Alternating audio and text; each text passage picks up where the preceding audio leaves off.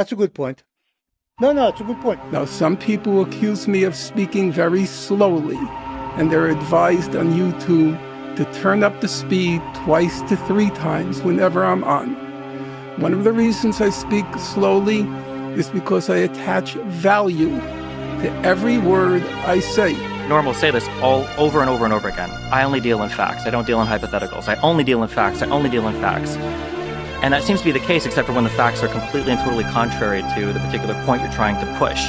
The idea that Jews would have out of hand rejected any state that had Arabs on it or always had a plan of expulsion is just betrayed by the acceptance of the 47 partition I don't plan. think you understand politics. They forced the British to prevent emigration of Jews from Europe and reaching safe shores in Palestine. Well, That's what they did.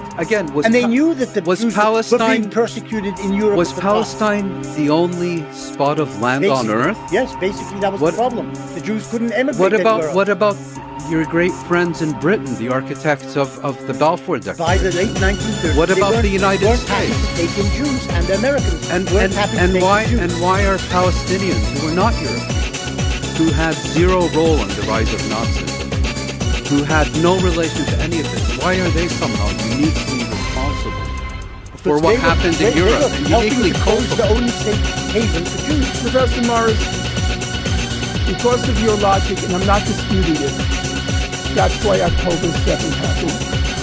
Because there was no options left for those people. The Hamas guys who attacked the kibbutzim, apart from the attacks on the military sites, when they attacked the kibbutzim, were out to kill civilians. And they killed family after family, house after house. Walk back, okay? You think you're coherent. I'm just reading from the UN. Yeah, but you I know you like them sometimes, only when they agree with you.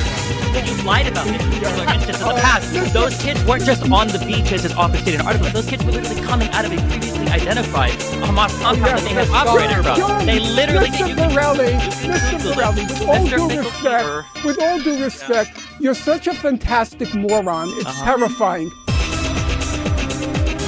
The following is a debate on the topic of Israel and Palestine with Norman Finkelstein, Benny Morris, Mouin Rabbani, and Stephen Bennell, also known online as Destiny. Norm and Benny are historians, Mouin is a Middle East analyst, and Stephen is a political commentator and streamer. All four have spoken and debated extensively on this topic. The goal for this debate was not for anyone to win or to score points. It wasn't to get views or likes. I never care about those. And I think there are probably much easier ways to get those things if I did care. The goal was to explore, together, the history, present, and future of Israel and Palestine in a free-flowing conversation. No time limits, no rules. There was a lot of tension in the room from the very beginning, and it only got more intense as we went along. I quickly realized that this very conversation, in a very real human way, was a microcosm of the tensions and distance and perspectives on the topic of Israel and Palestine. For some debates, I will step in and moderate strictly to prevent emotion from boiling. For this, I saw the value in not interfering with the passion of the exchanges, because that emotion in itself spoke volumes. We did talk about the history and the future, but the anger, the frustration, the biting wit, and at times respect and camaraderie were all there.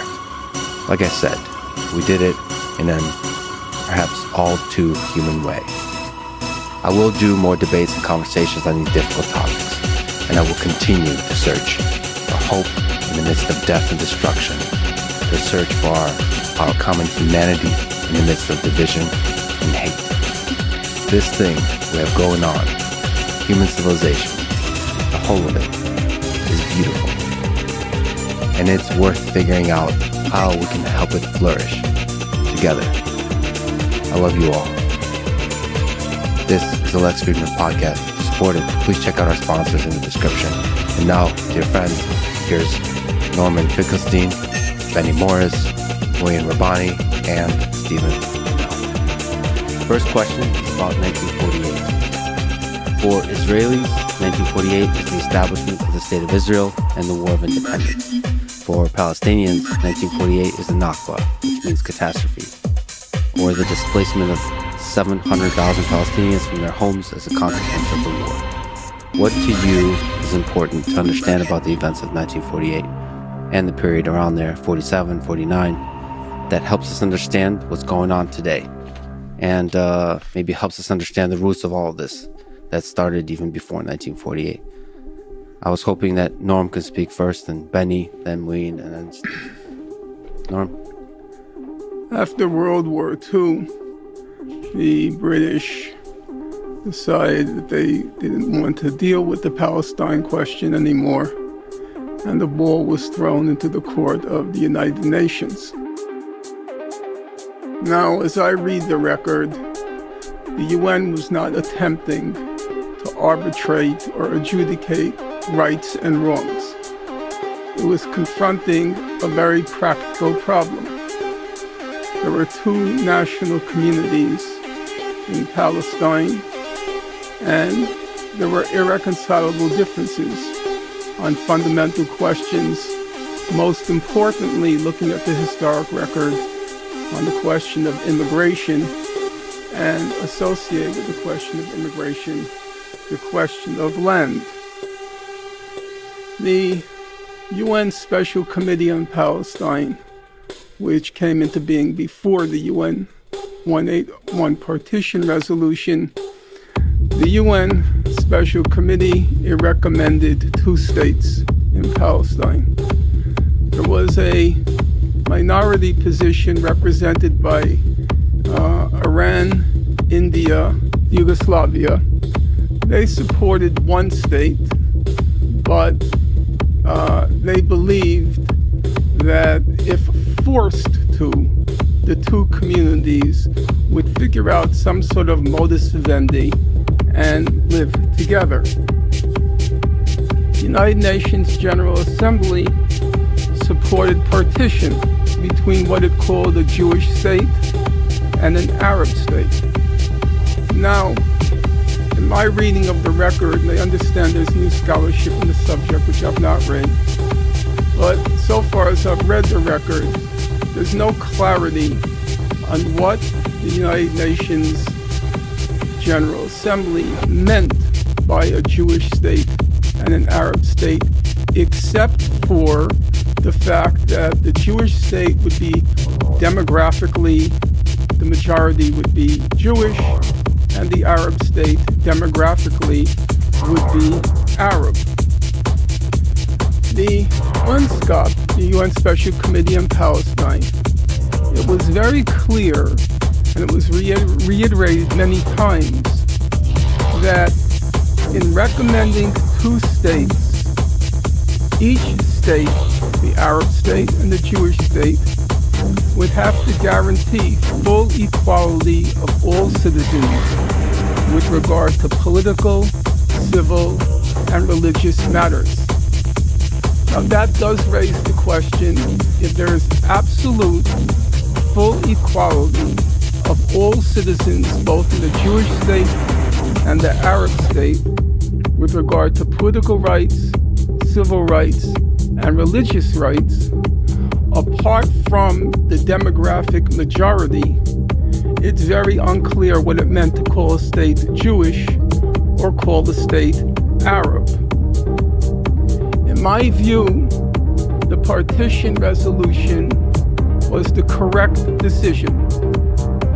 I do not believe that the Arab and Jewish communities could, at that point, be made to live together. I disagree with the minority position of India, Iran, and Yugoslavia, and that not being a practical option, two states was the only other option. In this regard, I would want to pay tribute to what was probably the most moving speech at the UN General Assembly proceedings by the Soviet Foreign Minister Gromyko. I was very tempted to quote it at length, but I recognized that would be taking too much time. So I asked a young friend, Jamie Stern Weiner, to edit it and just get the essence of what Foreign Minister Gromyko had to say. During the last war, Gromyko said, the Jewish people underwent exceptional sorrow and suffering. Without any exaggeration, this sorrow and suffering are indescribable.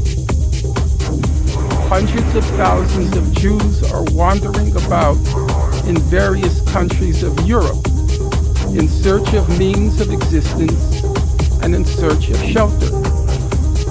The United Nations cannot and must not regard this situation with indifference.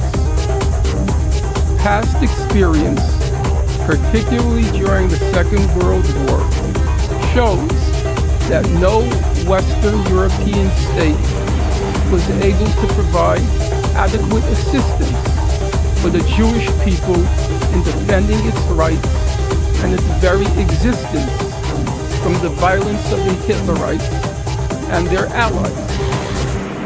This is an unpleasant fact, but unfortunately, like all other facts, it must be admitted.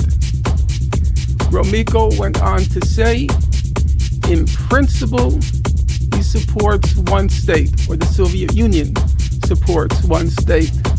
But, he said, if relations between the Jewish and Arab populations of Palestine proved to be so bad that it would be impossible to reconcile them and to ensure the peaceful coexistence of the Arabs and the Jews, the Soviet Union would support two states. I personally am not convinced that the two states would have been unsustainable in the long term if, and this is a big if, the Zionist movement had been faithful to the position it proclaimed during the unscoped public hearings. At the time, Ben-Gurion testified, quote, I want to express what we mean by a Jewish state. We mean by a Jewish state simply a state where the majority of the people are Jews, not a state where a Jew has in any way any privilege more than anyone else. A Jewish state means a state based on absolute equality of all her citizens and on democracy. Alas, this was not to be. As Professor Morris has written, quote, Zionist ideology and practice were necessarily and elementally expansionist.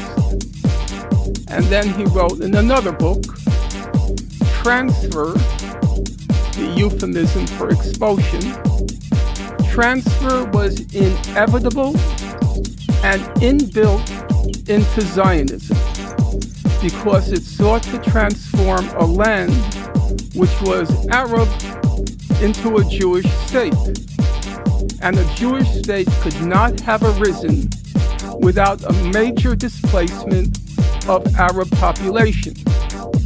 And because this aim automatically produced resistance among the Arabs, which in turn persuaded the Yeshuv's leaders, the Yeshuv being the Jewish community, the Yeshuv's leaders that a hostile Arab majority or large minority could not remain in place if a Jewish state was to arise or safely endure. Or, as Professor Morris retrospectively put it, quote, a removing of a population was needed. Without a population expulsion, a Jewish state would not have been established. Unquote. The Arab side rejected outright the partition resolution. I won't play games with that. I know a lot of people try to prove it's not true. It clearly, in my view, is true. the Arab side rejected outright the partition resolution, while Israeli leaders, acting under compulsion, inevitable and inbuilt into Zionism, found a pretext in the course of the first Arab-Israeli war to expel the indigenous population and expand its borders. I therefore conclude that neither side was committed to the letter of the partition resolution, and both sides aborted it. Thank you, Norm. Norm asked that we make a lengthy statement in the beginning. Benny, I hope it's okay to call everybody by their first name in the name of camaraderie. Norm has quoted several things you said. Perhaps you can comment broadly on the question of 1948 and maybe respond to the things that Norm said. Yeah. UNSCOP, the United Nations Special Committee on Palestine, recommended partition. The majority of UNSCOP recommended partition, which was accepted by the UN General Assembly in November 1947, essentially looking back to the Peel Commission in 1937. 10 years earlier, a British commission had looked at the problem of Palestine, the two warring national groups who refused to live together, if you like, or consolidate a unitary state between them. And Peel said there should be two states. That's the principle. The country must be partitioned into two states. This would give a modicum of justice to both sides, if not all their demands, of course. And the United Nations followed suit. The United Nations, UNSCOP, and then the UN General Assembly, representing the will of the international community, said two states is the just solution in this complex situation. The problem was that immediately with the passage of the resolution, the Arab states and the Arabs of Palestine said no, as Norman Finkelstein said.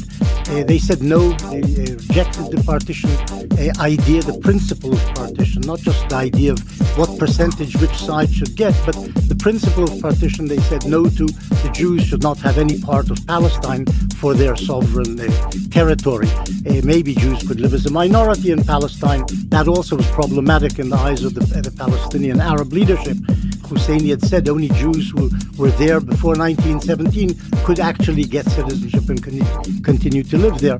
But the Arabs rejected partition, and the Arabs of Palestine launched, in very disorganized fashion, war against the resolution, against the implementation of the resolution, against the Jewish community in Palestine. And this was their defeat in that civil war between the two communities while the British were withdrawing from Palestine, led to the Arab invasion, the invasion by the Arab states in May 1948 of the country. Again, basically with the idea of eradicating or preventing the emergence of a Jewish state in line with the United Nations decision and the will of the international community. Norman said that the Zionist enterprise, and he quoted me, meant from the beginning to transfer or expel the Arabs of Palestine, or some of the Arabs of Palestine. And I think he's sort of quoting out of context. The context in which the statements were made that the Jewish state could only emerge if there was a transfer of Arab population was preceded, in the way I wrote it and the way it actually happened, by Arab resistance and hostilities towards the Jewish community. Had the Arabs accepted partition, there would have been a large Arab minority in the Jewish state which emerged in 47. And in fact, Jewish economists and state builders took into account that there would be a large Arab minority and its needs would be cared for, etc. But this was not to be, because the Arabs attacked. And had they not attacked, perhaps a Jewish state with a large Arab minority could have emerged, but this didn't happen. They went to war, the Jews resisted, and in the course of that war, Arab populations were driven out. Some were expelled, some left because Arab leaders advised them to leave or ordered them to leave. And at the end of the war, Israel said they can't return because they just tried to destroy the Jewish state. And that's the basic reality of what happened in 48. The Jews created a state. The Palestinian Arabs never bothered to even try to create a state before 48 and in the course of the 1948 war. And for that reason, they have no state to this day. The Jews do have a state because they prepared to establish a state, fought for it, and established it hopefully lastingly. When you say hostility, in case people are not familiar, there was a full-on war where Arab states invaded, and Israel won that war. Let me just add to clarify. The war had two parts to it. The first part was the Arab community in Palestine, its militiamen, attacked the Jews from November 1947. In other words, from the day after the UN Partition resolution was passed, Arab gunmen were busy shooting up Jews, and that snowballed into a full-scale civil war between the two communities in Palestine. In May 1948, a second stage began in the war in which the Arab states invaded the new state, attacked the new state, and they too were defeated, and thus a state of Israel emerged. In the course of this two-stage war, a vast Palestinian refugee problem occurred. And so after that, the transfer, the expulsion, the thing that people call the Nakba happened. Mouin, could you speak to 1948 and the historical significance of it? Sure. There's a lot to unpack here. I'll try to limit myself to just a few points. Regarding Zionism and transfer, I think Chaim Weizmann, the head of the World Zionist Organization, had it exactly right when he said that the objective of Zionism is to make Palestine as Jewish as England is English or France is French. In other words, as Norman explained, a Jewish state requires Jewish political, demographic, and territorial supremacy. Without those three elements, the state would be Jewish in name only. And I think what distinguishes Zionism is its insistence, supremacy, and exclusivity. That would be my first point. The second point is, I think what the Soviet foreign minister at the time, Andrei Gromyko, said is exactly right, with one reservation. Gromyko was describing a European savagery unleashed against Europe's Jews. At the time, it wasn't Palestinians or Arabs. The savages and the barbarians were European to the core. It had nothing to do with developments in Palestine or the Middle East. Secondly, at the time that Gromyko was speaking, those Jewish survivors of the Holocaust and others who were in need of safe haven were still overwhelmingly on the European continent and not on Palestine, not in Palestine. And I think given the scale of the savagery, I don't think that any one state or country should have borne the responsibility for addressing this crisis. I think it should have been an international responsibility. Soviet Union could have contributed. Germany certainly could and should have contributed. The United Kingdom and the United States, which slammed their doors shut to the persecuted Jews of Europe as the Nazis were rising to power. They certainly should have played a role. But instead, what passed for the international community at the time decided to partition Palestine. And here I think we need to judge the partition resolution against the realities that obtained at the time. Two-thirds of the population of Palestine was Arab.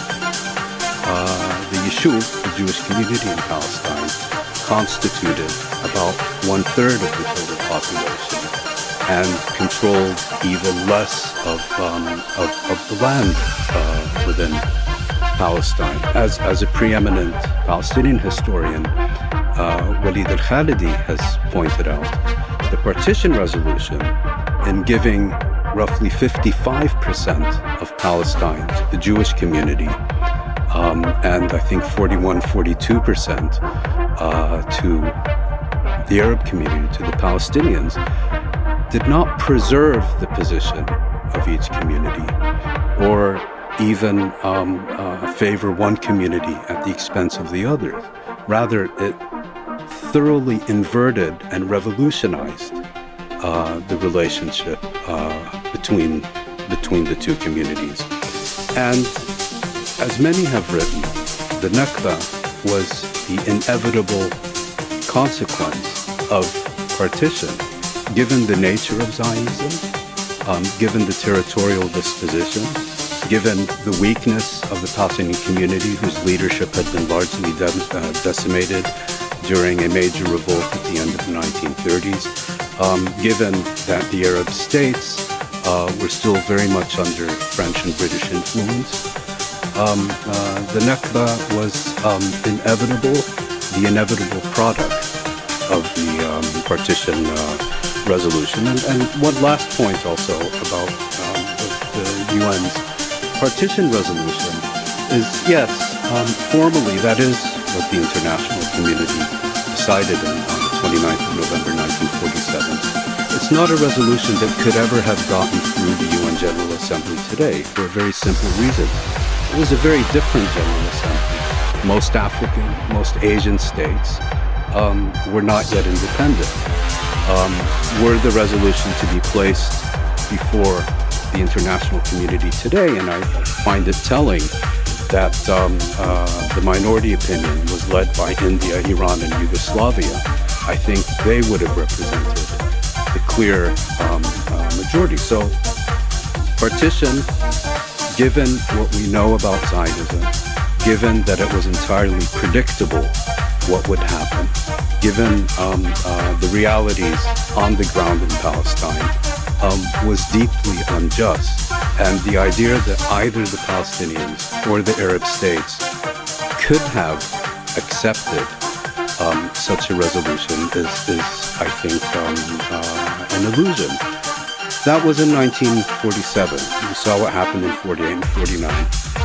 Palestinian society was essentially destroyed. Over 80%, I believe, of Palestinians resident in the territory that became the State of Israel were either expelled or fled, and ultimately were ethnically cleansed, because ethnic cleansing consists of two components. It's not just forcing people into refuge or expelling them. It's just as importantly preventing their return. And here, and Benny Morris has written, I think, an article about Yosef Lights and the transfer committees.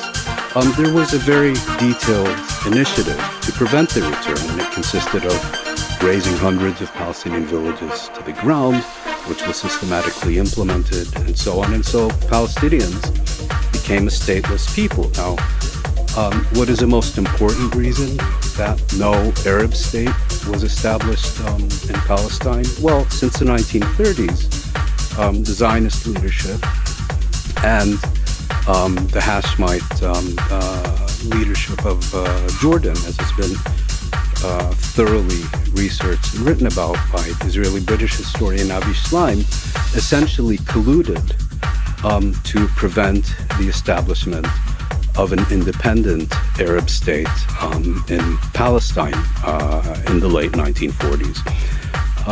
There's much more here, but I think those are the key points I would make about 1948.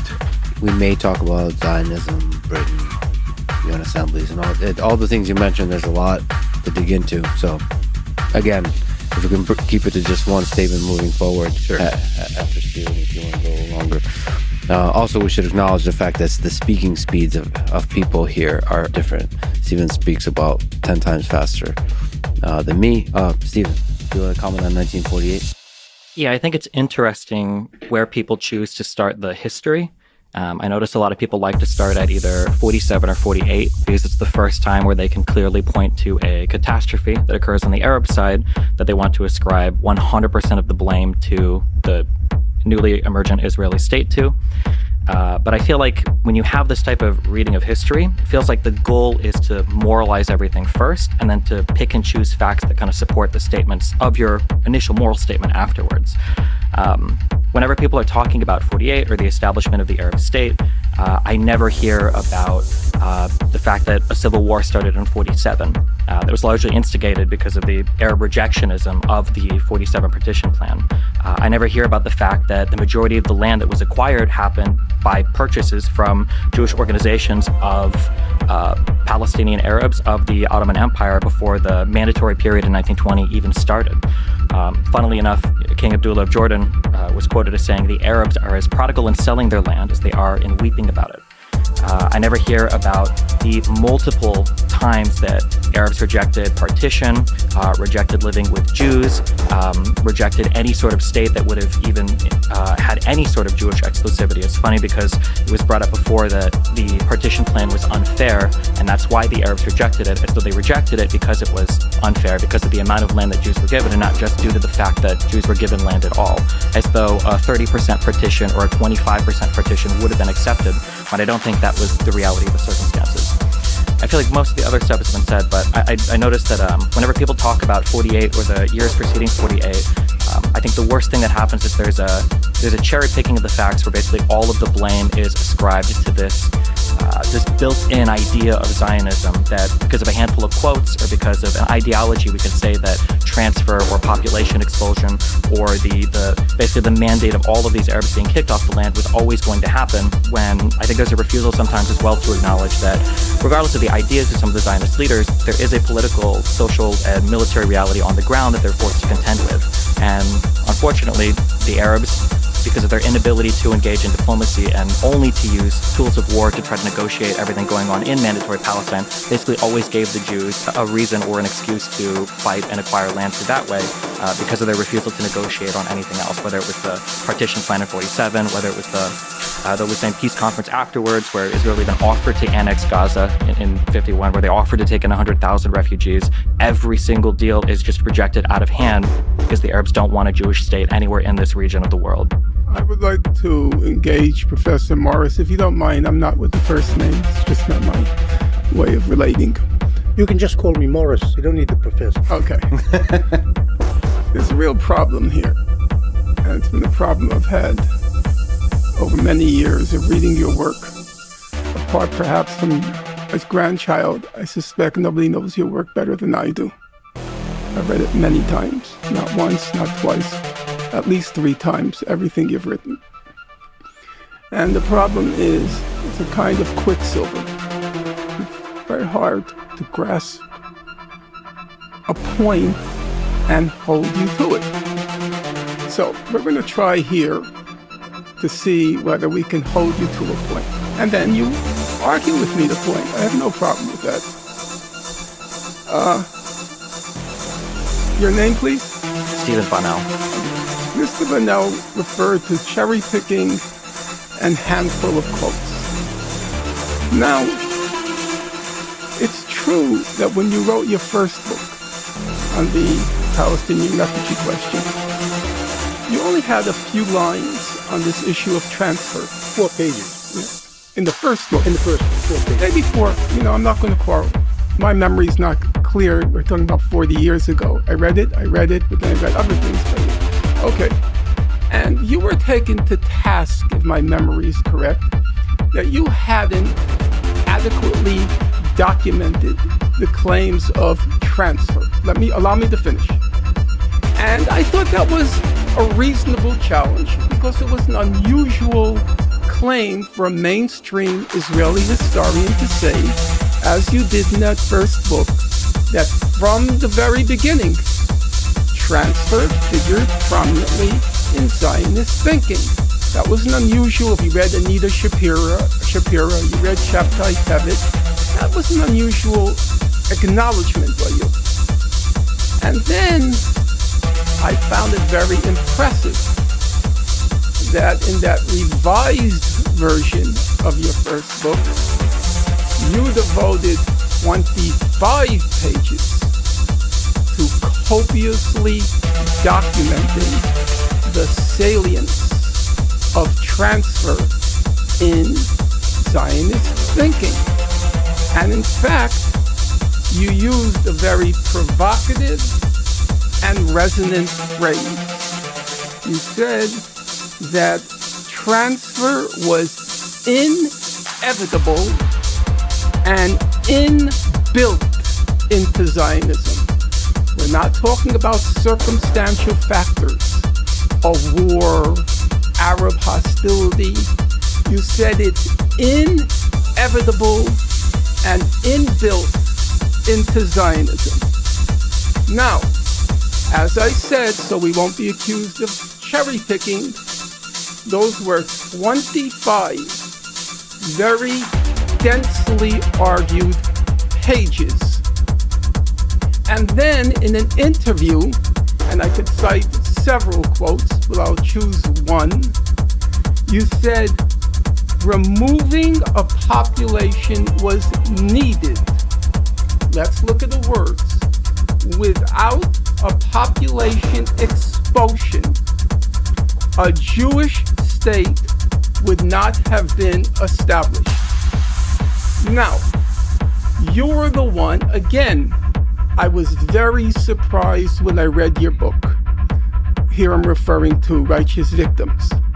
I was very surprised when I came to that page 37, where you wrote that territorial displacement and dispossession was the chief motor of Arab resistance to Zionism.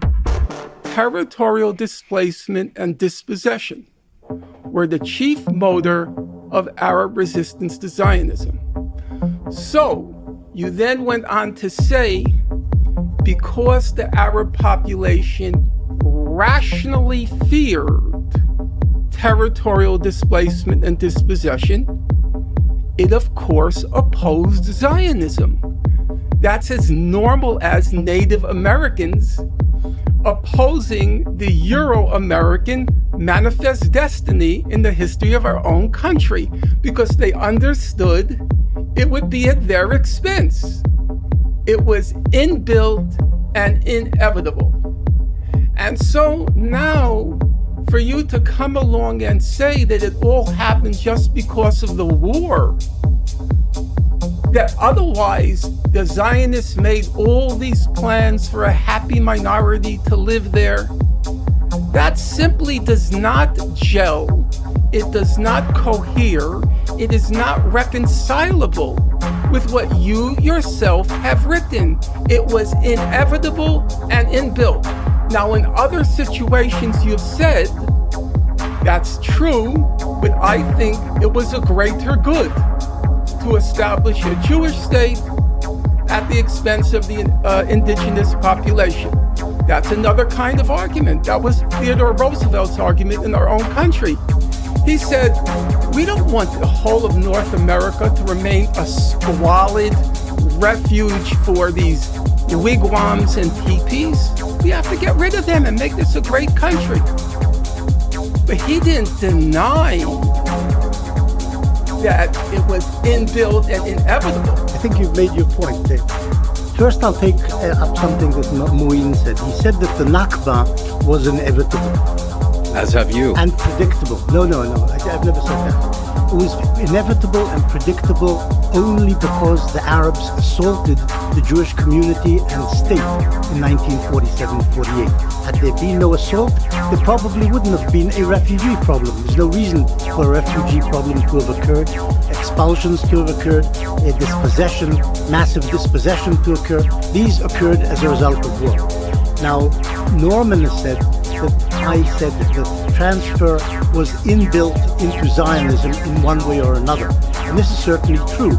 In order to buy land, the Jews bought tracts of land on which some Arabs sometimes lived. Sometimes they bought tracts of land on which there weren't Arab villages, but sometimes they bought land on which there were Arabs. And according to Ottoman law and the British, at least in the initial years of the British mandate, the law said that the people who bought the land could do what they liked with the people who didn't own the land, who were basically squatting on the land. which is the Arab tenant farmers, we're talking about a very small number actually of Arabs who were displaced as a result of land purchases in the Ottoman period or the Mandate period. But there was dispossession in one way. They didn't possess the land, they didn't own it, but they were removed from the land. And this did happen in Zionism. And there's, if you like, an inevitability in Zionist ideology of buying tracts of land and starting to work it yourself and settle it with your own people and so on. That made sense. But what we're really talking about is what happened in 47-48. And in 47-48, the Arabs started a war. And actually, people pay for their mistakes. And the Palestinians have never actually agreed to pay for their mistakes. They make mistakes, they attack, they suffer as a result. And we see something similar going on today in the Gaza Strip. They do something terrible. They kill 1,200 Jews. They abduct 250 women and children and babies and old people and whatever. And then they start screaming, please save us from what we did, because the Jews are counterattacking. And this is what happened then, and this is what's happening now. There's something fairly similar in the situation here. Expulsion, and this is important, Norman, you should pay attention to this. You didn't raise that. Expulsion, transfer were never policy of the Zionist movement before 47. It doesn't exist in Zionist platforms of the various political parties, of the Zionist organization, of the Israeli state, of the Jewish agency. Nobody would have actually made it into policy because there was always a large minority. If there were people who wanted it, always a large minority of Jewish politicians and leaders would have said, no, this is immoral, we cannot start a state on the basis of an expulsion. So it was never adopted, and actually was never adopted as policy even in 48, even though Ben Gurion wanted as few Arabs in the course of the war staying in the Jewish state after they attacked it. He didn't want disloyal citizens staying there because they wouldn't have been loyal citizens. But this made sense in the war itself. But the movement itself and its political parties never accepted it. It's true that in 1937, when the British, as part of the proposal by the Peel Commission to divide the country into two states, one Arab, one Jewish, which the Arabs, of course, rejected, Peel also recommended that the Arabs, most of the Arabs in the Jewish states to be, should be transferred, because otherwise if they stayed and were disloyal to the emergent Jewish state, this would cause endless disturbances, warfare, killing, and so on. So Ben Gurion and Weizmann latched onto this proposal by the most famous American democracy in the world, the British democracy, when they proposed the idea of transfer side by side with the idea of partition, because it made sense. And they said, well, if the British say so, we should also advocate it, but they never actually tried to pass it as Zionist policy, and they fairly quickly stopped even talking about transfer after 1938. So just to clarify, what you're saying is that 47 was an offensive war, not a defensive war. By the Arabs, yes. By the Arabs. Yeah. And you're also saying that there was never a top-down policy of expulsion. Yes. Just to clarify the point. If I understood you correctly, you're making the claim that transfer, expulsion, and so on was in fact a very localized phenomenon, resulting from individual land purchases, and that, if I understand you correctly, you're also making the claim that the idea that a Jewish state requires a removal or overwhelming reduction of the non-Jewish population was... If the Arabs are attacking you, yes. But that, let's say, prior to 1947, it would be your claim that the idea that a significant reduction or wholesale removal of the Arab population was not part of Zionist thinking. Well, I think there's two problems with that.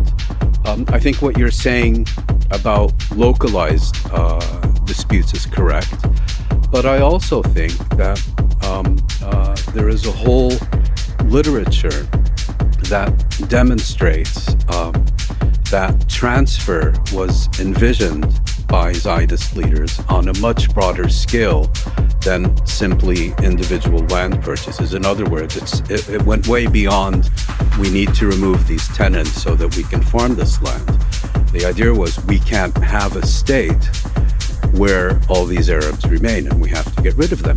And the second, I think, impediment to that view is that long before the UN General Assembly convened to address the question of Palestine, Palestinian and Arab and other leaders as well had been warning ad infinitum that the purpose of the Zionist movement is not just to establish a Jewish state, but to establish an exclusivist Jewish state, and that transfer, forced displacement, was fundamental to that project. And just responding to, sorry, was it Bonnell or Bonnell? Yeah. With a B. Yeah. Yeah. You made the point that the problem here is that people don't recognize is that the first and last result for the Arabs is always war. I think there's a problem with that. I think you might do well to recall the 1936 general strike conducted by Palestinians at the beginning of the revolt, which at the time was the longest recorded general strike in history. You may want to consult the book published last year by Laurie Allen, A History of False Hope, which discusses in great detail the consistent engagement by Palestinians, their leaders, their elites, their diplomats, and so on, with all these international committees. If we look at today, the Palestinians are once again going to the International Court of Justice. They're consistently trying to persuade the chief prosecutor of the International Criminal Court to do his job. They have launched widespread boycott campaigns. So, of course, the Palestinians have engaged in military resistance. But I think the suggestion that this has always been their first and last resort, and that they have somehow spurned civic action, spurned diplomacy, I think really has no basis in reality.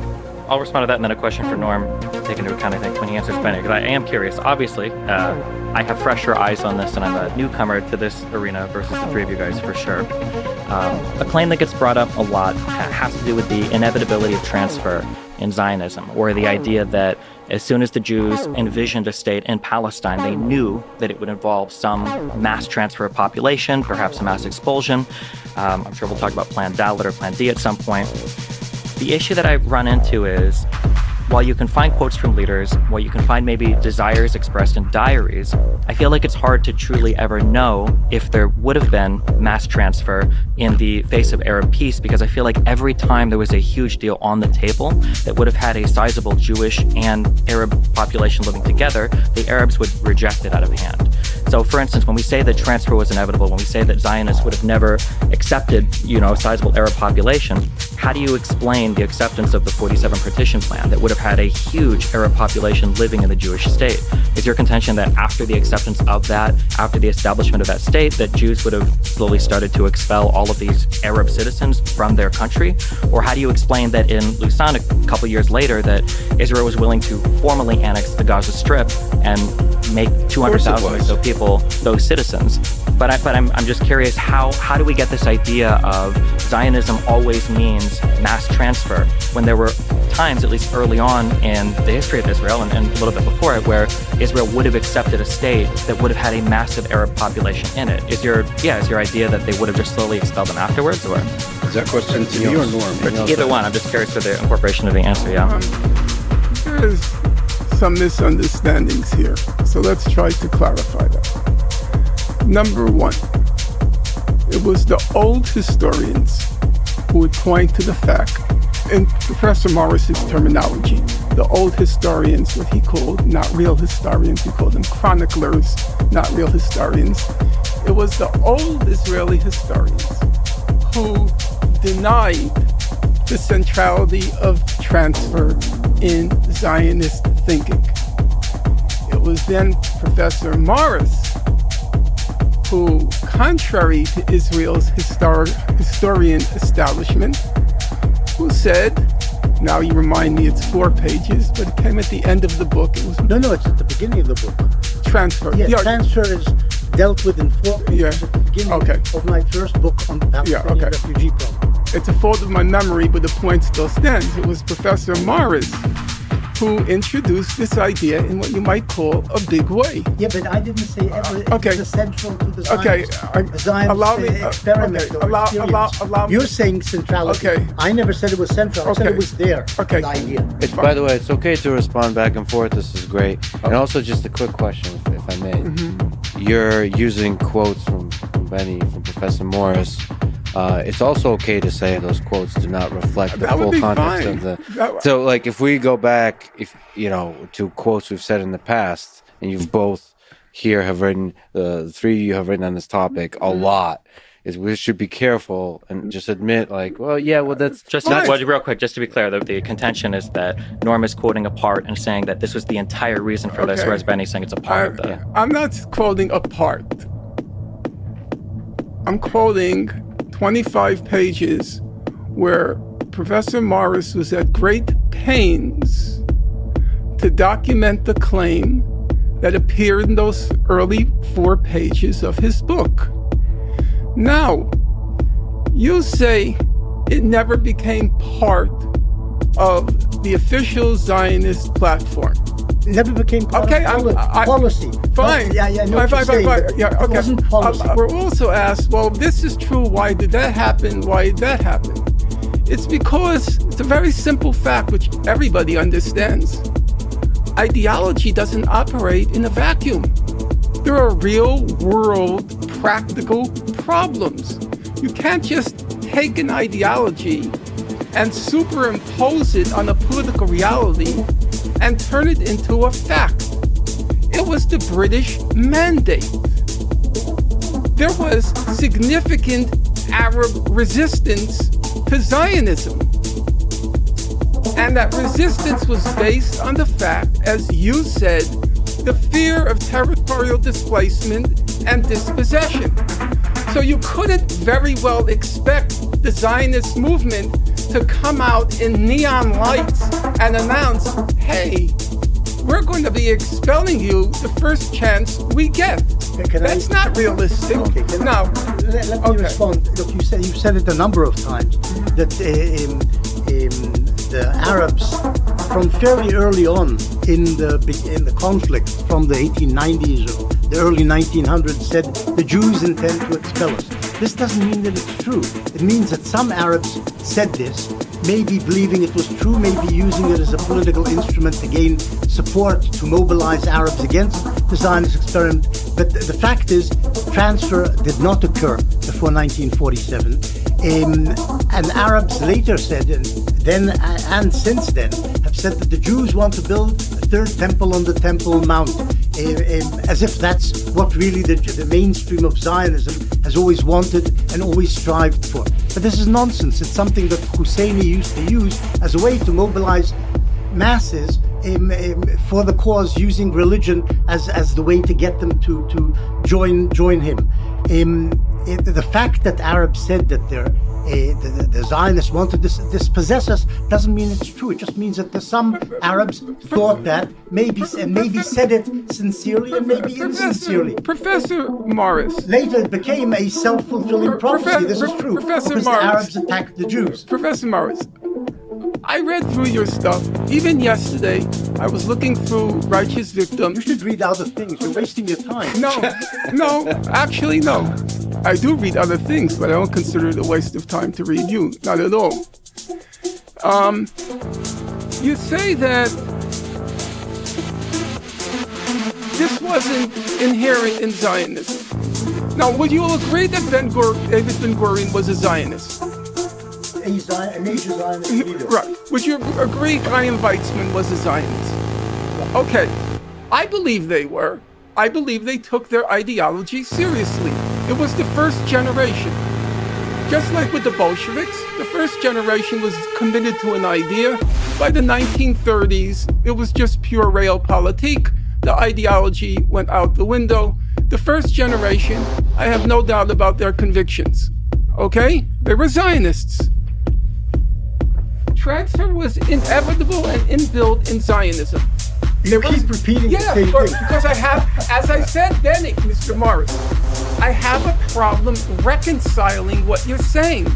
It either was incidental or it was deeply entrenched. Here I read, it's deeply entrenched.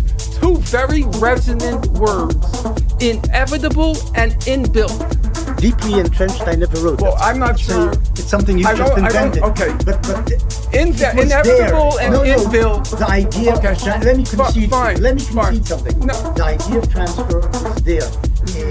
Israel Zangwill, a British Zionist, talked about it early on in the century. Even Herzl, in some way, talked about transferring population. According to your 25 pages, everybody talked. Well, that's it. We keep bringing up this line in the 25 pages and the 4 pages. We're lucky to have Benny in front of us right now. We don't need to go to the quotes. We can legitimately ask, how central is expulsion to Zionism in its early version of Zionism and whatever Zionism is today, and how much power, influence does Zionism and ideology have in Israel, and influence the philosophy, the ideology of Zionism have on Israel today. The Zionist movement up to 1948, the Zionist ideology was central to the whole Zionist experience, the whole enterprise up to 1948. And I think Zionist ideology was also important in the first decades of Israel's existence. Slowly the hold of Zionism, like Bolshevism, held the Soviet Union, gradually faded, and a lot of Israelis today think in terms of individual success and then the capitalism and all sorts of things which have nothing to do with Zionism. But Zionism was very important. But what I'm saying is that the idea of transfer wasn't the core of Zionism. The idea of Zionism was to save the Jews who had been vastly persecuted in Eastern Europe and, incidentally, in the Arab world, the Muslim world, for centuries, and eventually ending up with the Holocaust. The idea of Zionism was to save the Jewish people by establishing a state or re-establishing a Jewish state on the ancient Jewish homeland, which is something the Arabs today even deny, that there were Jews in Palestine or the land of Israel 2,000 years ago. Arafat famously said, what temple was there on Temple Mount? Maybe it was in Nablus, which of course is nonsense. But they had a strong connection for thousands of years to the land to which they wanted to return, and returned there. They found that on the land lived hundreds of thousands of Arabs, and the question was how to accommodate the vision of a Jewish state in Palestine alongside the existence of these Arab masses living on, who were indigenous, in fact, to the land by that stage. And the idea of partition, because they couldn't live together, because the Arabs didn't want to live together with the Jews, and I think the Jews also didn't want to live together in one state with Arabs in general. The idea of partition was the thing which the Zionists accepted. Okay, we can only get a small part of Palestine. The Arabs will get in 1937 most of Palestine. In 1947, the ratios were changed, but we can live side by side with each other in a partitioned Palestine. And this was the essence of it. The idea of transfer, it was there, but it was never adopted as policy. But in 1947-48, the Arabs attacked, trying to destroy essentially the Zionist enterprise and the emergent Jewish state. And the reaction was transfer in some way, not as policy, but this is what happened on the battlefield, and this is also what Ben-Gurion at some point began to want as well. Right. Well, one of the first books on this issue I read when I was still in high school, because my late father had it, was the Diaries of Theodor Herzl. And I think, Theodor Herzl, of course, was the founder of the contemporary Zionist movement. And I think if you read that, it's very clear. For Herzl, the model upon which the Zionist movement would proceed, his model was Cecil Rhodes. I think, Rhodes, from what I recall, correct me if I'm wrong, has quite a prominent place in Herzl's diaries. I think Herzl was also corresponding with him and seeking his support. Cecil Rhodes, of course, was the British colonialist after whom the former white minority regime in Rhodesia was named. And Herzl also says explicitly in his diaries that it is essential to remove the existing population from Palestine. In a moment, please. He says we shall have to spirit the penniless population across the borders and procure employment for them elsewhere or something. And Israel's Anglo, who you mentioned, a land without a people for a people without a land. They knew damn well it wasn't a land without a people. I'll continue, but please go ahead. Just to this, there is one small diary entry in Herzl's vast it's 5 diary. volumes. Yeah, 5 volumes. There's one paragraph which actually mentions the idea of transfer. There are people who think that Herzl was actually pointing to South America when he was talking about that. The Jews were going to move to Argentina, and then they would try and buy out or buy off or spirit the penniless natives to make way for Jewish settlement. Maybe he wasn't even talking about the Arabs in that particular passage. That's the argument of some people. Maybe he was. But the point is, it has only a 1/100th of a 1% of the diary which is devoted to the subject. It's not a central idea in Herzl's thinking. What Herzl wanted, and this is what's important, not Rhodes, I don't think he was the model. Herzl wanted to create a liberal, democratic, Western state in Palestine for the Jews. That was the idea. Not some imperial enterprise serving some imperial master, which is what Rhodes was about, but to have a Jewish state which was modeled on the Western democracies in Palestine. And this, incidentally, was more or less what Weizmann and Ben Gurion wanted. Ben Gurion was more of a socialist, Weizmann was more of a liberal a Westerner, but they wanted to establish a social democratic or liberal state in Palestine, and they both envisioned through most of the years of their activity that there would be an Arab minority in that Jewish state. It's true that Ben Gurion strived to have as small as possible an Arab minority in the Jewish state, because he knew that if you want a Jewish majority state, that would be necessary. But it's not something which they were willing to translate into actual policy. Just a quick pause to mention that for people who are not familiar, Theodor Herzl, we're talking about over a century ago, and everything we've been talking about has been mostly 1948 and before. Yes. Just one clarification on Herzl's diaries. I mean, the other thing that I recall from those diaries is he was very preoccupied with, in fact, getting great power patronage, seeing Palestine, the Jewish state in Palestine, I think his words, an outpost of civilization against barbarism. Yes. In other words, very much seeing his project as a proxy for Western imperialism in the Middle East.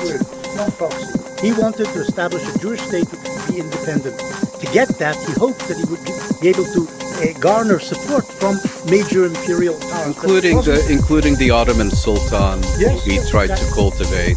I just want to respond to a point you made earlier, which was that people expressed their rejection of the partition resolution on the grounds that it gave the majority of Palestine to the Jewish community, which formed only a third. Whereas, in fact, if I understood you correctly, you're saying the Palestinians and the Arabs would have rejected any partition resolution. Yeah, I think a couple things. The one, they would have rejected any. Two, a lot of that land given was in the Negev. It was pretty terrible land at the time. And then three, the land that would have been partitioned to Jews, I think would have been, I think I saw it was like 500,000 Arab. It would have been 500,000 Jews, 400,000 Arabs, and I think like 80,000 Bedouin would have been there. So the state would have been divided pretty closely. I think you raise a valid point, because I think the Palestinians did reject the partition of their homeland in principle. And I think the fact that the United Nations General Assembly then awarded the majority of their homeland to the Zionist movement only added insult to injury. I mean, one doesn't have to sympathize with the Palestinians to recognize that they have now been a stateless people for 75 years. Can you name any country, yours for example, or yours, that would be prepared to give 55%, 25%, 10% of your country to the Palestinians? Of course not. And so the issue was not the existence of Jews in Palestine.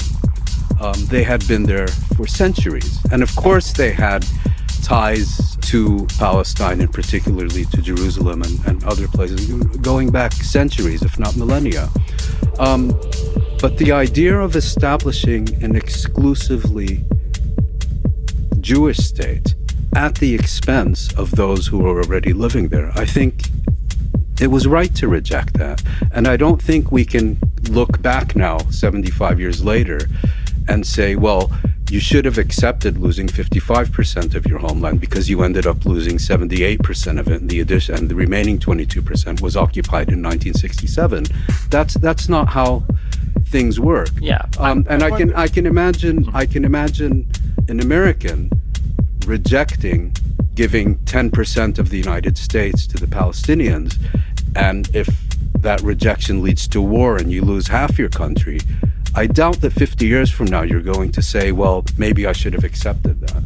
Sure. So I like this answer more than what I usually feel like I'm hearing when it comes to the Palestinian rejection of the 47 partition plan. Because sometimes I feel like a weird switch happens to where the Arabs in the area are actually presented as entirely pragmatic people who are simply doing a calculation and saying like, well, we're losing 55% of our land. Jews are only maybe 1/3 of the people here, and we've got 45. And the math doesn't work, basically.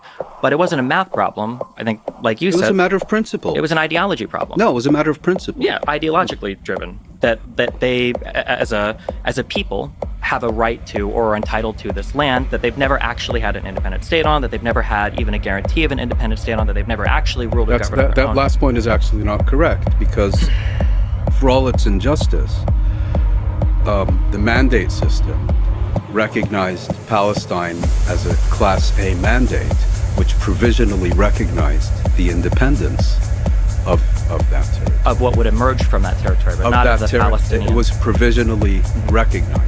But the territory itself was, but not of the Palestinian people to have a right or a guarantee to a government that would emerge. It was a British mandate of Palestine, not the British mandate of Israel.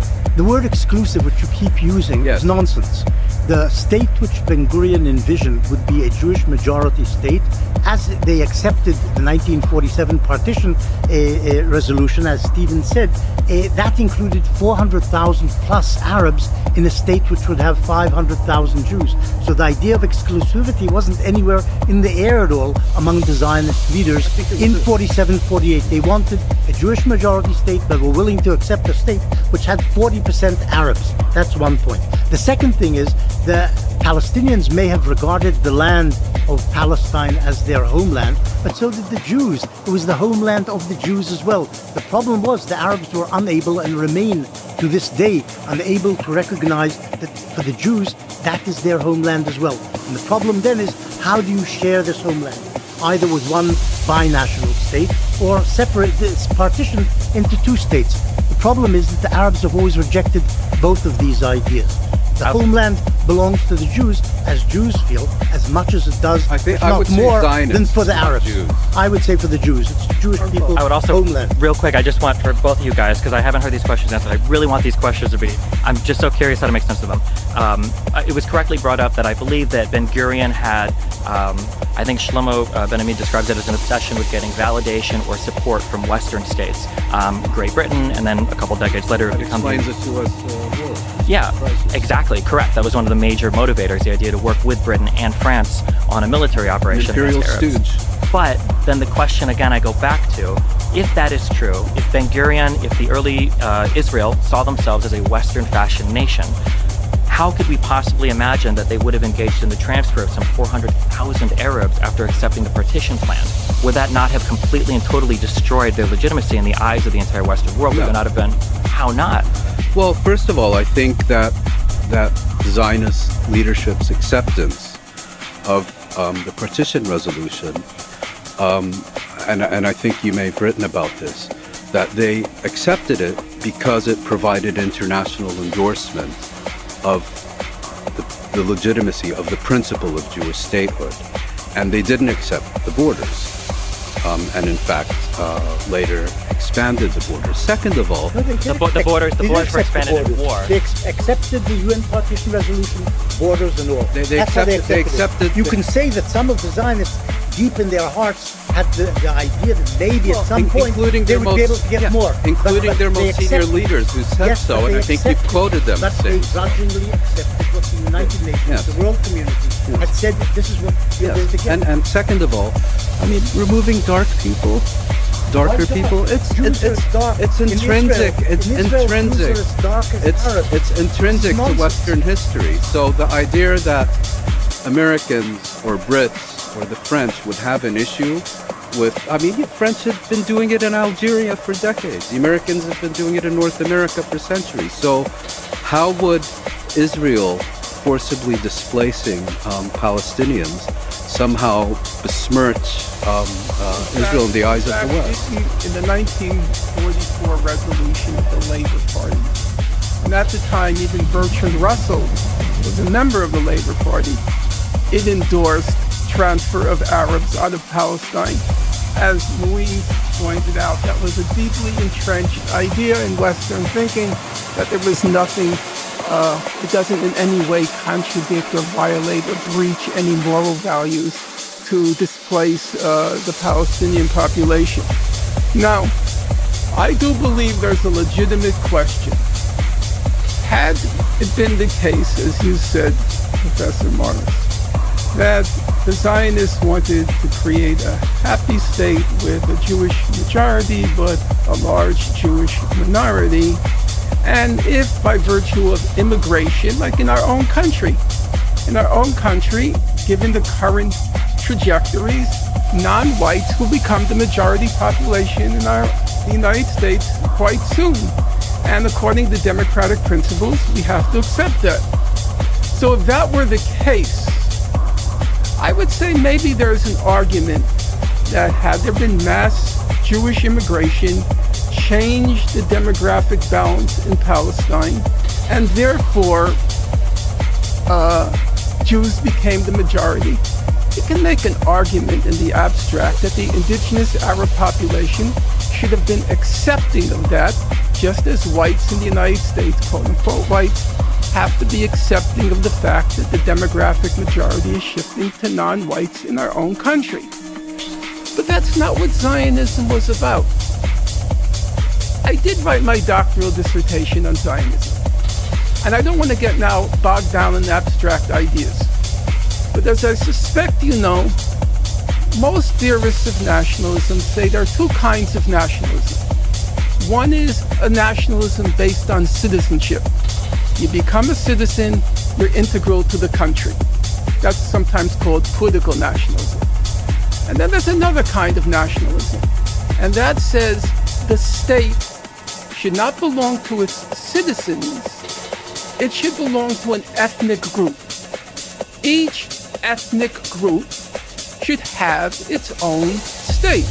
It's usually called the German Romantic idea of nationalism. Zionism is squarely in the German Romantic idea. That was the whole point of Zionism. We don't want to be Bundists and be one more ethnic minority in Russia. We don't want to become citizens and just become a Jewish people in England or France. We want our own state. Like the Arabs in 23 states. No, wait. Before we get to the Arabs, let's stick to the Jews for a moment, or the Zionists. We want our own state, and in that concept of wanting your own state, the minority at best lives on sufferance, and at worst gets expelled. That's the logic of the German Romantic Zionist idea of a state. That's why they're Zionists. Now, I personally have shied away from using the word Zionism ever since I finished my doctoral dissertation, because painful. Because as I said, I don't believe it's the operative ideology today. It's like talking about Bolshevism and referring to Khrushchev. I doubt Khrushchev could have spelled Bolshevik. But for the period we're talking about, they were Zionists. They were committed to their exclusive state with a minority living on sufferance or, at worst, expelled. That was their ideology. And I really feel there's a problem with your happy vision of these Western Democrats like Weizmann, and they wanted to live peacefully with the Arabs. Weizmann described the expulsion in 1948 as, quote, the miraculous clearing of the land. That doesn't sound like somebody shedding too many tears at the loss of the indigenous population. Let me respond to the word unsufferance. The unsufferance I don't agree with. I think that's wrong. The Jewish state came into being in 1948. It had a population which was 20% Arab when it came into being. After Arab refugees, many of them had become refugees, but 20% remained in the country. 20% of Israel's population at inception in 1949 was Arab. 80% went missing. No. We're talking about what remained in Palestine, Israel, after it was created. The 20% who lived in Israel received citizenship and all the rights of Israelis, except, of course, the right to serve in the army, which they didn't want to. And they have Supreme Court justices, they have Knesset members. They enjoy basically under emergency laws until 1964. For a period, sure, they lived under emergency. So they didn't leave. No, wait a second. At the beginning, stop fantasy. At the beginning, they received citizenship, could vote in elections for their own people, and they were put into parliament. But in the first years, the Jewish majority suspected that maybe the Arabs would be disloyal because they had just tried to destroy the Jewish state. Then they dropped the military government and they became fully equal citizens. So if the whole idea was they must have a state without Arabs, this didn't happen in 49, and it didn't happen in the why did you say, Professor Morris? Yes. Then why did you say without a population expulsion, a Jewish state would not have been established? Because you're missing the first section of that paragraph, which was they were being assaulted by the Arabs. And as a result, a Jewish state could not have come into being unless there had also been an expulsion of the population that was trying to kill them. Norm, I'm officially forbidding you referencing that again. I think... Hold on a second, wait. We responded to it, so the main point you're making, we have to take Benny at his word, is like there was a war, and that's the reason why he made that statement. I think just one last point on this. I remember reading your book when it first came out, and reading, one incident after the other, and one example after the other, and then getting to the conclusion where you said the Nakba was a product of war, not design. I think we were and I remember reacting almost in shock to that I felt you had mobilized overwhelming evidence that it was a product of design, not war. And I think our discussion today very much reflects, let's say, the dissonance between the evidence and the conclusion. You don't feel that the research that you have conducted and published demonstrates that it was in fact inherent and inbuilt and inevitable. And I think the point that Norm and I are making is that your own historical research, together with that of others, indisputably demonstrates that it does. I think that's a fundamental disagreement we're having here. Can I actually respond to that? Because this is actually, I think this is emblematic of the entire conversation. I watched a lot of Norm's interviews and conversations in preparation for this, and I hear Norm will say this all over and over and over again. I only deal in facts. I don't deal in hypotheticals. I only deal in facts. I only deal in facts. And that seems to be the case, except for when the facts are completely and totally contrary to the particular point you're trying to push. The idea that Jews would have out of hand rejected any state that had Arabs on it or always had a plan of expulsion is just betrayed by the acceptance of the 47 partition. I don't think you understand politics. Did I just say that there is a chasm that separates your ideology from the limits and constraints imposed by politics and reality? Now, Professor Morris, I suspect, would agree that the Zionist movement from fairly early on was committed to the idea of a Jewish state. I am aware of only one major study, probably written 40 years ago, the binational idea in mandatory Palestine by a woman, I forgot her name now, you remember her. Trying. Yeah, okay, but you know the book.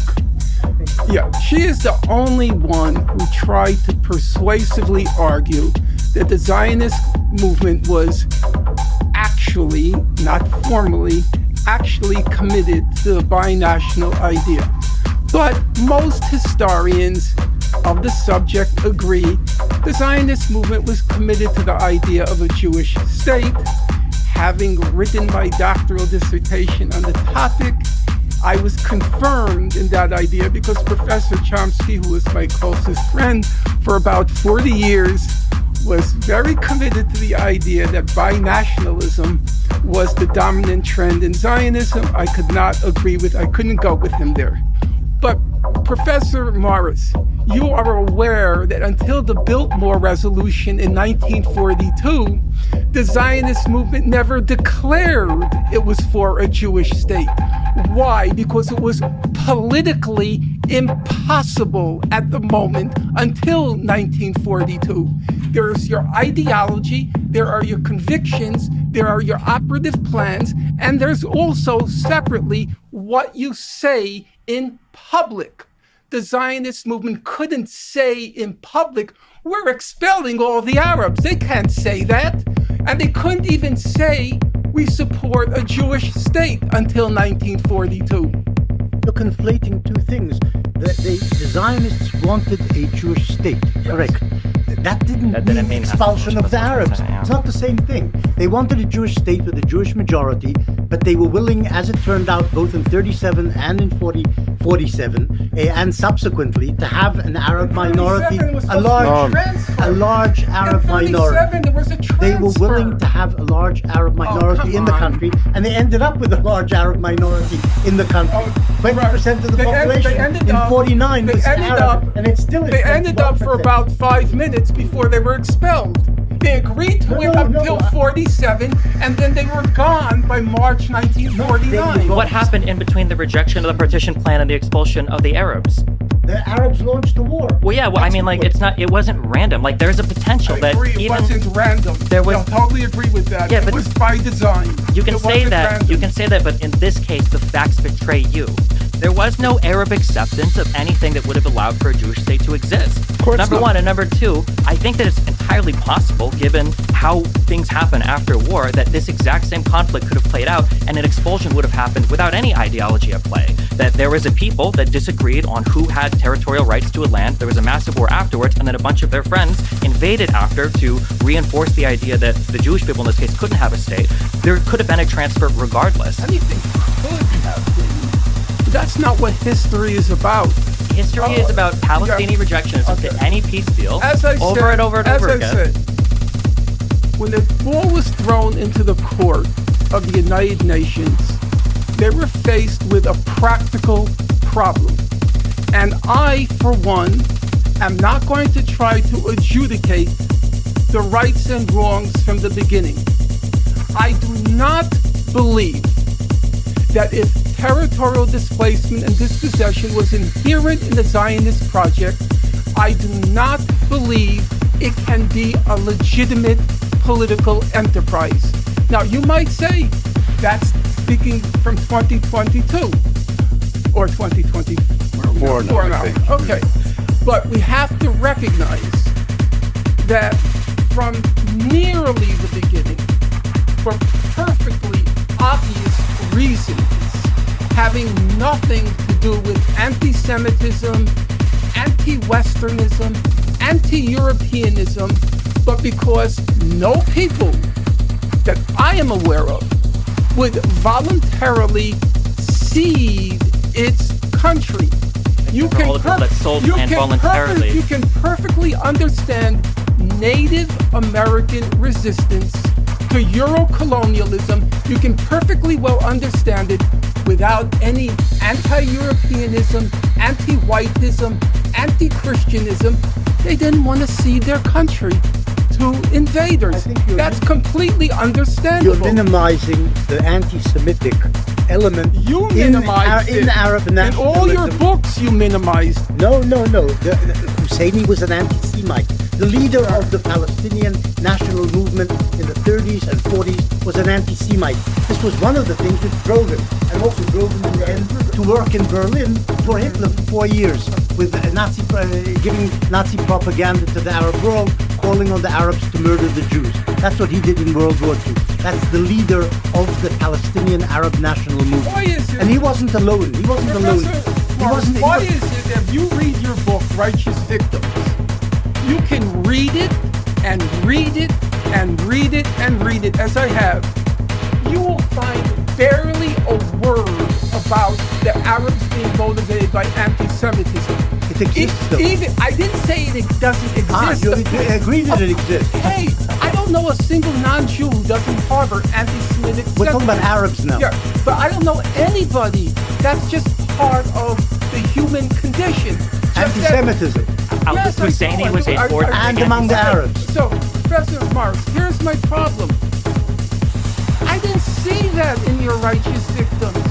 Even when you talked about the first Intifada, and you talked about the second Intifada, and you talked about how there was a lot of influence by Hamas, the Islamic movement. You even stated that there was a lot of anti-Semitism in those movements. But then you went on to say, but of course, at bottom, it was about the occupation. It wasn't about, and I've read it. Yeah, but you're moving from different No, I'm not moving. ages, across the I'm ages. talking about your whole book. The Your occupation whole book. began in I looked, 67, the one I you're looked, talking about. I looked and looked and looked for evidence of this anti-Semitism as being a chief motor of Arab resistance to Zionism. I didn't see it. You like Did he make that claim? I don't remember the word chief. Yeah. It's one of the elements. Very binary. It's one of the thinking when it comes elements. to Binary. Yeah, it's binary. Please, don't give me this postmodernism binary. You're the No, but you one. are thinking in terms of You're black the and one that white. said the Because chief Stephen has a motor. point. Do you have the book here? You talk about Page black and- 137. You talk in black and white. Page 37. You're talking in black and white concepts when history is much grayer. Lots of things happen because of lots of reasons, not one or the other. And you don't seem to see that. Can I ask you a question? 'Cause it's for them to talk to. Just a very quick question. What do you think the ideal solution was on the Arab side from 47? What would they have preferred? And what would they have were happened if? explicit. And then the second one, what would have happened if Jews would have lost the war in 48? What do you think would have happened to the Israeli population? Well, I think the Palestinians and the Arabs were explicit that they wanted a unitary, I think, federal state, and they made their submissions to UNSCOP. They made their appeals at the UN General Assembly. What do you mean by unitary and federal? I don't get that. They wanted an Arab state. They wanted Palestine to be an Arab state. Yes. Put it simply. But I Without think- the word unitary, federal, they wanted Palestine Yes, but as I an think- Arab and exclusively Arab state. No, it wasn't That's what they wanted. it wasn't an exclusively Arab state. I think we have to distinguish between Palestinian and Arab opposition to a Jewish state in Palestine on the one hand, and Palestinian and Arab attitudes to Jewish existence in Palestine. There's a fundamental difference. Husseini, the leader of the movement, said that all the Jews who had come since 1917, and that's the majority of the Jews in Palestine in 1947, shouldn't be there. Well, he did They say shouldn't be citizens and they shouldn't be there. He did say that. Yes, they I'm said not the same. denying it. It's true. I can understand the sentiment, but I think it's wrong. But also, I can you guys understand- are the ones. We agree You on guys. this. I also- I want And to just answer because your you guys question. earlier, you used the words earlier that it was supremacy and exclusivity that the Zionists. Well, I want to did answer built your on. question. As you mentioned, Husseini did say that. And I'm sure there was a very substantial body of Palestinian Arab public opinion that endorsed that. But by the same token, I think a unitary Arab state, as you call it, or a Palestinian state, could have been established with arrangements, with guarantees, to ensure the security and rights of both communities. How that would work in detail had been discussed and proposed, but never resolved. And again, I think, Jewish fears about what would have second happened. Holocaust. That was, Well, no, that was the Jewish fear. A second Holocaust. That may well have been the Jewish fear. It was an unfounded Jewish fear. It was unfounded? Of course, it was unfounded. What about like in 48 and 56? You really think that the Palestinians, had they won the war, were going to import ovens and crematoria I don't know if it from would have been Germany? that bad, but there were programs across in almost every single Arab state where there were Jews living after 48, after 56, after 67. There were always pogroms. There were always flights from Jews from those countries to Israel afterwards. I don't think it would be. I wouldn't say there were always pogroms in every Arab state. I think there was flight of Arab Jews for multiple reasons. In some cases, for precisely the reasons you say. If you look at the Jewish community in Algeria, for example, their flight had virtually nothing to do with the Arab-Israeli conflict. The issue of Algerian Jews was that the French gave them citizenship during their colonial rule of Algeria, and they increasingly became identified with French rule. And when Algeria became independent, and all the French ended up leaving out of fear or out of disappointment or out of whatever, the Jews were identified as French rather than Algerian. This is a bit of there were pogroms in the Arab countries. In Bahrain, where there's almost no Jews, there was a pogrom in 1947. There was a pogrom in Aleppo in 1947. I'm not denying there any were, of that. Killings of Jews in Iraq and Egypt in 1948-49. I'm not denying it. So both the Jews basically fled the Arab states not for multiple reasons. They fled because they felt that the governments there and the societies amid which they had lived for hundreds of years no longer wanted them. Look, without getting into the details, I think we can both agree that ultimately a clear majority of Arab Jews who believe that after having lived in these countries for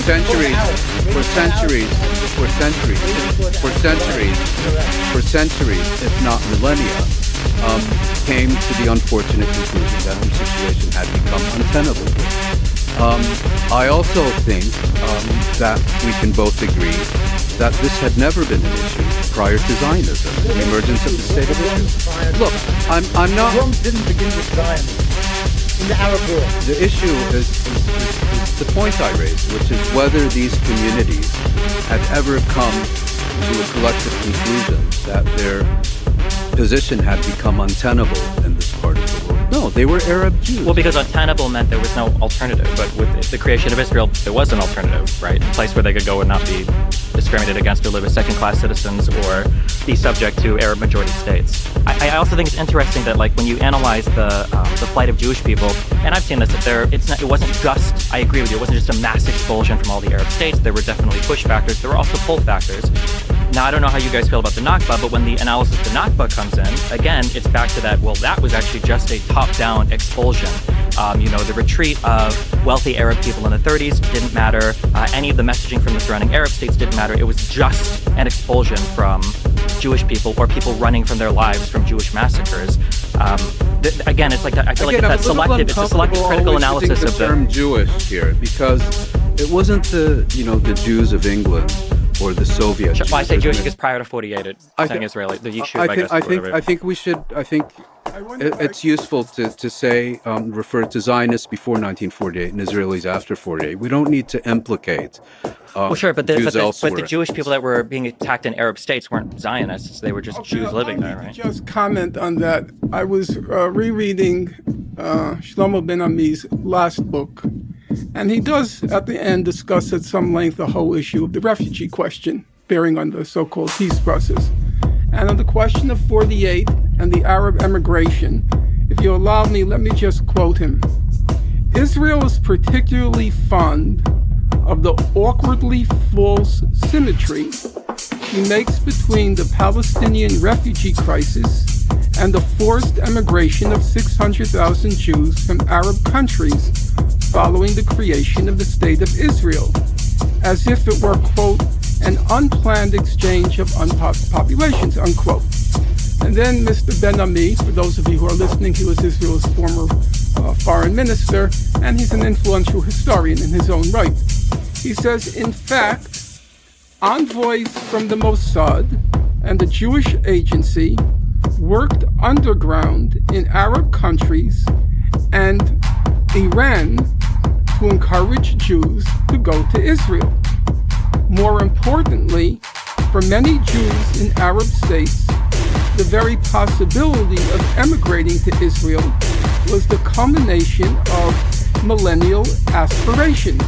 It represented the consummation of a dream to take part in Israel's resurgence as a nation.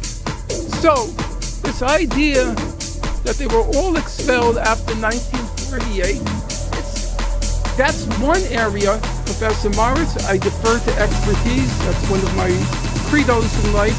I don't know the Israeli literature, but as it's been translated in English, there's very little solid scholarship on what happened in 1948 in the Arab countries and which caused the Jews to leave. The Arab Jews, right. But Shlomo Ben Ami knows the literature. He knows the scholarship. He's a historian. Yeah, He's from Morocco. Right. So you he have knows Schleim from Iraq. And it's written on this issue. And they wrote the Jews in the Arab lands were not pro-Zionist. They weren't Zionists at all. So certainly Avi Schleim's family was anti-Zionist. And Avi Schleim, when he was interviewed by Meron Rappaport on this question, he said, you simply cannot say that the Iraqi Jews were expelled. It's just not true. And he was speaking as an Iraqi Jew who left with his father and family in 1948. They were pushed out. They were, well, that's probably the right phrase. I think it's more complex than that. I think it was. Sorry, I interrupted. No, you're not interrupting me. I don't know. I only know what's been translated into English, and the English literature on the subject is very small and not scholarly. Now, there may be in Hebrew literature, I don't know.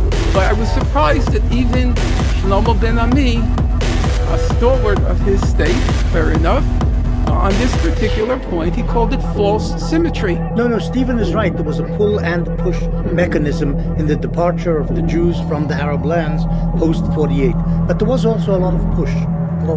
That's indisputable. There was push. And on the point of agreement, on this one brief light of agreement, let us wrap up with this topic of history and move on to modern day. But before that, I'm wondering if we could just say a couple of last words on the topic. Yeah, I think that when you look at the behaviors of both parties in the time period around 48, or especially 48 and earlier, there's this assumption that there was this huge built-in mechanism of Zionism and that it was going to be inevitable from the inception of the first Zionist thought, I guess, that appeared in Herzl's mind, that there would be a mass violent population transfer of Arab Palestinians out of what would become the Israeli state. I understand that there are some quotes that we can find that maybe seem to possibly support an idea that looks close to that, but I think when you actually consult the record of what happened, when you look at the populations, the massive populations that Israel was willing to accept within what would become their state borders, their nation borders, I just don't think that the historical record agrees with the idea that Zionists would have just never been okay living alongside Arab Palestinians.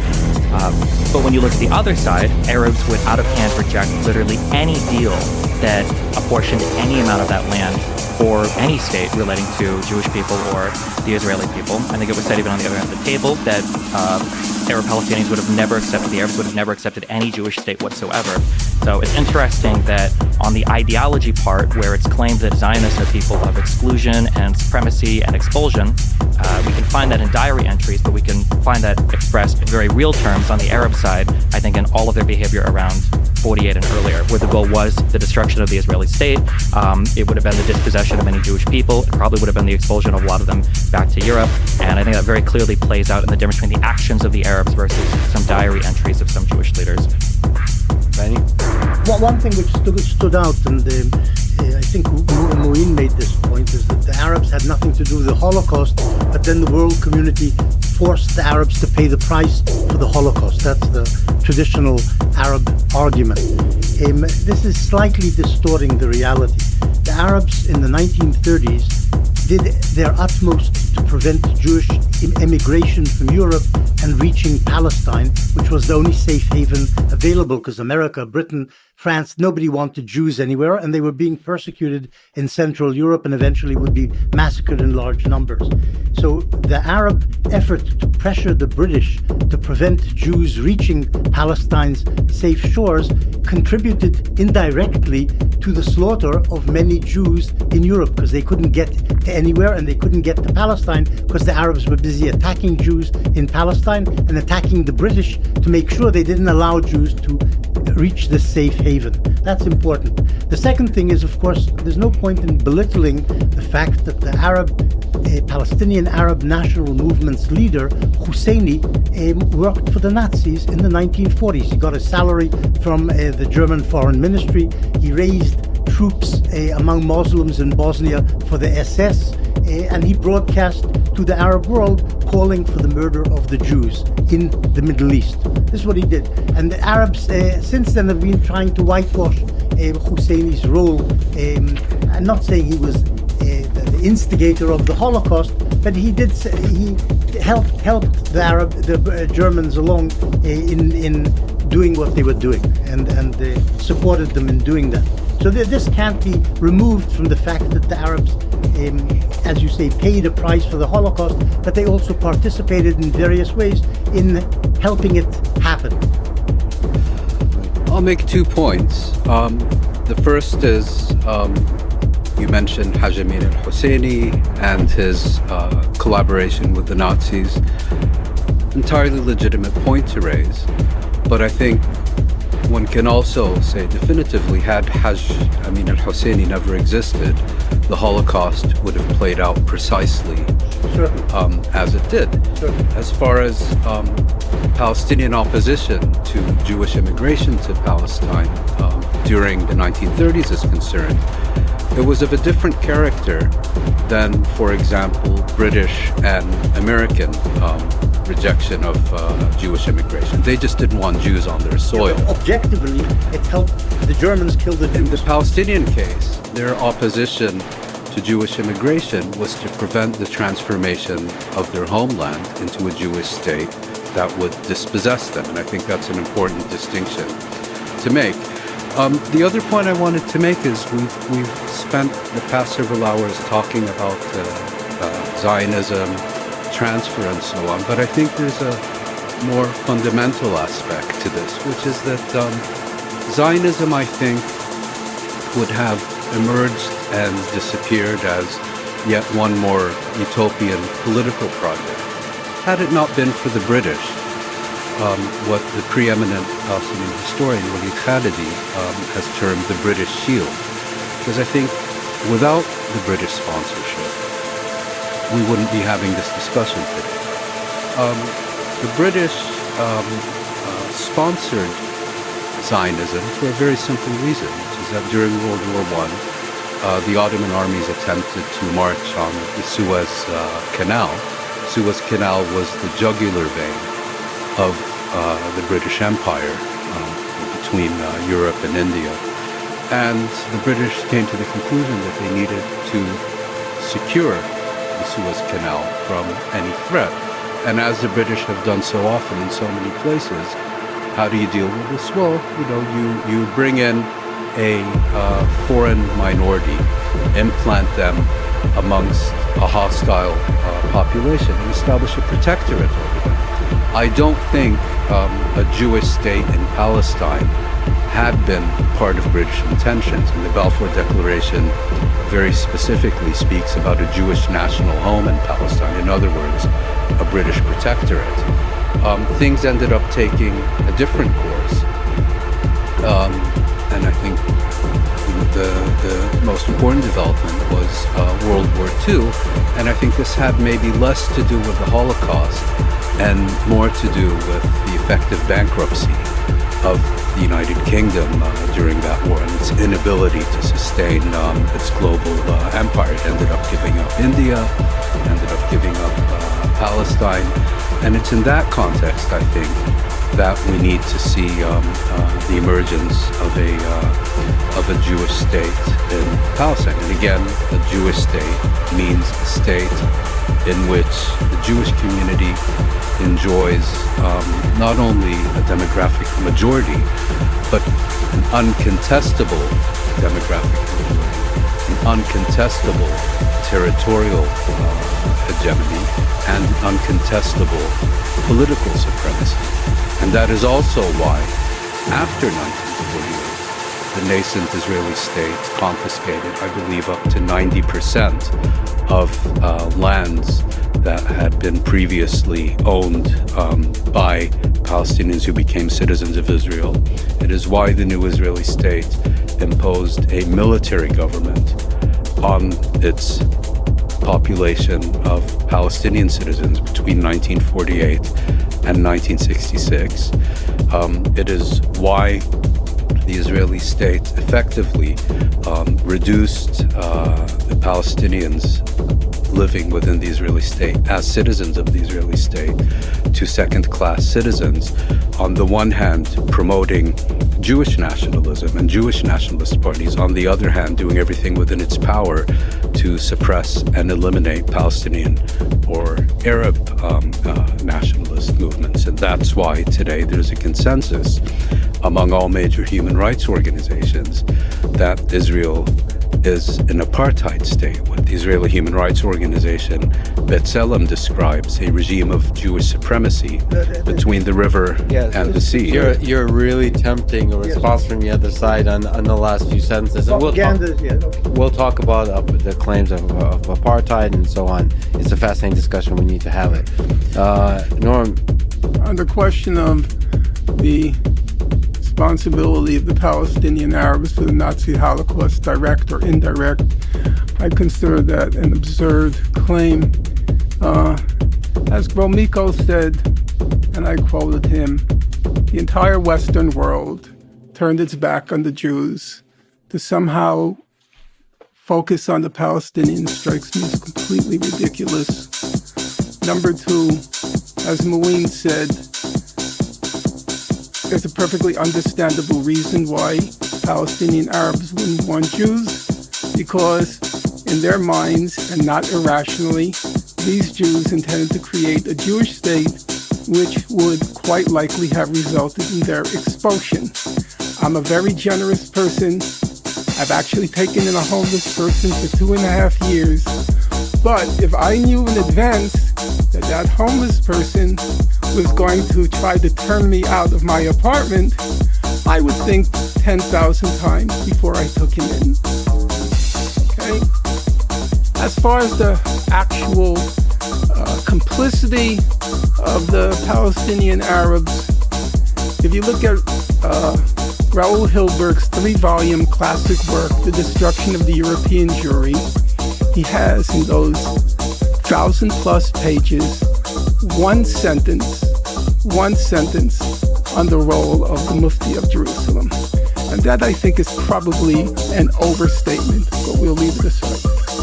The only 2 points I would make aside from the Holocaust point is, number one, I do think the transfer discussion is useful because it indicates that there was a rational reason behind the Arab resistance to to Jewish or Zionist immigration to Palestine, the fear of territorial displacement and dispossession. And number two, there are two issues. One is the history, and the second is being responsible for your words. Now, some people accuse me of speaking very slowly, and they're advised on YouTube to turn up the speed 2 to 3 times whenever I'm on. One of the reasons I speak slowly is because I attach value to every word I say. And it is discomforting, disorienting, where you have a person who's produced a voluminous corpus, rich in insights and rich in archival sources, who seems to disown each and every word that you pluck from that corpus by claiming that it's either out of context or it's cherry picking. Words count. And I agree with Lex. Everybody has the right to rescind what they've said in the past. But what you cannot claim is that you didn't say what you said. I'll stick to the history, not the current propaganda. 1917, the Zionist movement began way before the British supported the Zionist movement for decades.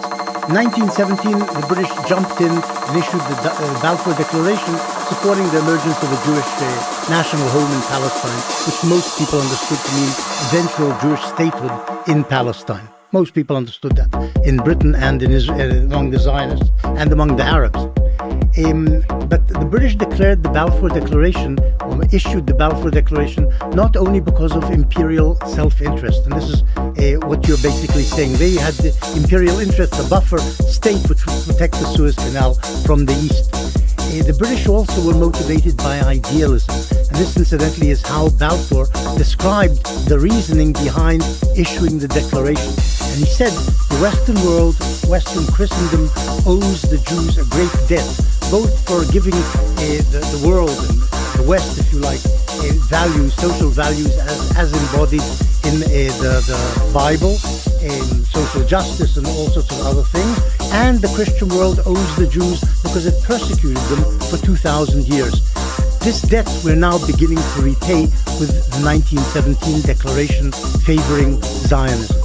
But it's also worth remembering that the Jews weren't proxies or attached to the British imperial endeavor. They were happy to receive British support in 1917, and then subsequently when the British ruled Palestine for 20, 30 years, but they weren't part of the British imperial design or mission. They wanted a state themselves, the Jews, happy to have the British support them, happy today to have the Americans support Israel. But it's not because we're stooges or extensions of American imperial interests. The British, incidentally, are always described in Arab narratives of propaganda as consistent supporters of Zionism. They weren't. The first British rulers in Palestine, 1917, 1920. Herbert Samuel. No, before Herbert Samuel. Samuel came in 1920. The British ruled there for 3 years previously, and most of the leaders, the British generals and so on who were in Palestine, were anti-Zionist. And subsequently, in the 20s and 30s, the British occasionally curbed Zionist immigration to Palestine. In 1939, switched horses and supported the Arab national movement and not Zionism. They turned anti-Zionist and basically said, you Arabs will rule Palestine within the next 10 years. This is what we're giving you by limiting Jewish immigration to Palestine. But the Arabs didn't actually understand what they were being given on a silver platter, Husseini again, and he said, no, we can't accept the British White Paper of May 1939, which had given the Arabs everything they wanted, basically, self-determination in an Arab majority state. So what I'm saying is the British at some point did support the Zionist enterprise, but at other points were less consistent in this support. And in 1939, until 1948, when they didn't vote even for partition, for Jewish statehood in Palestine in the UN resolution, they didn't support Zionism during the last decade of the mandate. It's worth remembering that. I'd like to respond to that. I mean, Speaking of propaganda, I find it simply impossible to accept that Balfour, who, as British Prime Minister in 1905, was a chief sponsor of the Aliens Act, which was specifically... He changed his mind. Which was specifically designed to keep persecuted Eastern European Jews out of the streets of the UK, and who was denounced as an anti-Semite by the entire British Jewish establishment. A decade later, all of a sudden... Changed his mind. People change their minds, but when the changing of the mind just coincidentally happens to coincide with the British imperial interest, I think perhaps the transformation is a little more superficial than he's being given credit for. It was clearly a British imperial venture, and if there had been no threat to the Suez Canal during World War I, regardless of what Balfour would have thought about the Jews and their contribution to history and their persecution and so on, there would have been no Balfour. Can I ask real quick as a question on that? Why did the British ever cap immigration then from Jews to that area at all? Well, we're talking now about 19th century. Sure, but I'm saying that if it was, the whole goal was just to be an imperialist project, like there were terrorist attacks from Jewish... yes, but you're talking, I'll answer. Yeah, in the 40s, yeah. And we're talking now about 1917, and as I mentioned earlier, I don't think the British had a Jewish state in mind. That's why they used the term Jewish national home. I think what they wanted was a British protectorate, loyal to and dependent upon the British. I think an outstanding review of British policy towards these issues during the mandate has been done by Martin Bunton of the University of Victoria, and he basically makes the argument that once the British realized the mess they were in, certainly by the late 20s, early 30s, they recognized the mess they were in, the irreconcilable differences, and basically pursued a policy of just muddling on. And muddling on in the context of British rule in Palestine, whose overall purpose was to serve for the development of Zionist institutions, Yeshuv's economy, and so on, meant, even if the British were not self-consciously doing this, preparing the groundwork for the eventual establishment of the Jewish state. I don't know if that answers your question. Except they did turn anti-Zionist in 1939. Yes, of course. And maintained they were being shot up by... And maintained that Zionist... No, before they were being shot up. But maintained that anti-Zionist posture until 1948. Okay. And if I may, just also one point. You mentioned Hajamin and Hosseini during were entirely legitimate.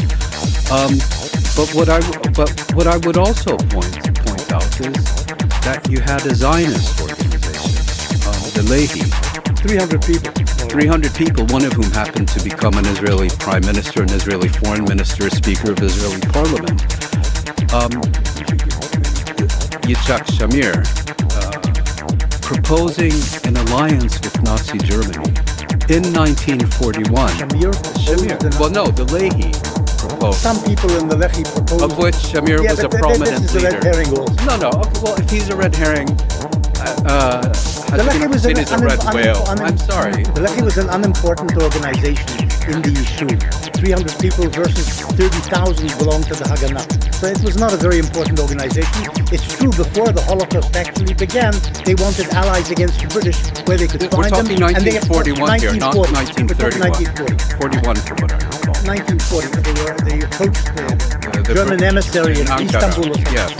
And if I may, proposed an alliance with Nazi Germany on what the LEVT described as on the basis of shared ideological principles. Well, they said they did. No, they reviled. Why are you doing these things? Of The LEVT was reviled you by know the the statement, but you know that you know what the statement said on the basis of a shared ideology. Why do you say no? Do you think you the LEVT, wait, the LEVT people were Nazis? Is that what you're saying? I'm saying They said they said. No, are you saying that? Forget statements. You like to quote things, but I do were like to quote they things. It's Nazis? called facts. Were the Lehi Nazis? That's what I'm asking.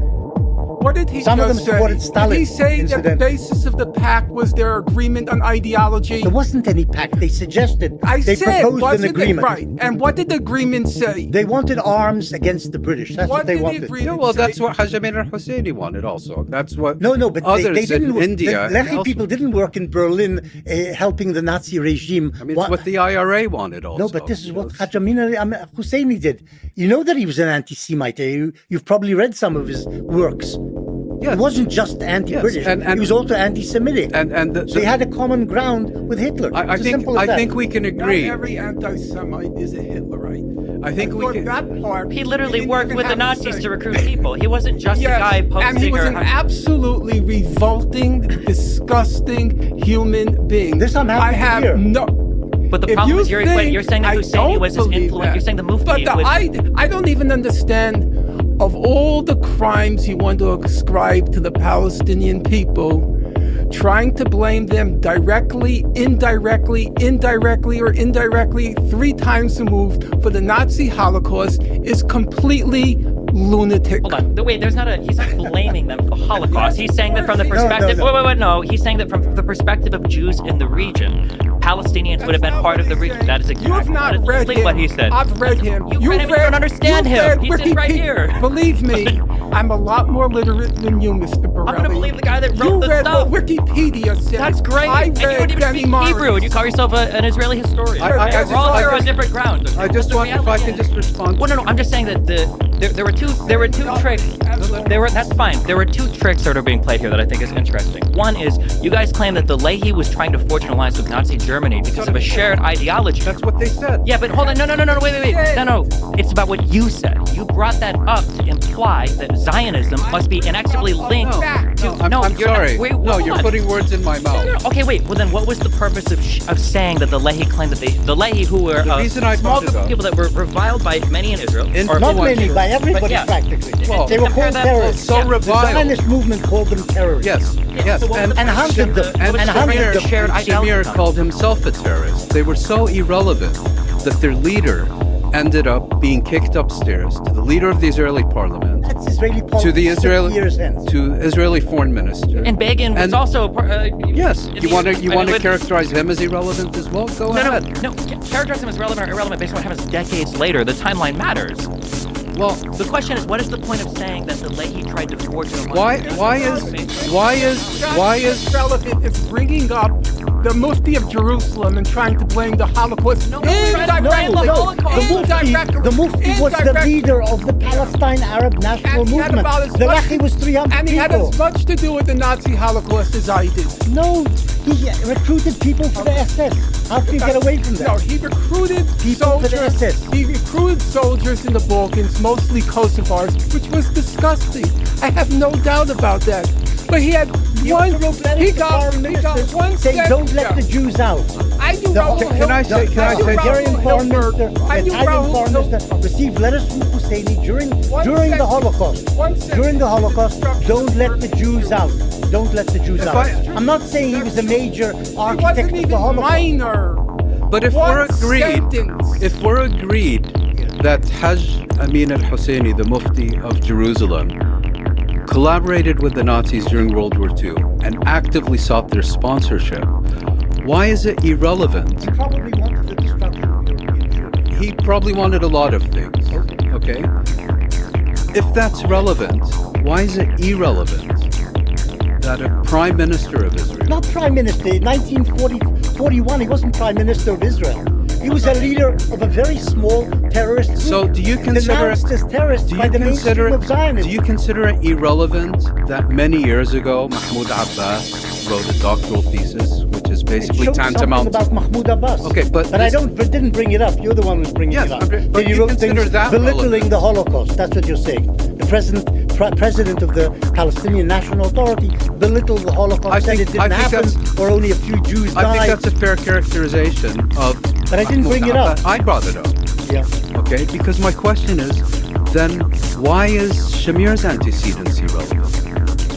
He was a terrorist leader of a very small, marginal group. Who became Hashemi al-Husseini was the head of the movement at the time. Also, the point of bringing up No Husseini, comparison. I think There's no the point of bringing up Husseini stuff wasn't to say that he was a great furtherer of the Holocaust. It's that he might have been a great furtherer in the prevention of Jews fleeing to go to Palestine to escape the Holocaust. But the point that was the point. And I explained why I think that's not an entirely accurate characterization. And then I wanted to make another point. If it's legitimate to bring up his role during World War II, why is it illegitimate to bring up a man who would become Israel's Speaker of Parliament, Foreign Minister? Why is it? And also, he was a young terrorist. And was also responsible for the murder of the United Nations' first international envoy, Foki Bernadoti. Why is all that irrelevant? I don't think anybody. I don't understand. I think that the reason why he was brought up was because Jewish people in this time period would have viewed it as there was a prevention of Jews leaving Europe because the Palestinians pressured the British to put a curb that 75,000 immigration limit. Yes, but it's not about them furthering the Holocaust or being an architect, major, minor play in the Holocaust. Well, actually, we use a major play in that region. So if you wanted to bring up Morris made the specific claim that the Palestinians played an indirect role in the Holocaust. The indirect role would have been the prevention of people escaping from. Yes, and my response to that is, first of all, I disagree with that characterization. But second of all, you disagree with it. They forced the British to prevent emigration of Jews in Europe and reaching safe shores in Palestine. Well, That's what they did. And they knew that the Jews were being persecuted in Europe. Was Palestine the only spot of land on Earth? Yes, basically that was the problem. Jews couldn't emigrate. What about your great friends in Britain, the architects of the Balfour Declaration? By the late 1930s, what about the United States? Happy to take in Jews, and the Americans and why are Palestinians who were not Europeans, who had zero role in the rise of Nazis, who had no relation to any of this, why are they somehow uniquely responsible for what happened in Europe and uniquely culpable? The only safe haven for Jews. Oh, really? The United States wasn't a potential safe haven. The only one was Palestine. The United States has no room. From the Atlantic to the Pacific for Jews. It did have room, but it didn't. So that wasn't the only safe haven. This is something America should be blamed for not letting Jews in during the 30s. They are blamed, but nobody blames them for the Holocaust. Well, indirectly. I've never heard it said that Franklin Delano Roosevelt was indirectly responsible for the Holocaust. I never heard that. Now, maybe it's in Israeli literature because the Israelis have gone mad. Your Prime Minister said the whole idea of the gas chambers came from the Mufti of Jerusalem. But we all know that's nonsense. But we also know that Netanyahu said it. Netanyahu says so many things. And he happens to be the longest serving prime minister of Israel. I can't be responsible. You're not responsible for them, but it is relevant that he's the longest serving prime minister of Israel. Unfortunately, and he gets elected not despite saying something, but because he said it. His voters don't care about Hashemi al-Husseini or Hitler. They know nothing about his voters. His base know nothing about anything. And he can say what he likes, and they'll say yes, or they don't care. Says he. You may well be right, but anyway, not to beat a dead horse, but I still don't understand. I'll just conclude by saying I don't understand why the Mufti of Jerusalem is relevant. He is relevant. But the head of the national Palestinian, because Shamir wasn't the head of the national movement. He represented 100 or 200 or 300 gunmen who were considered terrorists by the Zionist movement at the time. The fact that 30 years later he becomes prime minister, that's the crux of his Hashemi al-Husseini was the head of the Palestine Arab national movement at the time. Anyway, what can you do? I think we're speaking past each other. We're not. I'm talking facts. Let's move to the modern day, and we'll return to history, maybe 67 and other important moments, but let's look to today, in the recent months, October 7th. Let me ask sort of a pointed question. Was October 7th attacks by Hamas on Israel genocide? Was it an act of ethnic cleansing? Just so we lay out the moral calculus that we are engaged in. The problem with October 7th is this. the Hamas fighters who invaded southern Israel were ordered to murder, rape, and do all the nasty things that they did. And they killed some 1,200 Israelis that day and abducted, as we know, something like 250 mostly civilians, also some soldiers, took them back to Gaza, dungeons in Gaza. But they were motivated not just by the words of their current leader in the Gaza Strip, but by their ideology, which is embedded in their charter from 1988, if I remember correctly. And that charter is genocide. It says that the Jews must be eradicated, basically, from the land of Israel, from Palestine. The Jews are described there as sons of apes and pigs.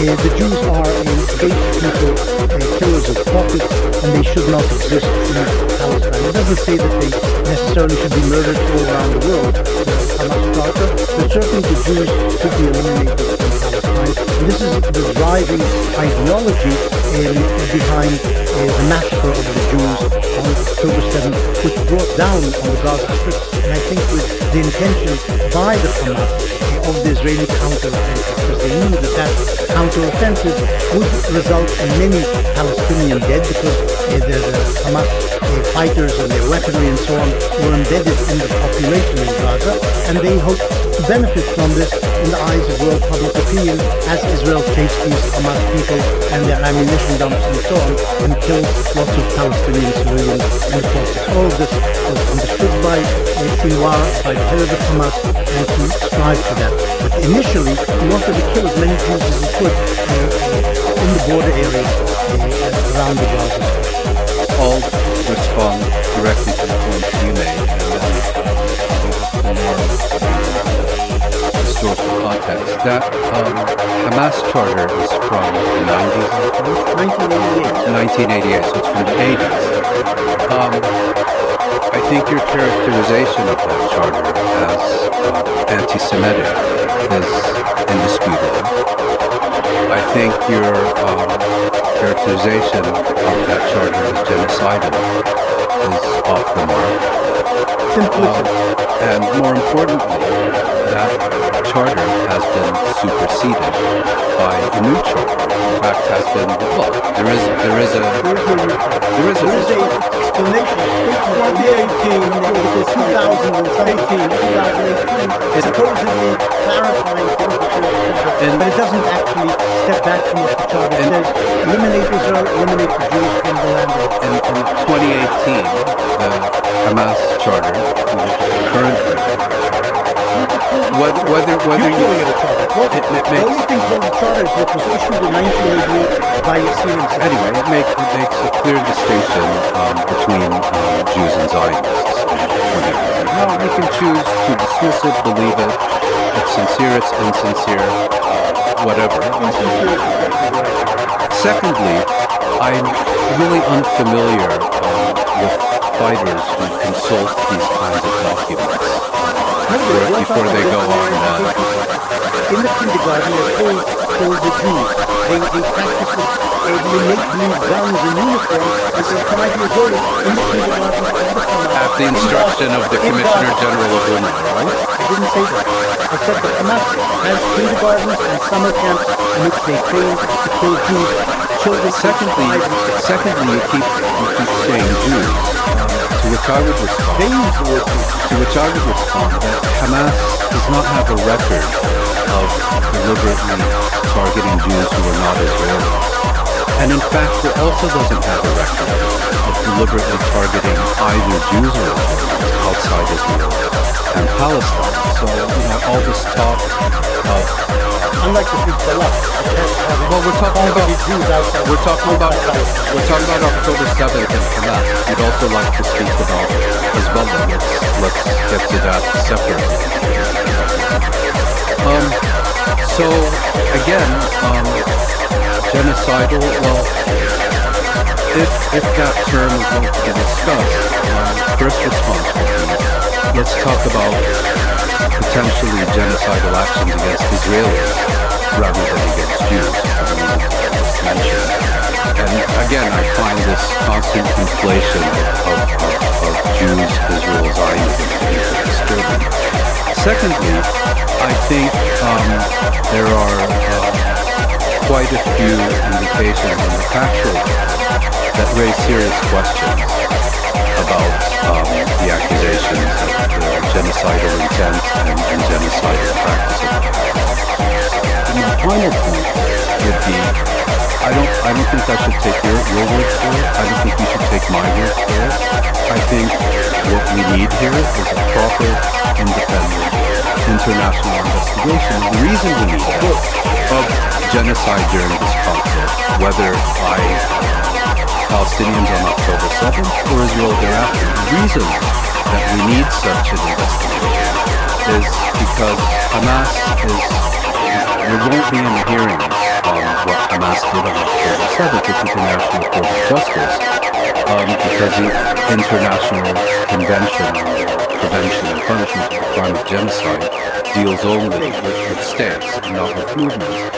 I think the International Criminal Court, and specifically its current prosecutor, Karim Khan, lacks any and all credibility. He's been an absolute failure at his job. He's just been sitting on his backside for years on this file. And I think I would point out that Hamas has called for independent investigations of all these allegations. Israel has categorically rejected any international investigation, of course fully supported by the United States. And I think what is required is to have credible investigations of these things, because I don't think you're going to convince me. I don't think I'm going to convince you. And this is two people sitting across the table from each other. No, there's certain things you don't even have to investigate. You know how many citizens, civilians died in the October 7th assault. Yes, but that's not... You know that there are lots of allegations of rape. I don't know how persuaded you are of those. They did find bodies without heads. There were no beheadings. Islamic. There were some beheadings, apparently. The Israelis didn't even claim that in the document they submitted before the ICJ. Go read what your government submitted. It never mentioned beheadings. Well, as far as I know, there were some people who were beheaded. Yeah. But we could bring it up right now. You also deny that there were rapes there. I didn't deny. I said I've not seen convincing evidence that confirms it. I've said that from day one, and I'll say it today, 4.5 months later. Do you know that they killed 800 or 900 civilians in their assault? Absolutely. That seems to me indisputable. Oh, okay. Well, I'm glad that you're I've said that from day one. Well, to be clear, you haven't. You did a debate. I don't remember the talk show, but you seemed to imply that there was a lot of crossfire, and then it might have been the IDF that killed a lot of... I said that there is no question, because the names were published in Haaretz, there is no question that roughly of the 1,200 people killed, 800 of them were civilians. I see it, 850, fine. So I never said that, but then I said, no, we don't know exactly how they were killed, but 800 civilians killed, no, 850, no question there. And I also said on repeated occasions, there cannot be any doubt, in my opinion, as of now, with the available evidence, that Hamas was responsible for significant atrocities, and I made sure to include the plural. There's a lot of tricky language being employed here. Do you think at the 850... It's called attaching value to words and not talking like a motor mouth. I am very careful about qualifying, because that's what language is about. That's great. Then let me just ask a clarifying question. Do you firmly believe that the majority of the 850 civilians were killed by Hamas? My view is, even if it were half, 400 is a huge number by any reckoning. Okay, wait, you didn't... I said even if... Wait. Because Professor Morris, I don't know. I agree with Mouin Rabbani. I'm not sure if he concedes the 400. I'll say... Why 400? Because I have... Because 400. Right, as I said... 850. Well, slaughtered by Hamas. If I may, maybe a couple of individuals were killed in this very action. I don't know. You're saying from Professor day one Morris, you believe this particular thing, and you Morris, clearly don't. You clearly don't believe this thing. You don't. You said people died. That's not controversial. Wait, hold on. That's not controversial. Mr. Bennell, I attach value to words. You said that. Mr. Bennell, please slow down the speech. an attempt to listen. When I was explicitly asked by Piers Morgan, I said there can be no question that Hamas committed atrocities I've heard this, yes. on October 7th. If you want me to pin down a number, I can't do that. And ask you to pin down a number. You can listen to what I'm saying. No, my question is, I'll ask a very precise question. It's a very easy If I understood your question correctly. My question is, do you think the majority of the people that were killed on October 7th, civilians, were killed by Hamas, or are we subscribing to the idea that the IDF killed hundreds, 400 or 500? No, but let me explain why that's a difficult question to answer. The total number of civilians killed was 850. We know that Hamas is responsible probably for the majority of it. We also know that there were killings by Islamic Jihad. We also know... We're bunching together the Islamic Jihad and Hamas. That's splitting hairs now.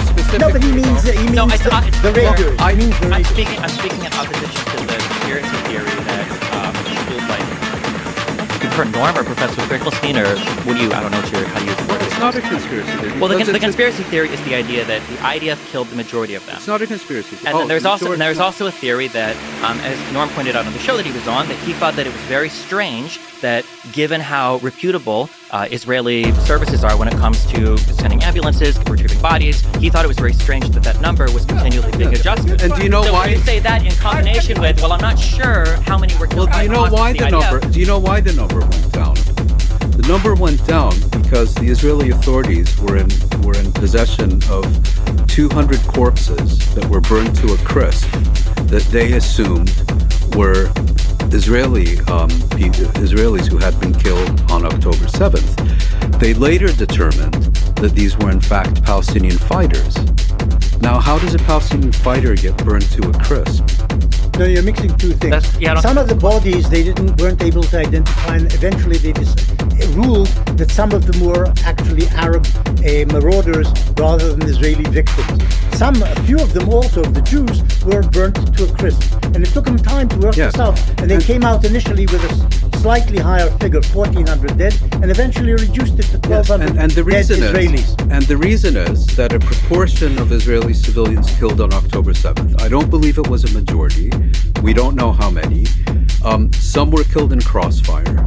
Some were killed by Israeli shell fire, helicopter fire, and so on. And the majority were killed by Palestinians. And of that majority, we don't know. I mean, again, I understood your question as referring specifically to Hamas, which is why I tried to answer it that way. But if you meant generically Palestinians, yes. If you mean specifically Hamas, we don't have a clear breakdown of how many. No, I don't mean specifically Hamas. But I just think when you use the word some, that's doing a lot of heavy lifting. We'll use some. That's fine, but some can mean anywhere from 1% to 49%. But we don't know. So the numbers here and the details are interesting and important almost from a legal perspective. But if we zoom out, the moral perspective, are Palestinians from Gaza justified in violent resistance? Well, Palestinians have the right to resistance.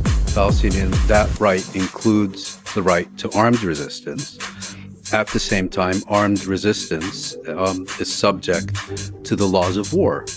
And there are very clear regulations that separate legitimate acts of armed resistance from acts of armed resistance that are not legitimate. And the attacks of October 7th, where did they land for you? There's been almost exclusive focus on the attacks on civilian population centers and the killings of civilians on October 7th. What is much less discussed to the point of amnesia is that there were very extensive attacks on Israeli military and intelligence facilities on October 7th. I would make a very clear distinction between those two. And secondly, I'm not sure that I would characterize the efforts by Palestinians on October 7th to seize Israeli territory and Israeli population centers as in and of themselves illegitimate. You mean attacking Israeli civilians? No, legitimate? No. No, that's not what I didn't said. understand what you said. I think what you had on October 7th was an effort by Hamas to seize Israeli territory and population And centers. kill civilians. That's not what I said.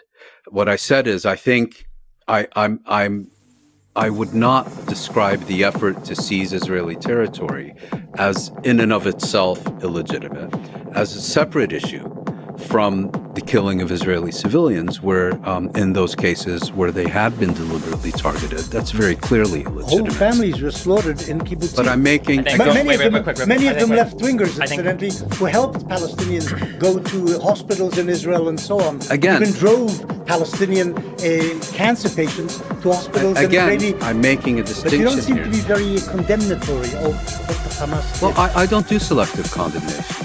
I'm not talking about selective. I don't I'm do talking about selective specific outrage. condemnation of this specific Well, you know what it- assault you know on what it civilians. is. You know, I would, for example, condemn Israeli assaults on civilians, deliberate assaults on civilians. Yes. I would condemn them, but you're not doing that You know, with the Hamas. you know what the issue is? I've been speaking in public now, I would say since the late 1980s, and interviewed and so on. I have never on one occasion ever been asked to condemn any Israeli.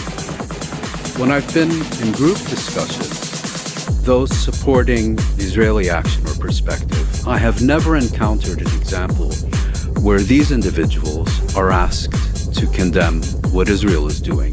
The demand and obligation of condemnation is exclusively applied, in my personal experience over decades, is exclusively applied to Palestinians No, this is and not. those. Israel is condemned day and night on every television channel, on every, and has been for the last I'm telling decade. you about a Morris, personal experience Professor lasting Morris, decades. You said, quote. Uh-oh. I hope- Oh, no. I'm trying to quote what you just said. I shouldn't have said anything at any point. You should say, Uh-oh. Professor Morris. Yes. You just said, I would condemn And I have anytime condemned. Israel deliberately attacks civilians. Yes. Okay? The problem, Professor Morris, is over and over again, you claim, in the face of overwhelming evidence, that they didn't attack civilians. That's not true. I've said Really? Israel has attacked Professor- civilians. Professor in Morris. Kibya, Israel attacked Right, civilians. Professor And I've written Morris. extensively Okay, about I it. know that. In Kafr Qasim, they killed Yes. civilians. And I've written And now that. let's. So you're just eliminating, Okay. you're selecting Okay. as Stephen says, you cherry pick. If I were you, Before you cherry pick. Let's fast forward when you were an adult. What did you say about the 1982 Lebanon War? What did I say? You don't remember? Okay. Allow me. Uh-oh. Okay. So, it happens that I was not at all I had no interest in the Israel-Palestine conflict as a young man until the 1982 Lebanon War. Yeah. Lost the passage. I'll find it. Okay, real quick, while he's searching for that, Yeah, allow me. you That's bring up good. something that's really important that a lot of people don't draw a distinction between, in that there is just causes for war and there is just ways to act within a war, and these two things principally do have a distinction from one another. However, while I appreciate the recognition of the distinction, the idea that the cause for war that Hamas was engaged in, I don't believe, if we look at their actions in war or the statements that they've made, it doesn't seem like it had to do with territorial acquisition. No. The Like point, taking land no, back. the point I was making was what was Hamas trying to achieve militarily on October 7th? And I was pointing out that the focus has been very much on Hamas attacks on civilians and atrocities and so on. And I'm not saying those things should be ignored. What I'm saying is that what's getting lost in the shuffle is that there were extensive attacks on military and intelligence facilities. Mm-hmm. And as far as the other aspects are concerned, because I think either you or Lex asked me about the legitimacy of these attacks. I said, I'm unclear whether efforts by Hamas to seize Israeli population centers in and of themselves are illegitimate, as opposed to actions that either deliberately targeted Israeli civilians or actions that should reasonably have been expected to result in the killings of Israeli civilians. Those strike me as, by definition, illegitimate. And I want to be very clear about that. Illegitimate means you condemn them. Illegitimate means they are not legitimate. I have a problem condemning your side. Yes. No, not condemning my side. I have a problem with selective outrage, and I have a problem with selective condemnation. And as I explained to you a few minutes ago, in my decades of appearing in public and being interviewed, I have never seen, I've never been asked to condemn an Israeli action. I've never been asked for a moral judgment on an Israeli action. Exclusive request for condemnation has to do with what Palestinians do. And just as importantly, I'm sure if you watch BBC or CNN, when is the last time an Israeli spokesperson has been asked to condemn an Israeli act? I've never seen it. I don't think we condemn the Arab side either, though, right? I don't think there was any condemnation. No, but now that we're talking about Israeli victims, all of a sudden morality is well, I think the reason why it comes up is because there's no shortage of international condemnation for Israel. As Norm will point out 1,000,000 times, that there are 50 billion UN resolutions, you've got Amnesty International, you've got multiple bodies of the UN, you've got now this case for the ICJ, so there's no question of if there's condemnation for Israel. Sorry, if I can interrupt you, in 1948, the entire world stood behind the establishment of a Jewish state in the entire world. No, except the Arab states and the Muslim states. Well, not the entire world. Okay, but I think you know what I mean by that. The Western democracies, that's what you're saying. Well, and then also, Western my quick question supported the establishment of Israel. My quick question was, you said that you believe that, this is a very short one, you don't have to, it's just, you think that there's an argument to be made that the people in Gaza, that Hamas and Islamic Jihad, whoever participated, had a just cause for war. Maybe they didn't do it in the correct way, but they maybe had a just cause for war. I don't think there's a maybe there. Okay, you think they absolutely had a just cause for it. No. Do you think that Israel has a just cause for Operation Swords of Iron? No, of course not. Okay. All right. You can say your thoughts. Okay. First of all, on this issue of double standards, which is the one that irks or irritates Mouin, you said that you are not a person of double standards, unlike people like Mouin.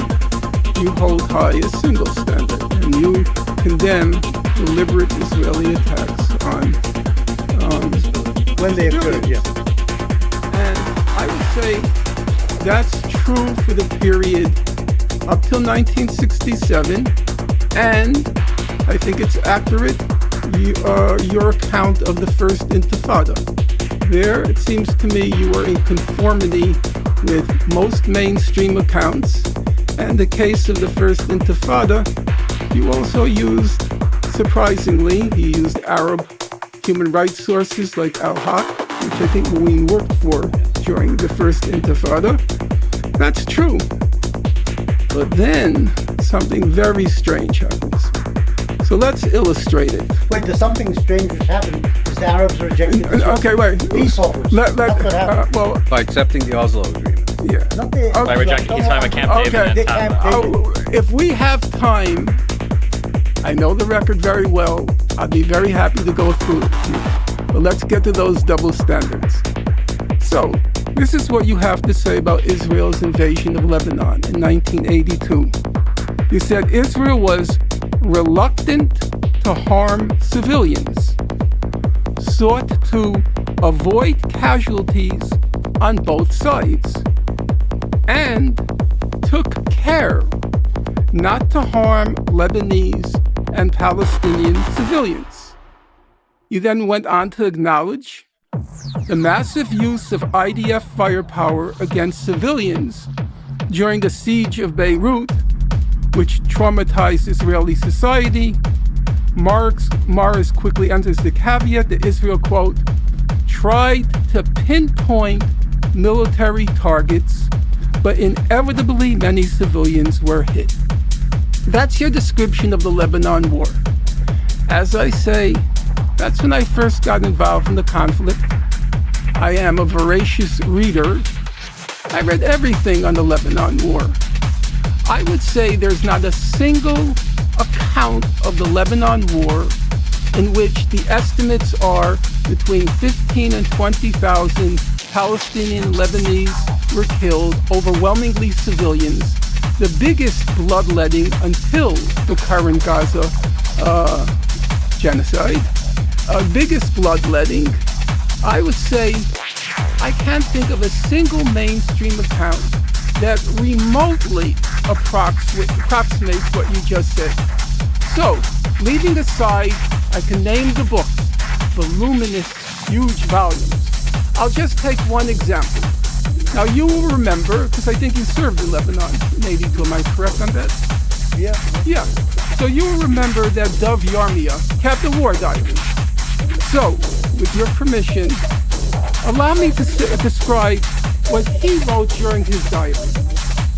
So, he writes, the war machine of the IDF is galloping and trampling over the conquered territory, demonstrating a total insensitivity to the fate of the Arabs who are found in its path.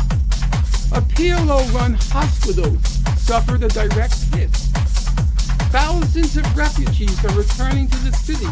When they arrive at their homes, many of which have been destroyed or damaged, you hear their cries of pain and their howls over the deaths of their loved ones.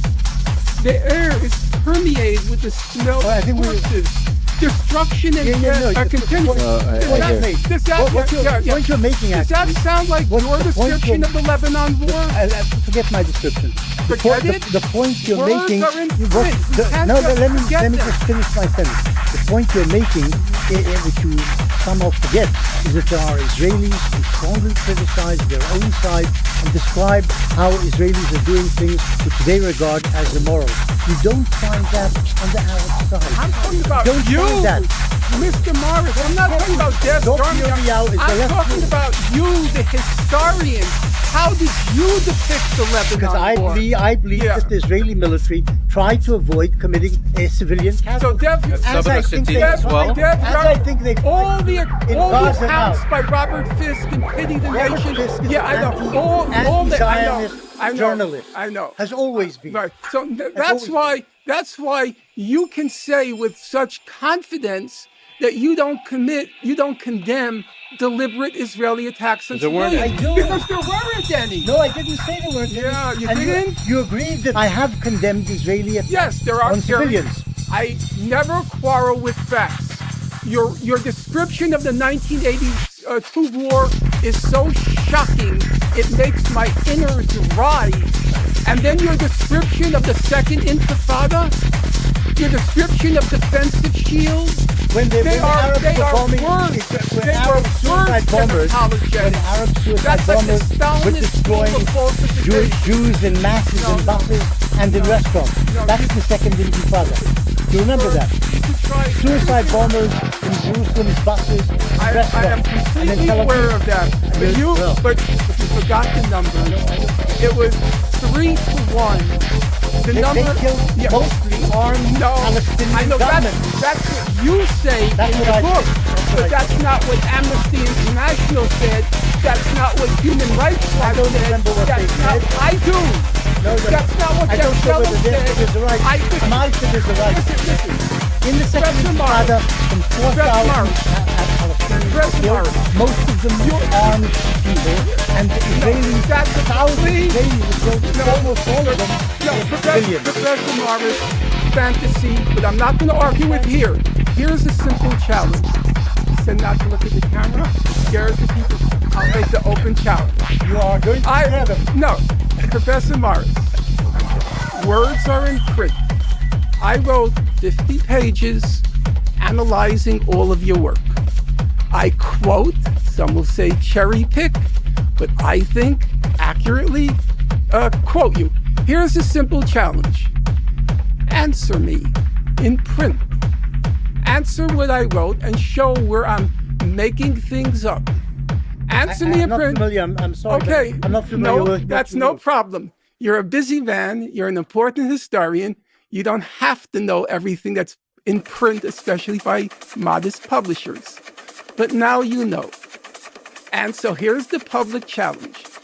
You answer and show where I cherry-picked, where I misrepresented. Send me the article. Fine. And then we can have a civil, scholarly discussion. I'm not sure we will agree, even if we don't have to agree. It's for the reader to decide, looking at both sides, where this truth stands. Norman, and if I may ask, it's good to discuss ideas that are in the air now as opposed to citing literature that was written in the past as much as possible, because listeners were not familiar with the literature. So, like, whatever was written, just express it, condense the key idea, and then we can debate the ideas. No, there are two aspects. There's the public debate, but there's also written words. Yes, I'm just telling you that you, as an academic historian, put a lot of value in the written word, and I think it is valuable.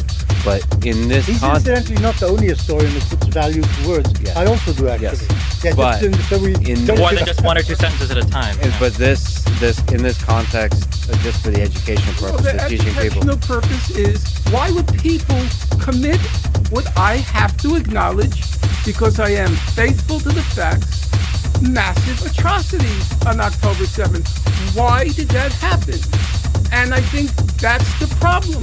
The past is erased, and we suddenly went from 1948 to October 7th, 2023. And there is a problem there. So first of all, you have complete freedom to backtrack, and we'll go there with you. Obviously, we can't cover every single year, every single event, but there's probably critical moments in time. Can I respond to something relating to the Lebanon War? I looked at the book that he got this from and what the quote was from. It sounds cold to say it, but war is tragic and civilians die. There is no war that this has not happened in the history of all of humankind. The statement that Israel might take care not to target civilians is not incompatible with a diary entry from someone who said they saw civilians getting killed. I think that sometimes we do a lot of weird games when we talk about international humanitarian law or laws that govern conflict, where we say things like civilians dying is a war crime, or civilian homes or hospitals getting destroyed is necessarily a war crime, or is necessarily somebody intentionally targeting civilians without making distinctions between military targets or civilian ones. I think that when we analyze different attacks and when we talk about the conduct of the military, I think it's important to understand prospectively from the unit of analysis of the actual military committing the acts, what's happening and what are the decisions being made, rather than just saying retrospectively, oh, well, a lot of civilians died, not very many, military people died comparatively speaking, so it must have been war crimes, especially when you've got another side, I'll fast forward to Hamas, that intentionally attempts to induce those same civilian numbers, because Hamas is guilty of any war crime that you would potentially accuse, and this is according to Amnesty International, people that Norm loves to cite. Hamas is guilty of all of these same war crimes, of them failing to take care of the civilian population, of them essentially utilizing human shields to try to fire rockets at frequent attacks. Essentially, yes. I'm just saying that essentially, yes, in terms of how international law defines it, not how Amnesty International defines it, but Amnesty International describes times of human shielding, but they don't actually apply the correct international legal standard. I know, absolutely. I absolutely. I think. But I'm just saying. Believe it or not, Norm, the entire Geneva Convention is all on Wikipedia. It's a wonderful website. But I'm just saying that on the Hamas side, if there's an attempt to induce this type of military activity, attempt to induce civilian harm, that it's not just enough to say, like, well, here's a diary entry where a guy talks about how tragic. I think the problem with your statement is that if you go back and listen to it, the first part of it is war is hell, civilians die. It's a fact of life, and you state that in a very factual manner. Then when you start talking about Hamas, all of a sudden you've discovered morality, and you've discovered condemnation, and you've discovered intent, and you are unfortunately far from alone in this. I'll give you, you know who for me is a perfect example? Well, wait, hold on. Just in response, we don't need examples. No, the false equivalency of the two sides is astounding. When Hamas kills civilians in a surprise attack on October 7th, this isn't because they are attempting to target military targets and they happen to stumble into a giant festival of people that... Well, they did happen to stumble into it. They did, but they did. But when they stumbled into it, it wasn't an issue of trying to figure out a military target or not. They weren't failing a distinction. There wasn't a proportionality assessment done. It was just to kill civilians.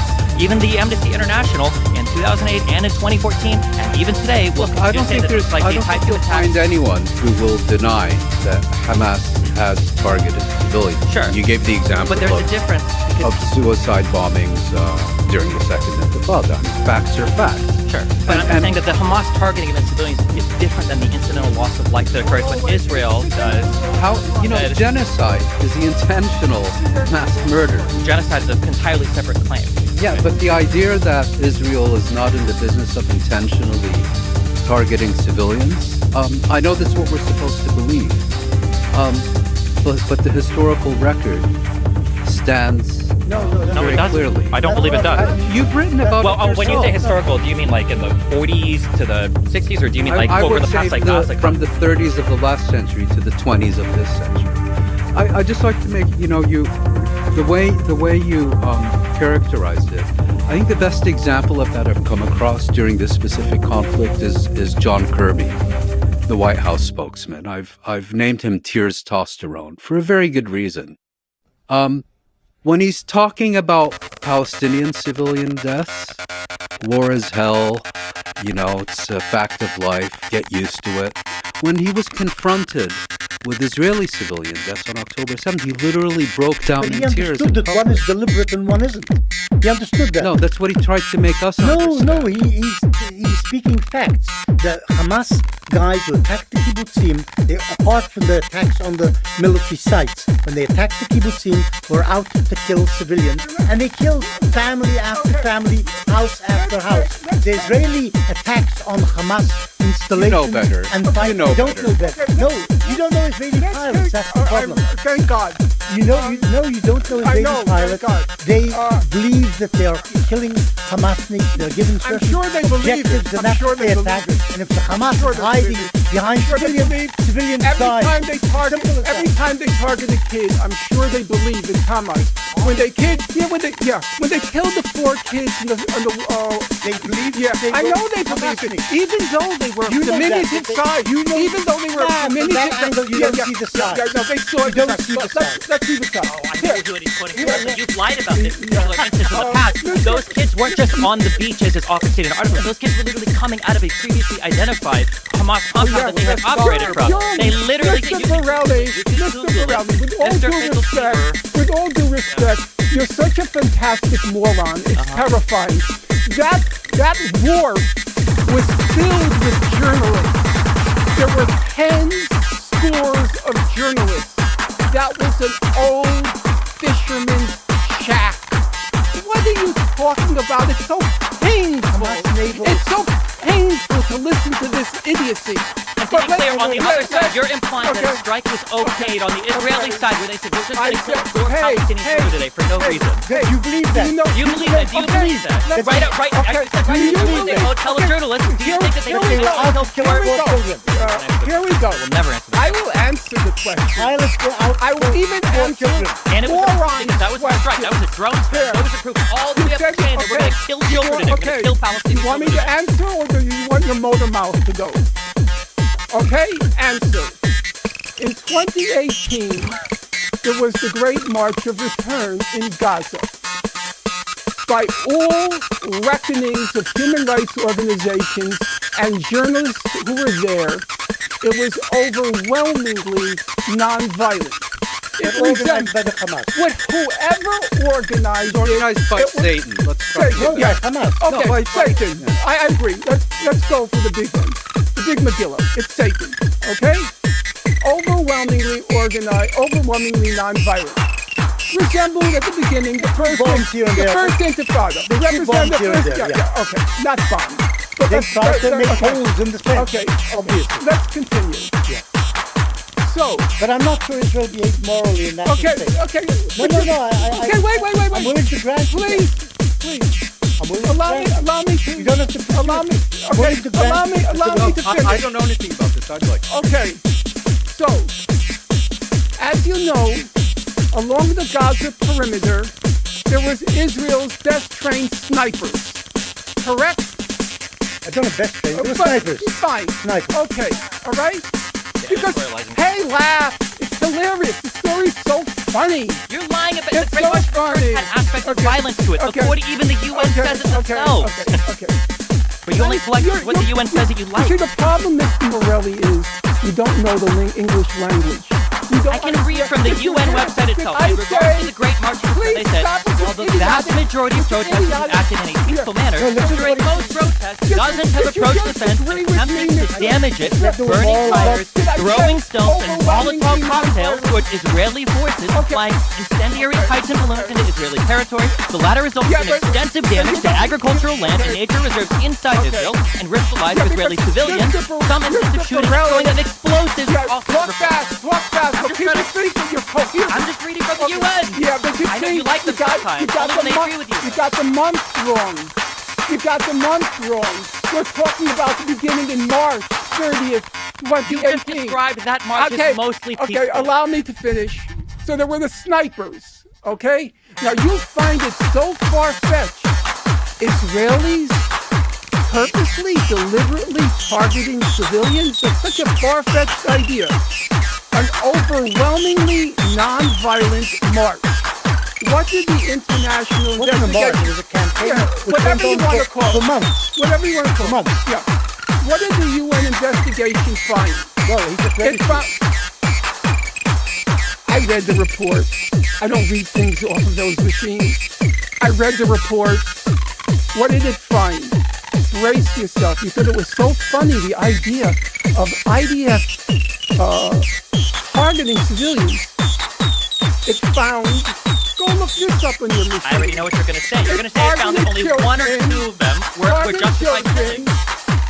Targeted journalists, targeted medics, and here's the funniest one of all. It's so hilarious. They targeted disabled people who were 300 meters away from the fence and just standing by trees. This is true. If it's true. By the way, just quick pause.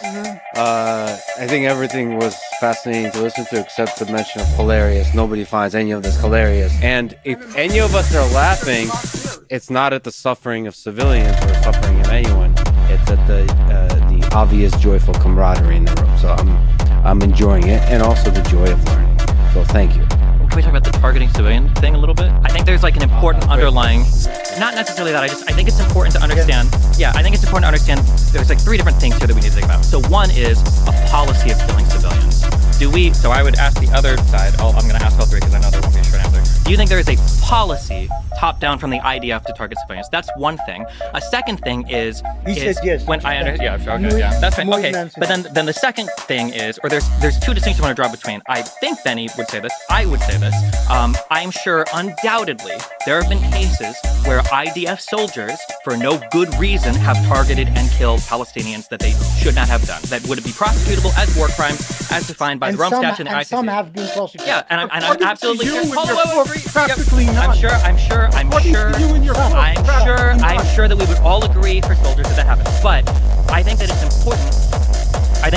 That when we talk about military strikes, when we talk about things especially involving bombings or drone attacks, these are things that are signed off by multiple different layers of command, by multiple people involved in an operation, including intelligence gathering, including weaponeering, and there also have typically lawyers involved. When you make the claim that an IDF soldier shot a Palestinian, those three people, the three hostages that came up with white flags, that something horrible happened, I think that's a fair statement to make, and I think a lot of criticism is deserved. But when you make the statement that 4 children were killed by a strike, the claim that you're making, the claim that you're making is that multiple levels of the IDF sign off on just killing. I have no idea what That's great. If you don't understand the process, then let me educate you. I can tell you, I do understand the process. I'm telling you. I'm trying to explain you right now. Yes. You're basic military. You can ask anybody that's talked about Wikipedia. Can you tell me what your knowledge of the IDF? You can talk to people who work in the military. What's your knowledge of the IDF? Audience can look this up. Do you think that bombing and strikes are decided by one person in the field? Do you think one person Can I respond an to airplane or a drone strike? The pilot doesn't do it on his own. Strike cells have entire apparatuses that are designed to figure out how to strike and who to strike. So when you say that 4 children are targeted, you're saying that a whole apparatus is trying to murder 4 Palestinian children. You make my argument better than me. Because, really, that it's impossible at the command level. But you said that they couldn't have done it at the bottom if it weren't also at the top. You don't understand the strength of the claim that you're making. You're saying that from a top-down level, that lawyers, multiple commanders, and all signed off not tell me what I don't understand. 4 Palestinians. It's true. I don't spend my nights on Wikipedia. I read books. I admit that as a single. I know books are a waste of time. With all due regard, you take from them 2 or 3 quotes that you use. completely respect the fact, and I'll say it on the air, as much as I find totally disgusting what's come of your politics, a lot of the books are excellent. And I'll even tell you, because I'm not afraid of saying it, whenever I have to check on a basic fact, the equivalent of going to the Britannica, I go to your books. I know you got a lot of the facts right. Many more. I would never say books are a waste of time, and it's regrettable to you that you got strapped with a partner who thinks that all the wisdom. I'd like to respond to what you were saying. I think the question that we're trying to answer, I think you don't understand this.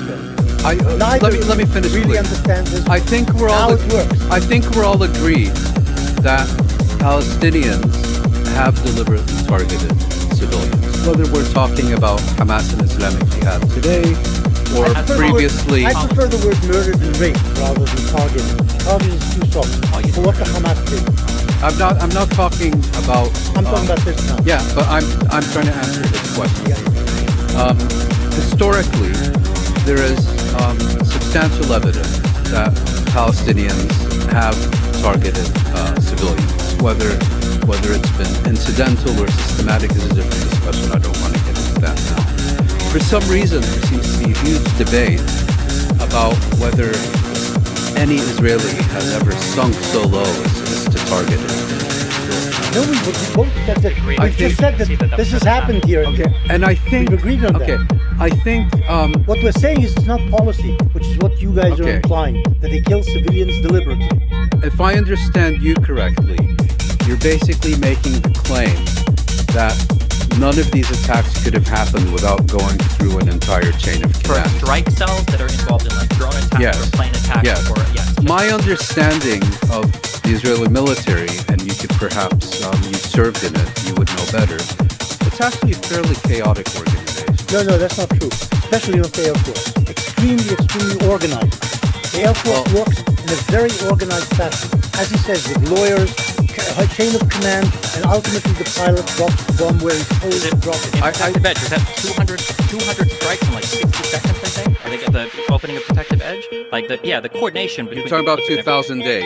I think protective edge was 2014. But I'm just saying that the coordination in the military is pretty tight. My understanding of the Israeli military is that it's quite chaotic, and there's also a lot of testimonies from Israel. But be that as it may, okay, I'm prepared to accept both of your contentions that it's a highly organized and disciplined force. The Air Force, under any scenario, is going to be more organized than the other branches. And you're saying such a strike would have been inconceivable. I'm not necessarily saying inconceivable. I'm just saying that like that would require. Okay, you're basically yes. I don't think good evidence represented to say that. Your basic claim is that it would be fair to assume that such a strike could have only been carried out with multiple levels of authorization and signing on. Okay, let's accept that for the sake of argument. We have now seen incident after incident after incident after incident where entire families are vaporized in single strikes. Who is in the family? Who lives in the house? Family inside? members. No, Family or next members. to the house. Family in which these families We have seen incident after... Do you know that Hamasniks weren't in that house? Do you know that their ammunition dumps weren't in Why do I those have houses? to prove a negative? You're saying that they deliberately targeted families. If Israel wanted to kill civilians in Gaza, they could have killed 500,000 by now with the number of strikes they've done. therefore, the fact that they've only killed a certain small number... 30,000 is a small number. Small number in You proportion. consider 30,000 Small a small number in proportion over 4 months probably is an indication that it's targeted and that there are Hamas targets in these places. So I've given, 12,000 children is only. And if that's the case, why is it... Yeah, you said only. Only. No, Professor Morris, here's a question for you. If we take every combat zone in the world for the past 3 years, every combat zone in the world. In Vietnam, okay? the Americans killed I said, a million I'm not people. talking about Well, they could have Vietnam. killed 40 million. I was in the anti-war movement.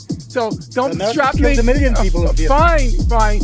And 30 million Russians were killed. So during World War II, so everything else is irrelevant. Okay. Here's the question. Professor Morris, here's a question. It's very perplexing. If you take every combat zone in the world for the past 3 years and you multiply the number of children killed by 4, every combat zone in the world, you get Gaza. Okay? So when you What is say that supposed to prove? Okay, I'm going to tell you. Firstly, Just shut up. You're relying And on I'll tell Hamas you. numbers. No, I'm not Hamas relying. numbers are I'm not relying on the necessarily numbers true. that You know everybody that. else. I'm relying on the numbers. Even if we take the numbers, though, what does that prove? Those are Hamas numbers. Okay. Which may not be true. Fine. They could invent Fine. anything because I you know think that they are a mendacious organization. I know mendacious. Believe me. You like words. Mendacious as in the Mendacious Israeli organization. Ministry of Foreign Affairs. Okay. So here's the thing. You say they could have killed 500,000, but they only killed that's your words. They only killed 30,000. You believe that they deliberately target civilians. They would have killed many more. The fact is that they don't deliberately target civilians. Professor Morris, for a historian, I don't want to understand Israeli society. You don't want to know the understand truth. that. I don't want to. I don't want to get inside their heads. That's the problem. 90% of A good historian tries to get into the heads of there's a limit. the various protagonists. There's a limit. When That's what a good historian does. 90% of Israelis think that Israel's using enough or too little force in Gaza, I don't want to get inside that head. 40% think that Israel's using insufficient force in Gaza. I don't want to get inside that head. I don't want to get inside the head of people who think they're using insufficient force against a population, half of which is children. I don't want to get inside that head. But here's the point, because your partner wants to know the point. You don't understand political constraints. One of your ministers said, let's drop an atomic bomb on Gaza. You really meant that? Well, No. It was said in a sort of a Professor very Morris. questionable way. He didn't say they should drop Professor it. Morris, I'm not supporting him. He's an idiot. This minister is a messianic idiot. But he didn't say drop an atomic bomb. None other than Israel's chief historian, the justifiably famed Benny Morris, thinks we should be dropping nuclear weapons on Iran. Iran has for years have said we should destroy Israel. You agree with that? They've said we should destroy Israel. Israel must be destroyed. Is that correct? This is what the Iranian leaders have been saying since Khomeini. I would say Iranian leaders have sent mixed messages. Okay, but some of them have said, including Khamenei and Khomeini. Wait. Why are you laughing? It's funny because The Houthi and Hamas Wait. to the extent that the Houthis are trying to stop the genocide in Gaza, I support selectively support international law when it agrees with you, and then when it doesn't, you decide to go international law to There's no defend. genocide in Gaza. if you like. Norm, stop, please. Norm, just you said that there's no genocide going on in Gaza. Let me ask that clear question. The same question I asked Hamas. Is there, from a legal, philosophical, moral perspective, is there genocide going on in Gaza today? Is there a genocide going on in Gaza? Well, in several years we will have a definitive response to that question.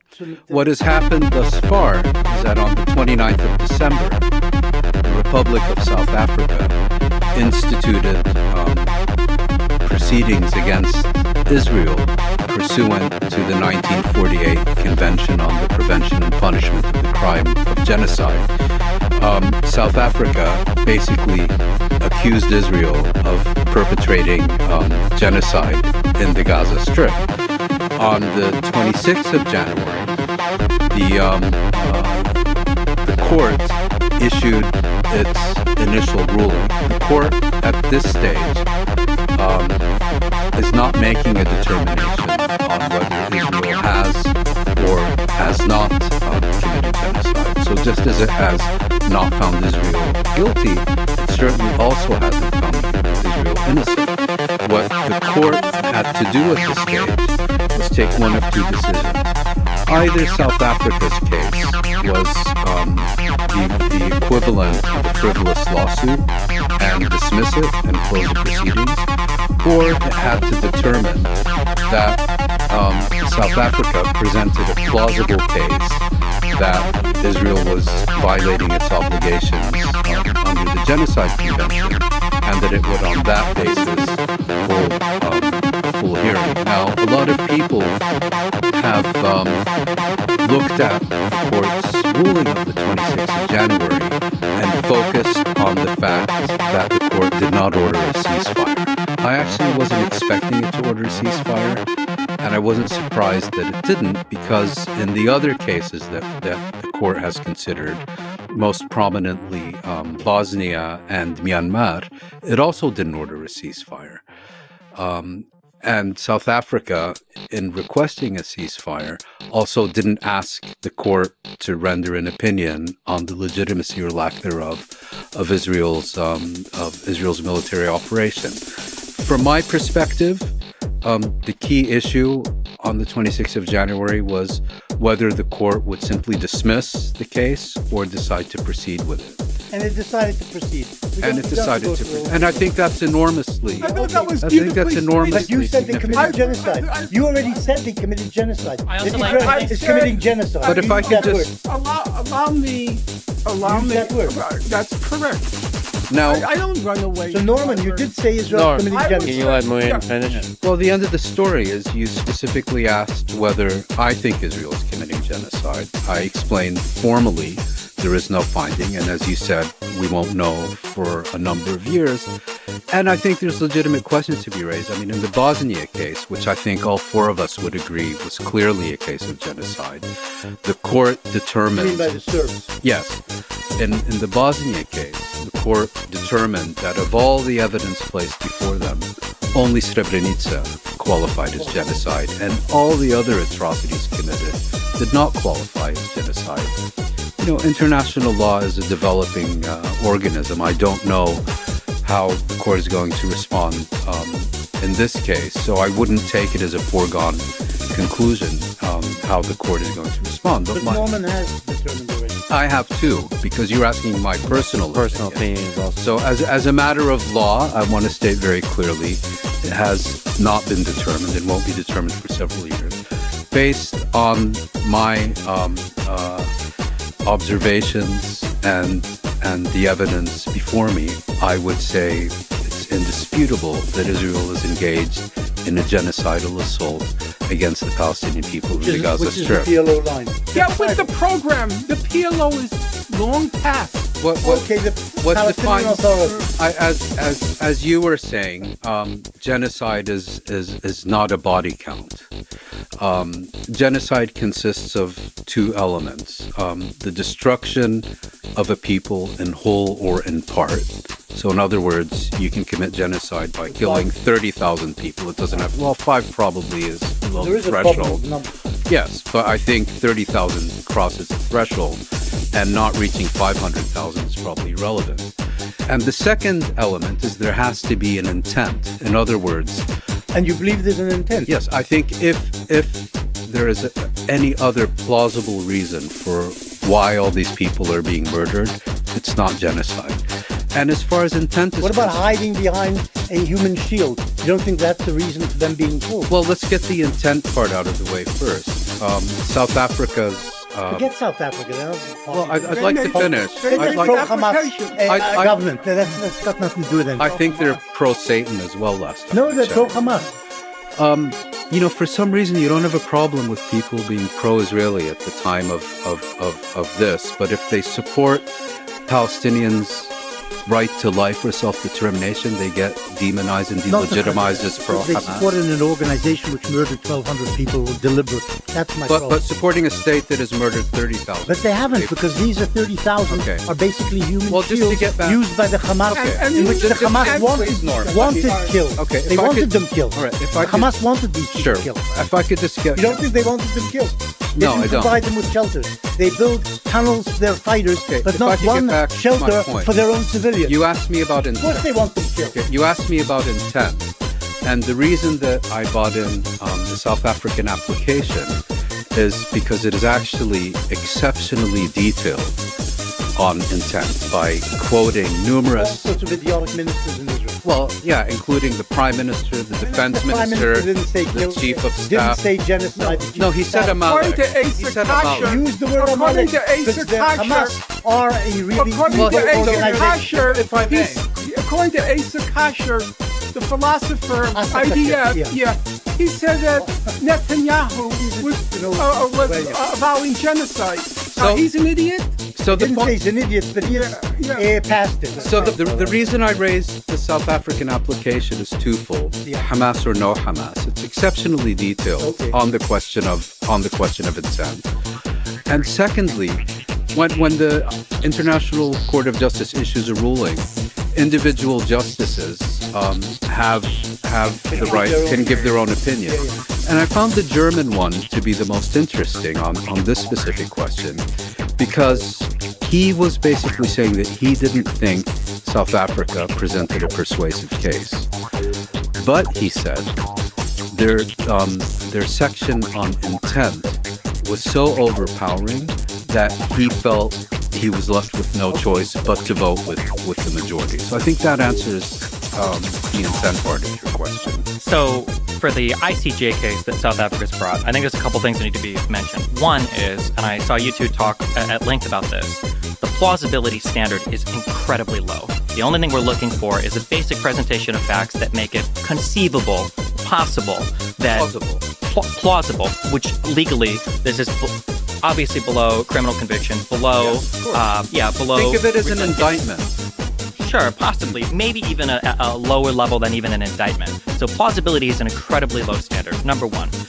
Number two, if you actually go through and you read the complaint that South Africa filed, I would say that if you go through the quotes and you even follow through to the source of the quotes, the misrepresentation that South Africa does in their case about all of these horrendous quotes, in my opinion, borders on criminal. Well, 16 ICJ judges disagree. That's fine if 16 ICJ judges disagree, but I'm going to give... incompetent.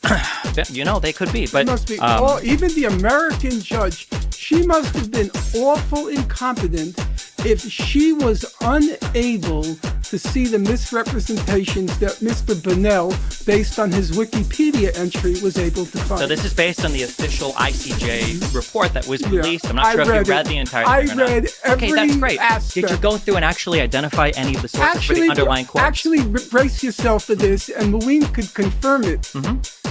Yaniv Kogan, an Israeli, and Jamie Stern Weiner, half Israeli, they checked every single quote in the Hebrew original, and Yaniv Kogan, love the guy, he has terrifying powers of concentration.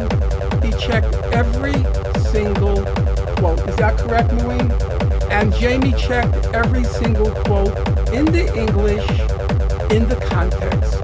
And where there were any contextual questions, they told us. Yeah, I think I found one. So I do not believe that those 15 judges, it was 15 to 2. 16 to 2, I think. They're 15 on the court plus 2, so it's 17, so it's 15 to 2. I don't think those 15 judges were incompetent, and I certainly don't believe the president of the court, an American, would allow herself to be duped. Okay. Because let me read. You might recall, Mr. Burrell. I think you want to read one. Let him read. Sure. So This was taken from the South African complaint. There's tons of these, but so here's one.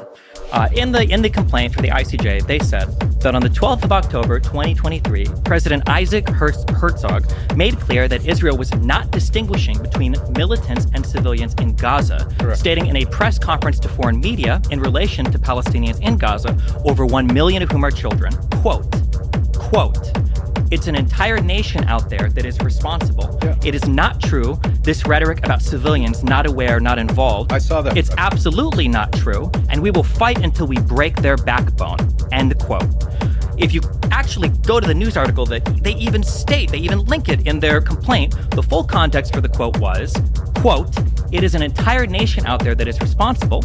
It's not true, this rhetoric about civilians not being aware, not involved. It's absolutely not true. They could have risen up. They could have fought against that evil regime, which took over Gaza in a coup d'etat.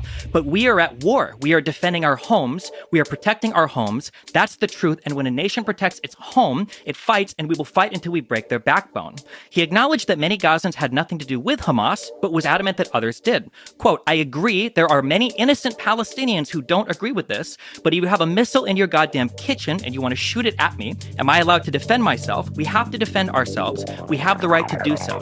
This is not the same as saying there's no distinction between militants and civilians in Gaza." His statement here is actually fully compliant with international law to the letter, because if you are storing military supplies in civilian areas, these things become military targets, and you're allowed to do proportionality assessments afterwards. So if this is supposed to be one of many quotes that they've shown that is supposed to demonstrate genocidal intent, but it is very easily explained by military intent or by a conflict between two parties. I saw that press conference. Wait, let me just say something. All of this talk is a bit irrelevant because it may sound to the listeners that the court in The Hague has ruled that Israel is committing genocide. No, I think but it hasn't. No. It's just going in the next few years to look at the whole thing. Okay. There has been no determination at all. Fine. And as Stephen says, some of the quotes are not exactly accurate quotes or taken out of Total context. mischaracterization. Okay.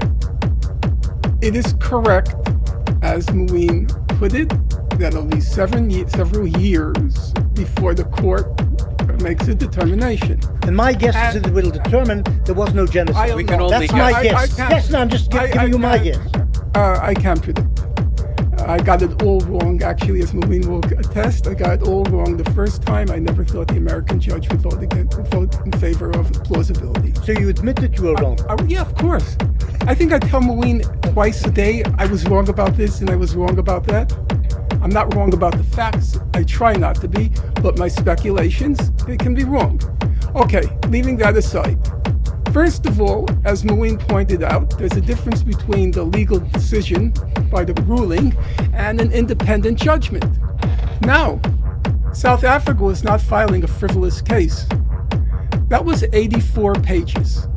It was single. Even 84 pages can be frivolous. It takes an hour and a half to read. It was not a massive case. It was single-spaced, and it had literally hundreds of footnotes. It can still be frivolous. It's possible. Of course, it could this be. one wasn't. Yeah, I read the report. To tell you the truth, I followed very closely everything that's been happening to October 7th. I was mesmerized. I couldn't believe the comprehensiveness of that particular report. Number two, there are two quite respected judges, there were two quite respected experts of international law sitting on the South African panel, John Dugard and Vaughan Lowe. Vaughan Lowe, as you might know, he argued the Wall case in 2004 before the International Court of Justice. Now, they were alleging genocide, which in their view means the evidence in their minds, we're not yet at the court, the evidence in their minds compels the conclusion that genocide is being committed. I am willing, because I happen to know Mr. Dugard personally and have corresponded with Vaughan Lowe. I've heard their claim, I've read the report. I would say they make a very strong case. But let's agree plausible. Now, here's a question. If somebody qualifies for an Olympic team, let's say a regional person qualifies for an Olympic team, it doesn't mean they're going to be on the Olympic team. It doesn't mean they're going to win a gold medal a silver medal or a bronze But they medal. can swim, that's what you're saying. No, I would say that's a very high bar You're saying they can swim. to even qualify. Swim well enough to have a realistic prospect. yeah, go winning ahead. a medal. So, to even make it to plausible, That is not true. bar. That is not what plausible very means. high. It is absolutely not. You're Mr. dead Borelli, wrong. Mr. Borelli, please don't teach me about the English language. So the I declaration of said, Judge Point said, says that the court plausibility is not is the asked same in the present concept phase. as qualifying. The court is not asked at this present phase of the proceedings to determine whether South Africa's allegations of genocide are well-founded. They're not well-founded. They're not even well-founded. The court is. You said that plausible is a high standard. It's absolutely not. It is a misrepresentation of the strength of the case against Israel, just like the majority of the quotes they have in this case are. And also, you said it was an extremely well-founded case. They spend like 1/4 of all of the quotation. Some even quote from the Goldstone report. They try to actually deal with the intent part. Which is, by the way, I think you guys, I don't know if you use the phrase, the dolo specialis, that the intentional part of genocide, I don't know that term. I think it's called dolo specialis. It's the most important part of genocide, which is proving the highly special intent to commit genocide. It's possible that Israel could... That's mens rea. No. The mens rea, yes, I understand the state of mind, but for genocide, there is dolo specialis. It's a highly special intent. Did you read the case? It is Mr. a highly Borelli, special intent. I'm to be going to convicted ask you of again. genocide. Yes. Please stop displaying your imbecility. Okay, I'm sorry if you think the declaration of the judge is Don't imbecile. put on public display that you're a moron. At least have the self-possession to shut up. Did I I'm read the putting case? my display on camera. You're Borelli, comfortable putting yours in Mr. books, Borelli, okay? I read the case around 4 times. I read all of the majority opinion, the declarations. I read Aaron Barak's declaration. Then why are I you know- lying and saying plausible by standard? Because I said, even reaching the benchmark of plausibility is a very high standard in the world. It's the equivalent of a regional player qualifying for an Olympics. It's still 2 steps removed. You may not be on the team, and you may not get a medal, but to get qualified, which in this context is the equivalent of plausible, you must be doing something pretty horrible. And as it happens, Professor Morris, there was no genocide. That's what the court will rule. Remember what I just told you. The court will I don't rule expect there to was be no even genocide. around when the court reaches its final decision. Why? Why? It'll take a long, long time. No, I don't think it'll take 2 or 3 years. I mean, but- Bosnia, which was admittedly a special type of case because they were accusing Serbia of sponsoring the Bosnian Serbs. That took, I think, 17 years from 90. I assume they'll take 2 or 3 years. But the point you're making, so this I'm is a saying that legal. something Yeah. horrible must be happening to even achieve. It's horrible. It's a war. Yeah. I know, it's true, It's yeah. horrible. But I Except think- they weren't rendering a ruling on a war. They were rendering a ruling on a genocide. And I think the suggestion. They said it was Just plausible. They also said it was we're plausible that Israel is committing a But I- military I- operation as well. Yeah, but I think the problem with your characterization is you're saying in so many words that South Africans basically only have to show up in court with a coherent Right. statement. Right. That is correct. In today's needed- atmosphere, that's probably correct. They needed to do a lot more. Not They much more. needed Not much more. they needed The to American persuade. judge? Today's atmosphere. The American judge? They needed Today's to atmosphere, persuade. Judges go according to what the majority wants to Yeah, do. but they He was needed the president.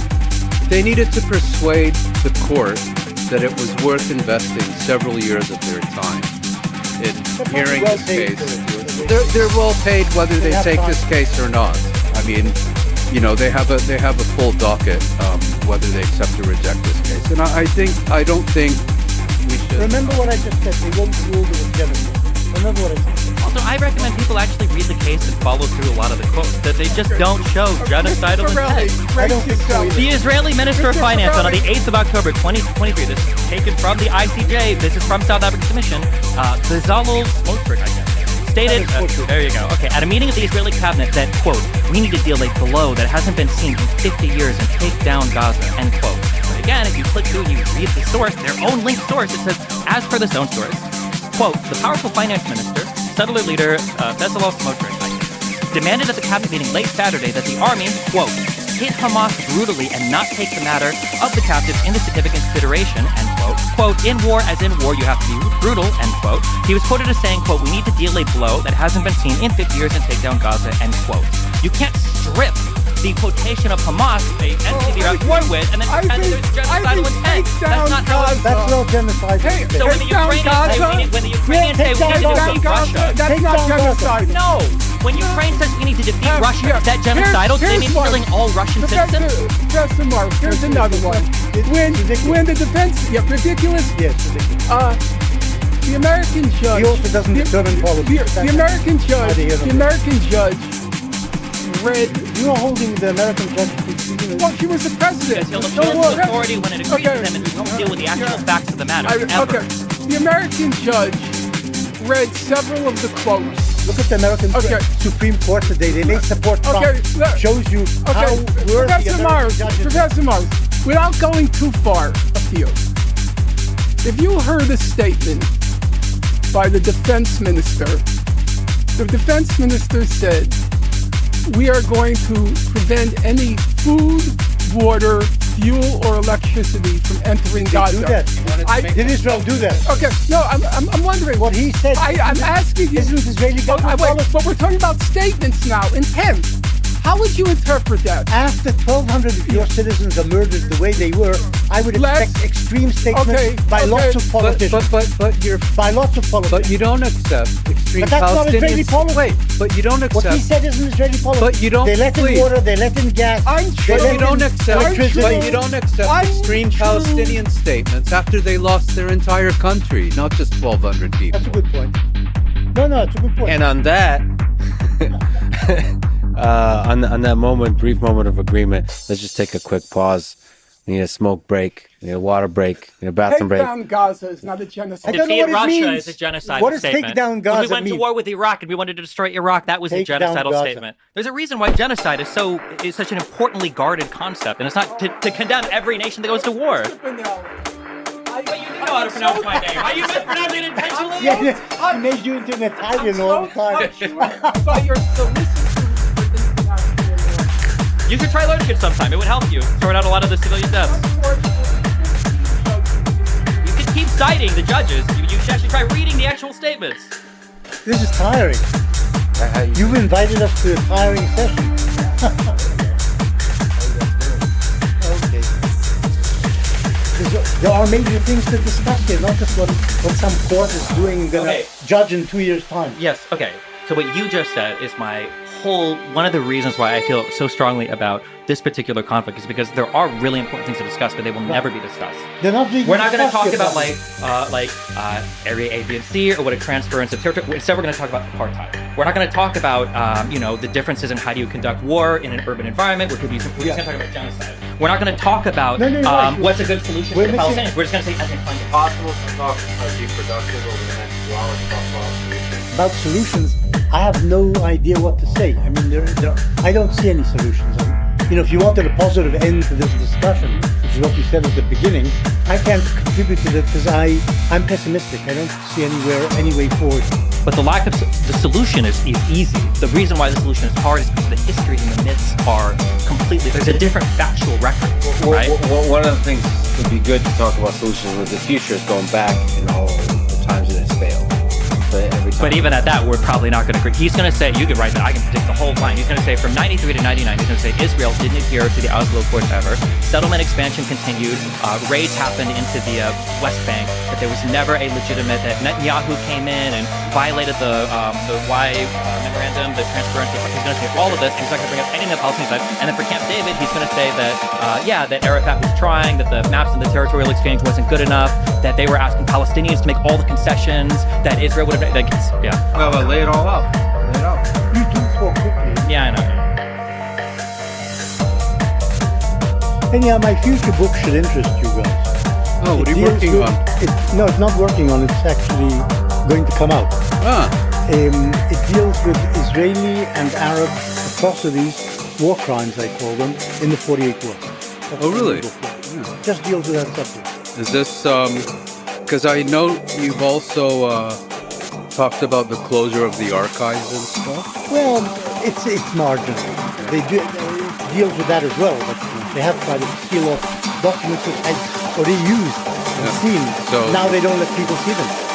That's happened, but it's marginal in terms of its effect on were the British archives useful for you? Well, for this list, it's mostly Israeli archives. The British and the Americans and the UN did deal with these subjects, but not as well as Israeli does. What's your casualty count for Deir Yassin? It's about 100. I think there's agreement on that by Israelis and Arabs. 100, 105. Because before they used to say 245 or 254. Those were the figures the British and the Arabs and the Haganah agreed on at the beginning. Because the Red Cross, I think, was the one that first put out that.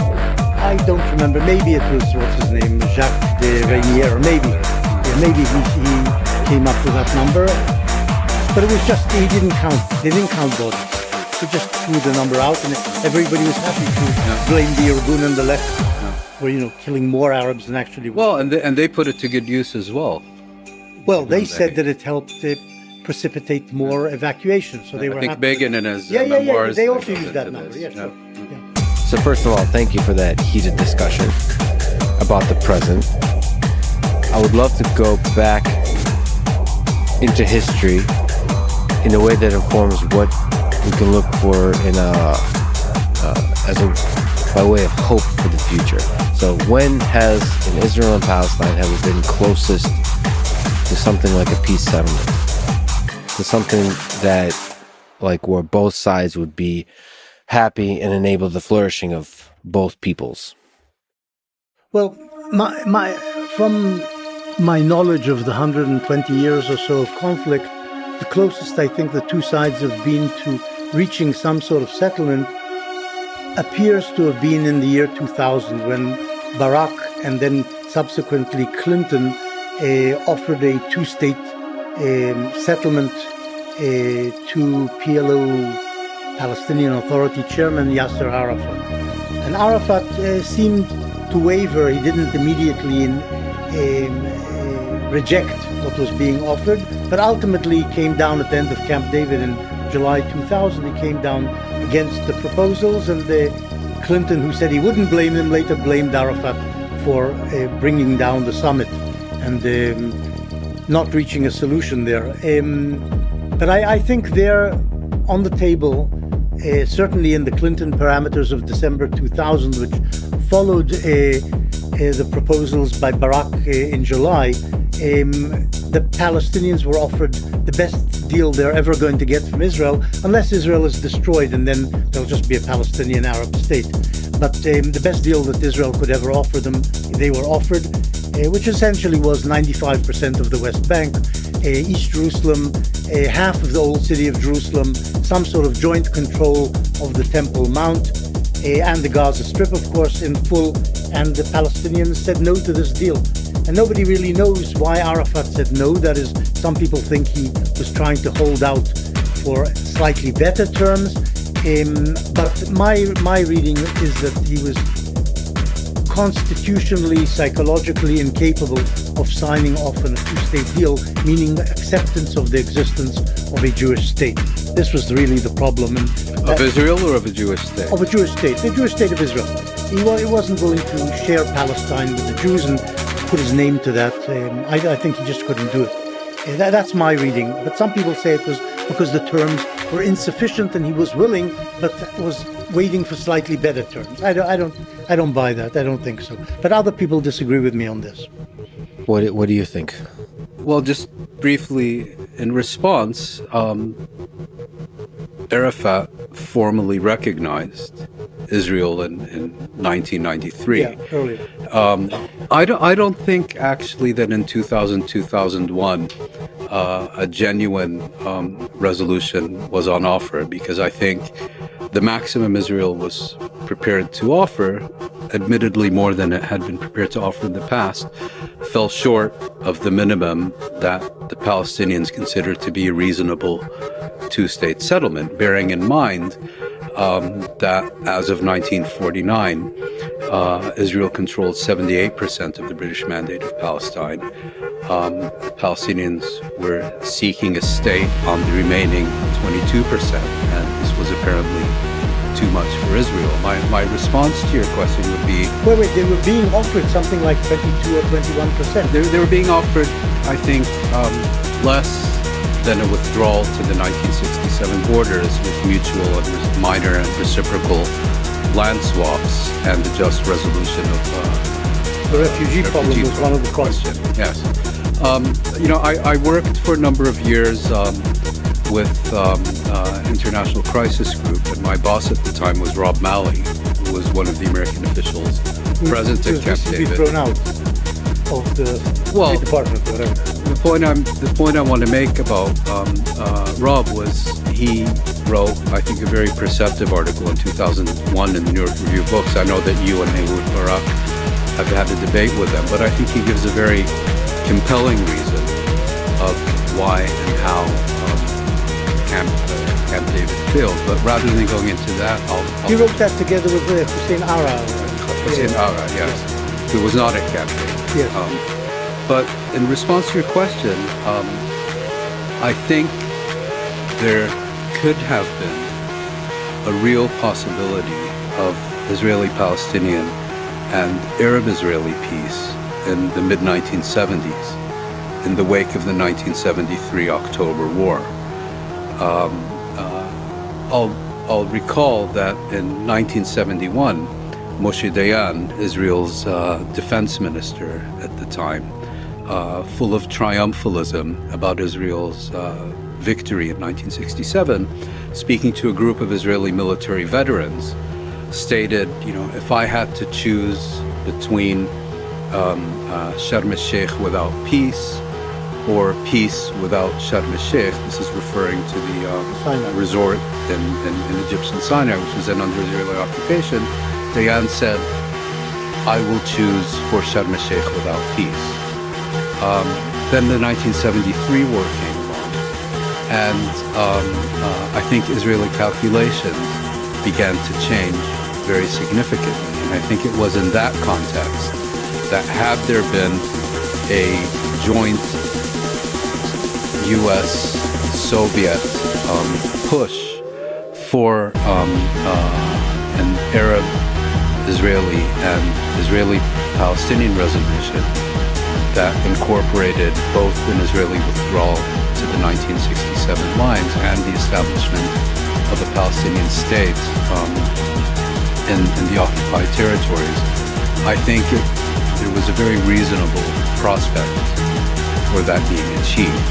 It ended up being aborted, I think, for several reasons, and ultimately the Egyptian president, Anwar Sadat, decided, for reasons we can discuss later, to launch a separate unilateral initiative for Israeli-Egyptian rather than Arab-Israeli peace. And I think once that set in motion, the prospects disappeared because Israel essentially saw its most powerful adversary removed from the equation and felt that this would give it a free hand in the occupied territories, also in Lebanon, to get rid of the PLO and so on. So, and you ask when were we closest, and I can't give you an answer of when we were closest. I can only tell you when I think we could have been close, and that was a lost opportunity. If we look at the situation today, there's been a lot of discussion about a two-state settlement. My own view, and I've written about this, I don't buy the arguments of the naysayers that we have passed the so-called point of no return with respect to a two-state settlement. Certainly, if you look at the Israeli position in the occupied territories, I would argue it's more tenuous than was the French position in Algeria in 1954, than was a British position in Ireland in 1916, than was the Ethiopian position in Eritrea in 1990. And so, as a matter of practicality, as a matter of principle, I do think the establishment of a Palestinian state in the occupied territories remains realistic. I think the question that we now need to ask ourselves, it's one I'm certainly asking myself since October 7th, and looking at Israel's genocidal campaign, but also looking at larger questions. Is it desirable? Can you have peace with what increasingly appears to be an irrational, genocidal state that seeks to confront and resolve each and every political challenge with violence, and that reacts to its failure to achieve solutions to political challenges with violence by applying even more violence, that has an insatiable lust for Palestinian territory, that a genocidal apartheid state that seems increasingly incapable of even conceiving of peaceful coexistence with the other people on that land. So I'm very pessimistic that a solution is possible. I look at, I grew up in Western Europe in the long shadow of the Second World War. I think we can all agree that there could have been no peace in Europe had certain regimes on that continent not been removed from power. I look at Southeast Asia in the late 1970s, and I think we're all agreed that there could not have been peace in that region had the Khmer Rouge not been ousted. I look at Southern Africa during the 1990s, and I think we can all be agreed that had the white minority regimes of that ruled Zimbabwe and South Africa not been dismantled, there could not have been peace in that region. And although I think it's worth having a discussion, I do think it's now a legitimate question to ask, can there be peace without dismantling the Zionist regime? And I make a very clear distinction between the Israeli state and its institutions on the one hand, and the Israeli people, who I think, regardless of our discussion about the history, I think we can now talk about an Israeli people and a people that have developed rights over time, and a formula for peaceful coexistence with them will need to be found, which is a separate matter from dismantling the Israeli state and its institutions. And again, I haven't reached clear conclusions about this, except to say, as a practical matter, I think a two-state settlement remains feasible. But I think there are very legitimate questions about its desirability and about whether peace can be achieved in the Middle East with the persistence of an irrational, genocidal, apartheid regime, particularly because Israeli society is beginning to develop many extremely distasteful, supremacist, dehumanizing aspects that I think also stand in the way of coexistence that are being fed by this regime. So if you look back into history, when were we closest to peace? And do you draw any hope from any of that? I feel like in 2000, I feel like the deal that was present, at least at the end of the Tava summit, I think in terms of what Israel had the appetite to give and what the Palestinians would have gotten, would have definitely been the most agreeable between the two parties. I don't know if in 73, I'm not sure if the appetite would have ever been there for the Arab states to negotiate alongside the Palestinians. I know that in Jordan there was no love for the Palestinians after 1970, after Black September. I know that Sadat had no love for the Palestinians due to their association with the Muslim Brotherhood, attempted assassinations in Egypt. With PLO and the Muslim Brotherhood? Sadat was upset because there were attempted assassinations by people an assassination. It was a personal friend of his, Yusuf al-Hibai, I can't pronounce that. He was assassinated in Cyprus by a Palestinian. Killed by the Abu Nidal organization. Sure, yeah. Admittedly, he says as much, belongs to the Splinter Group, not PLO directly, but I think that There was a history of the Palestinians sometimes fighting with their neighboring states that were hosting them if they weren't getting the political concessions they wanted. The assassination of the Jordanian king in 51 might be another example of that in Jordan. It feels like over a long period of time, it feels like the Palestinians have been kind of told from the neighboring Arab states that if they just continue to enact violence, whether in Israel or abroad, that eventually a state will materialize somehow. I don't think it's gotten them any closer to a state. If anything, I think it's taken them farther and farther and farther away from one. And I think as long as the hyperbolic language is continually employed internationally, the idea that Israel is committing a genocide, the idea that there is an apartheid, the idea that they live in a concentration camp, all of these words, I think, further the narrative for the Palestinians that Israel is an evil state that needs to be dismantled. I mean, you said as much about the institution, at least, of the Zionist government. Israel's government is probably not going anywhere. All of the other surrounding Arab states have accepted that, or at least most of them down in the Gulf, Egypt and Jordan have accepted that.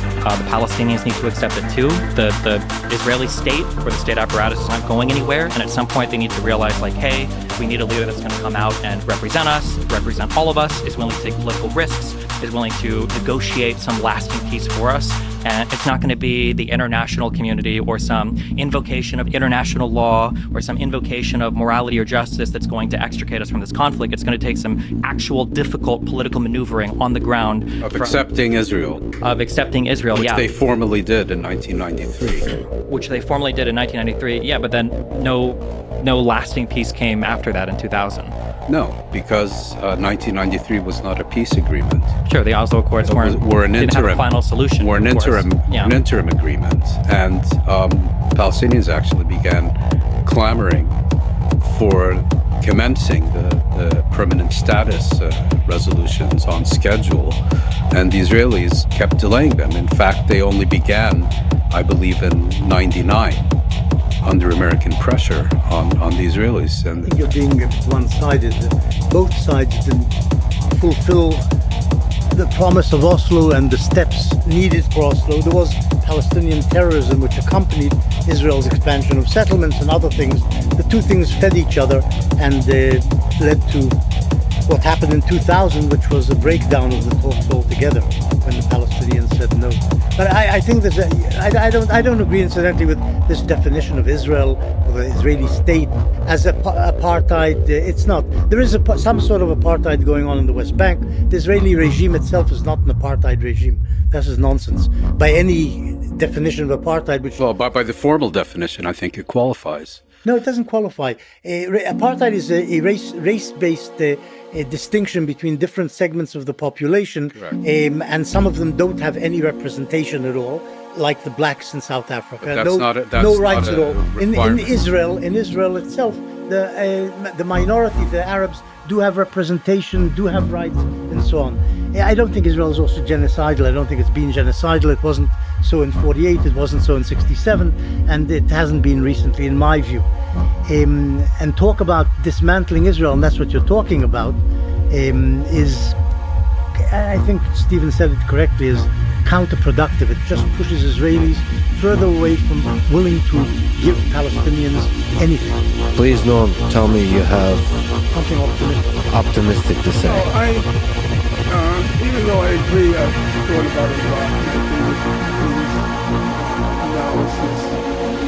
I'm not really in the business of punditry. I'd rather look at the historical record where I feel more comfortable and I feel terra firma. So I'd like to just go through that. I agree and I disagree with Mouin on the 73 issue. After the 1973 war, it was clear that Israel was surprised by what happened during the war, and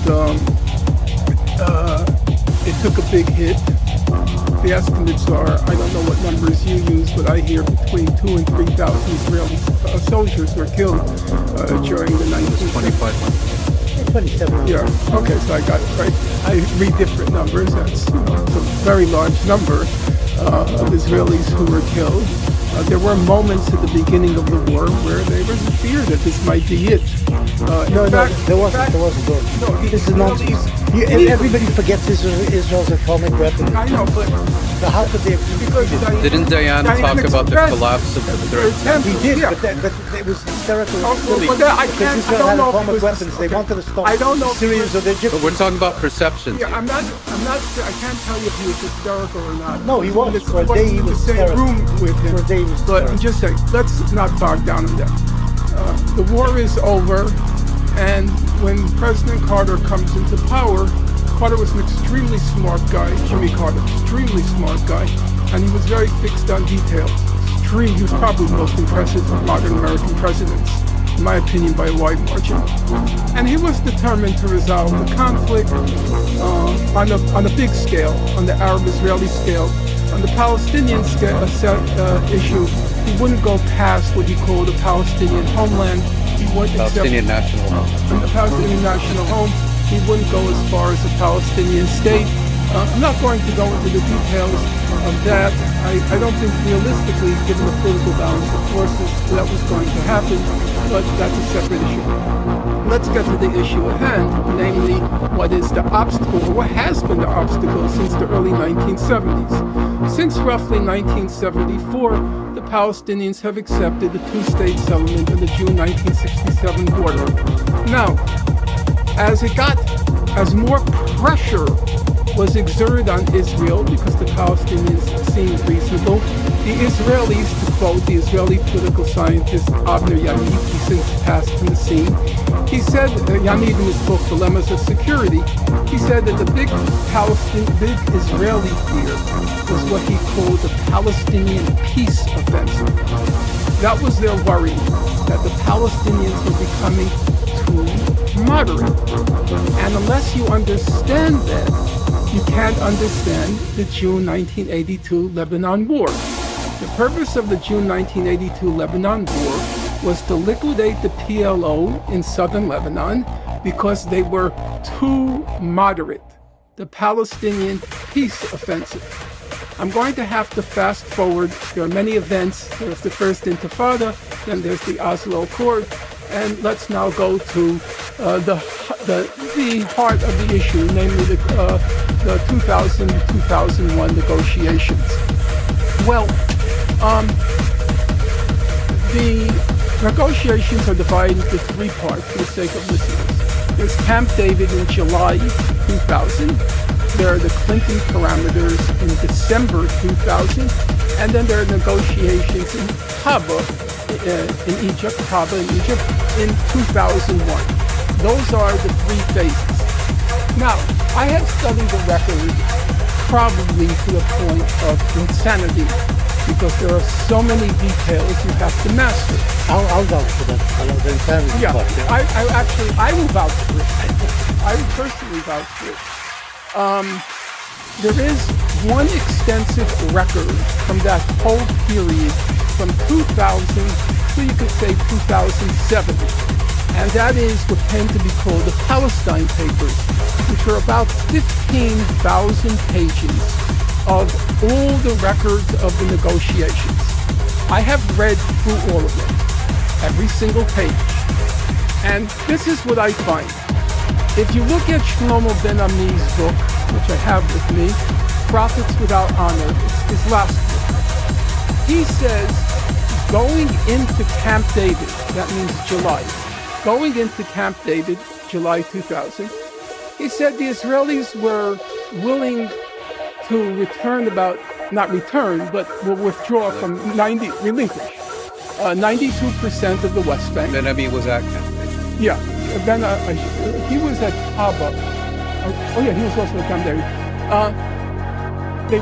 Israel wanted to keep all the major settlement blocks. It wanted to keep roughly 8% of the West Bank. They were allowing for, you put it at 84 to 90% in your books. They put it at roughly 92%. Israel was willing to give up. How you calculate. Yeah, that Also depends what stage Camp Right. David, because there were 2 weeks. I'll get to that. Proposals changed during So Israel wants to keep all the major settlement blocks. means the border area of the West Well, not the border. We have Ariel, we have Ma'ale Adumim, we have is Candiloro Rice told Ariel. She said it was a dagger into the heart of the West Bank. So they want to keep 8% of the land. They want to keep the settlement blocks. They want to keep 80% of the settlers. They will not budge an inch on the question of refugees. To quote Ehud Barak in the article he co-authored with you in the New York Review of Books, we will accept, and I think the quote's accurate, no moral, legal, or historical responsibility for what happened to the refugees. So forget about even allowing refugees to return. We accept no moral, legal, or historical responsibility for the refugees. And on Jerusalem, they wanted to keep large parts of Jerusalem. Now, how do we judge who is reasonable and who is not? Ben Ami says, I think the Israeli offer was reasonable. That's how he sees it. But what is the standard of reasonable? My standard is, what does international law say? International law says the settlements are illegal. Israel wants to keep all the settlement blocks. 15 judges, all 15, in the Wool decision in 2004, in July 2004, all 15 judges, including the American Judge Bergenthal, ruled the settlements are illegal under international law. They want to keep 80% of the settlers. Under international law, all the settlers are illegal in the West Bank. They want to keep large parts of East Jerusalem. But under international law, East Jerusalem is occupied Palestinian territory. That's what the international... There was no Palestine. Okay. There's never been a Palestinian state. How could it be Palestinian? I listened patiently to you. Sorry. Under international law, if you read the decision, all territory, the 2004 Wall decision, all territory beyond the Green Line, which includes East Jerusalem, is occupied Palestinian territory. The designated unit, according to the International Court of Justice, the designated unit for Palestinian self-determination. And they deny any right whatsoever on the right of return. The maximum, I don't want to go into the details now, the maximum formal offer was by Ehud Omar in 2008. He offered 5,000 refugees could return under what was called family reunification, 5,000 in the course of 5 years, and no recognition of any Israeli responsibility. So, if you use as the baseline what the UN General Assembly has said and what the International Court of Justice has said, if you use that baseline, international law, by that baseline, all the concessions came from the Palestinian side. Every single concession came from the Palestinian side. None came from the Israeli side. They may have accepted less than what they wanted, but it was still beyond what international law allocated to them. Now, you say... Allocated to the Palestinians. Allocated to Palestinians, yes. Thank you for the clarification. Now, about Arafat. Like the Mufti, never liked the guy. I think that was one of the only disagreements Mouin and I had. Arafat passed. We were a little sentimental. I was not. Never liked the guy. But politics, you don't have to like the guy. There was no question. Nobody argues it. That whenever the negotiations started up, the Palestinians just kept saying the same things. No. No. They kept saying no. No. Professor Morris, with due respect, incorrect. They kept saying international legitimacy, international law, UN resolutions. They said we already gave you what the law required. We gave that in 1988, November 1988, and then ratified again at Oslo in 1993. And they said, now we want what was promised us under international law. And that was the one point where everybody on the other side agreed. Clinton, don't talk to me about international law. Livni, during the Omar administration, he said, I studied international law. I don't believe in international law. Every single member on the other side, they didn't want to hear from international law. And to my thinking, that is the only reasonable baseline for trying to resolve the conflict. And Israel has, along with the U.S. When has international law been relevant to any conflict basically in the world? That's why over the last 150 That's why the years. Palestinians had to recognize Israel, because that's international law. No, but international law is meaningless. That was UN Resolution 242. Conflicts are not solved by international law or in accordance with international Yeah, law. but then, Professor Morris, for argument's sake, let's agree on that. Strictly for argument's sake. What's the alternative? Dennis Ross said, we're going to decide who gets what on the basis of needs. So he says, Israel needs this, Israel needs that, Israel needs that. Dennis Ross decided to be the philosopher king. He's going to decide on the basis of needs. So if you ask me, since Gaza is one of the densest places on earth, it needs a good It needs part of Sinai. It needs a nice big chunk of Sinai. Well, not Sinai. That's what it actually needs. Okay, I don't even want to go there. It needs a nice big chunk. I have to accept international law says no.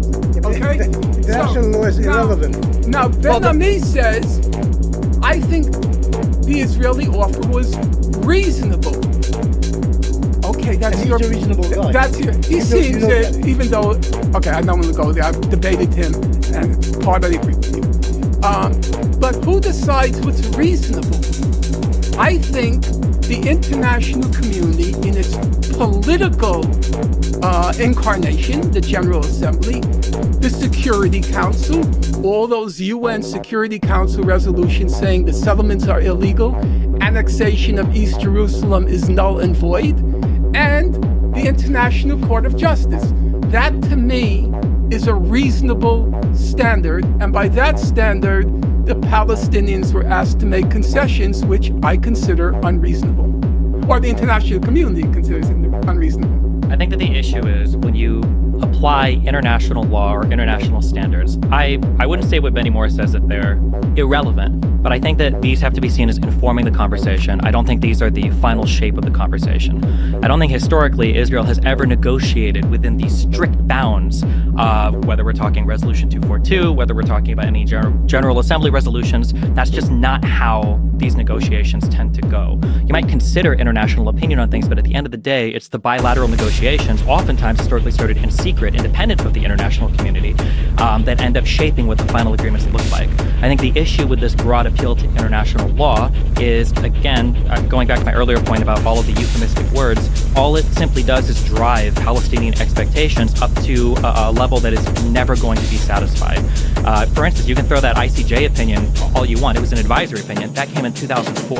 Have Palestinians gained more or less land since that 2004 advisory opinion was issued? So what would your standard be? Both sides have to have a delegation that confronts each other, and they assess the realistic conditions on the ground, and they try to figure out within the confines of international law, and then what both sides are reasonable for. But like, for instance, this statement of like full retreat from the West Bank, was it 400,000 settlers? How many settlers live on the West Bank now? Probably half a million. Yeah, you're going to depends if you include the Jerusalem suburbs. Yeah, 400,000 or 500,000 people are never with the Jerusalem suburbs. Yeah, half a million people Jerusalem, not settlement. I know that, but that's not what the law calls it null and void. We can say whatever we want, that until we're blue in the face, but like there's half a million Israeli people are not being expelled. My response, you're basically saying, if I understand correctly, there's only one way to resolve this, and that is through direct bilateral negotiations. Probably, yeah. Okay. So, or ideally, but I've taken over your house. Okay. you're not going to go to the police because, the law is of only limited value.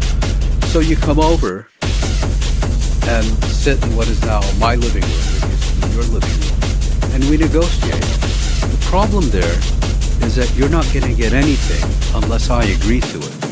And standards and norms and law and all the rest of it be damned. So you need to take into account that when you're advocating bilateral negotiations, that effectively that gives each of the parties veto power. And in the current circumstances, Palestinians have already recognized Israel. They have. But you keep bringing that up like it's a significant concession, and I don't. And even if it's not even true, it doesn't. But it doesn't. The recognition from Palestine isn't doing anything for. Hamas totally rejects. I'm not talking about Hamas. Hamas is the majority among the Palestinian people. They won the elections in 2006. They won a majority of the seats. Yes, exactly. They didn't win a majority of the votes. Every opinion poll today says the majority of Palestinians support the Hamas. That sounds the Hamas absolutely rejects this. But so if Arafat in 1993 or whatever issued a sort of recognition, it wasn't a sort of recognition. Okay, a recognition of Israel. It's meaningless. It's meaningless. I don't believe that Arafat was sincere about it. Does it matter what you or I think about what Israelis do, and that doesn't matter. Okay, that doesn't matter. But Hamas says no, and Hamas is the majority. So for years, the Israeli and U.S. demand was that the Palestinians recognize 242 and 338. They did, but you're saying, okay, we demanded that they do this, but it was meaningless when they did it. Then the demand was that. Then the demand was that PLO recognize Israel. Okay, we demanded that they did this, and they did it, but it's meaningless. And they never changed their charter, the PLO. You may remember that. In fact, they supposedly abrogated the old charter, but never came up with a new one. There's no new charter. But in 1996, and Farouk Kaddoumi said, of course, the old charter is still in force. Yes. But the point is, the Palestinians' demands are constantly made of them, and when they accede to those demands, they're then told actually what you did is meaningless. So here's a new set of demands. I mean, it's like a hamster. There's no new set of demands. It's like a hamster. Let me tell you what.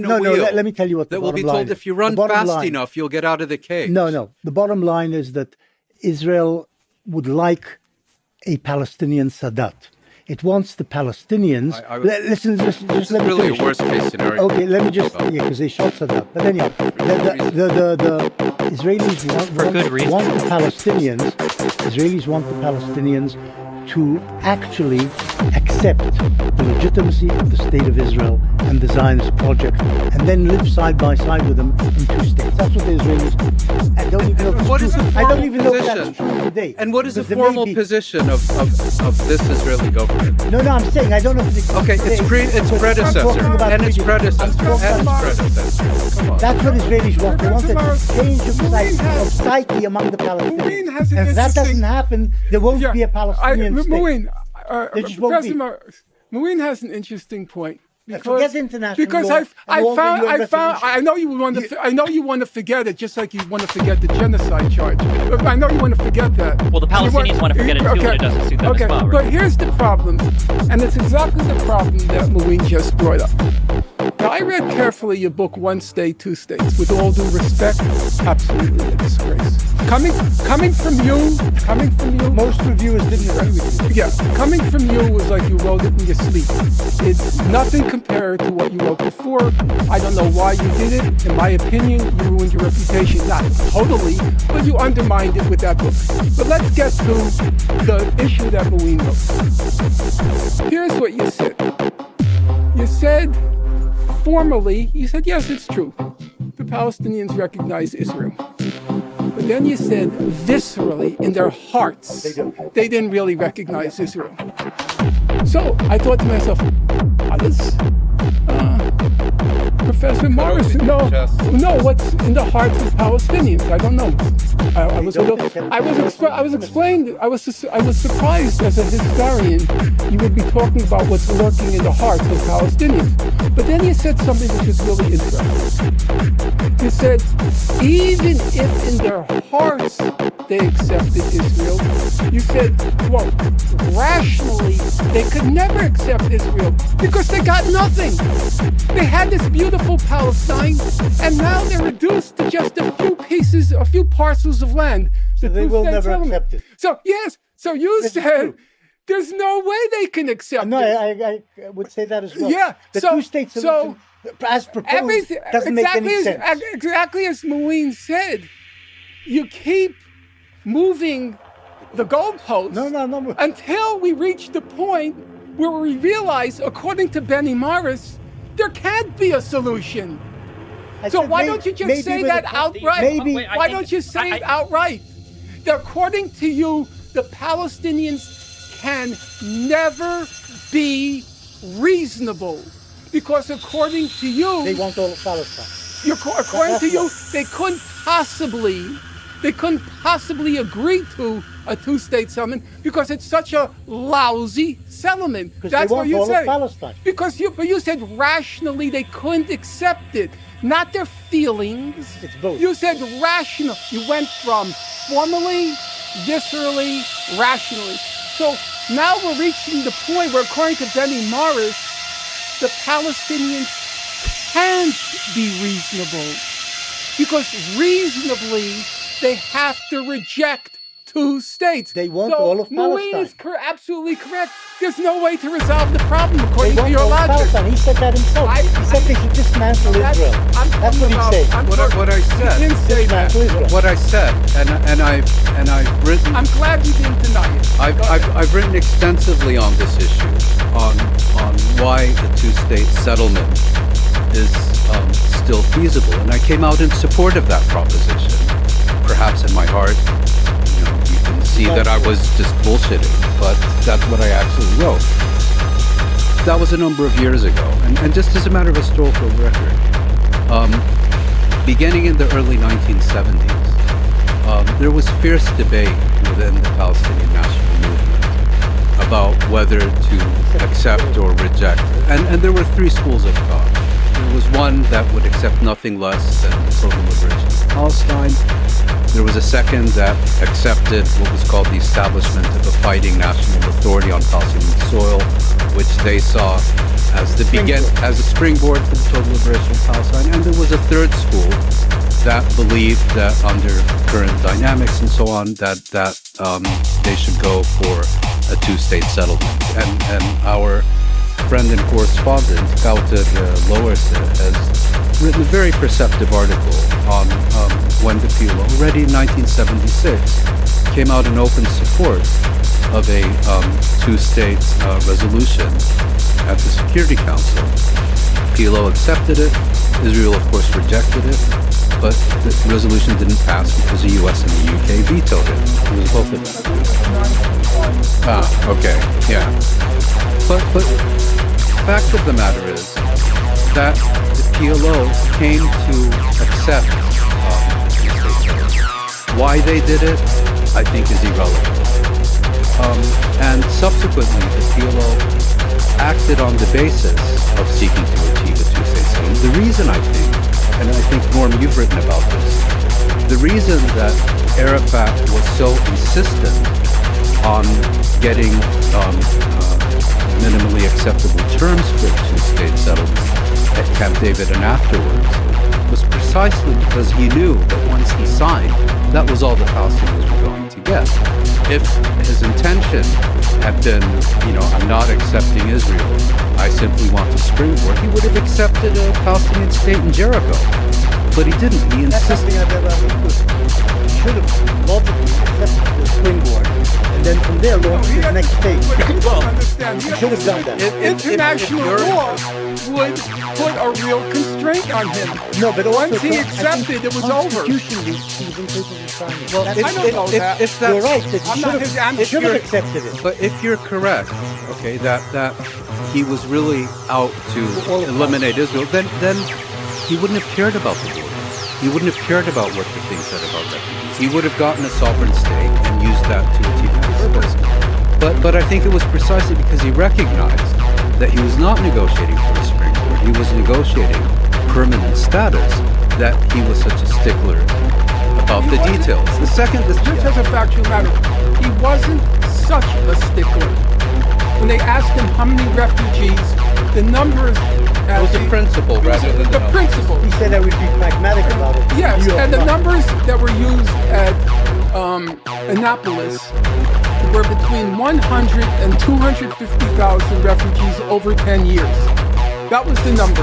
Arafat, when he was asked at Camp David, he kept saying, I care about the Lebanese, the Palestinian refugees in Lebanon, which came to about 300,000, which was a large concession from him. Whether you accept the number or not, that he wasn't talking about 6 million.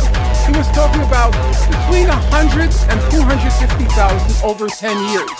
Now, the best offer that came from the Palestinians, the best offer that came from Israel was the Olmert offer. Can we just pretend like we didn't all lay out exceptionally pessimistic view of a two-state solution? Let's pretend that in 5 years, in 10 years, a two-state peace settlement is reached. And as historians, you will still be here writing about it 20 years from now. How would it have happened? I think that historically, I think that the big issue is, I think that both sides have had their own internal motivations to fight because they feel like they have something to gain from it. But I think as time has gone on, unfortunately, the record proves that the Palestinian side is delusional. The longer that the conflict endures, the worse position they'll be in. But for some reason, they've never had a leader that convinced them of that as much. That Arafat thought that if he held on, there was always a better deal around the corner. Abbas is more concerned with trying to maintain any legitimacy amongst Palestinians than actually trying to negotiate anything realistic with Israel. That Palestinians are always incentivized to feel like as long as they keep fighting, either the international community is going to save them with the 5 millionth UN resolution condemning whatever, that another ICJ advisory opinion is finally going to lead to the expulsion of 500,000 Jews from the West Bank, or that some other international body, the ICJ and the genocide charge, is going to come and save the Palestinians. As long as they, in their mind, feel like somebody is coming to save them, then they feel like they're going to have the ability to get something better in the future. The reality is all of the good partners for peace that the Palestinians had have completely and utterly abandoned them. Egypt, Jordan, the Gulf states, whether you're talking bilateral peace or the Abraham Accords, most of the Arab leaders in negotiating peace with Israel have just not had as much of an interest in maintaining the rights and the representations of what the Palestinian people want. And the only people they have today to draw legitimacy from or to have on their side to argue with them are people that, I guess, write books or tweet, or people in the international community that do resolutions or Amnesty International reports. And the reality is, we can scream until we're blue in the face on these things. None of it has gotten any closer to helping the Palestinians in any sense of the word. The condition has only gotten worse. The settlements only continue to expand. The military operations are only to get more brutal. The blockade is going to continue to have worse effects. As long as we use international law as the basis, and there isn't a strong, a Sadat-like Palestinian leader that's willing to come up and confront Israel with the brave, peaceful negotiations to force them to acquiesce, nothing is going to happen. And I think that the issue you come up with is, whether it's people like Norm that talk about how brave the October 7th attacks were, or how much respect they have for those fighters, Israel, in a way, and I think people have said as much about Netanyahu, the right wants violence from the Palestinians because it always gives them a perpetual excuse to further the conflict. But we have to go in October 7th, we've got to remove Hamas, but we can't trust these people. We have to do the night raids because, the second Intifada, it made us feel like the Palestinian people didn't want to trust with us. I feel like the biggest thing that would force Israel to change its path would be a real, not for like 2 weeks, but an actual peaceful Palestinian leader, somebody committed to peace that is able to apply those standards and hold the entire region of Palestine to those standards. Because I think over time, the mounting pressure from without the international community and the mounting pressure from within, because Israel hosts a lot of its own criticism. We talked about B'Tselem, Israel will host a lot of its own criticism. I think that pressure will force Israel towards an actual peace agreement, but it's never going to come through violence. Historically, it hasn't, and in the modern day, violence has just hurt the Palestinians more and more. If you paint a picture of the future, now is a good moment for both Palestine and Israel to get new leadership. Netanyahu's on the way out. Hamas possibly is on the way out. Who should rise to the top such that a peaceful settlement can be reached?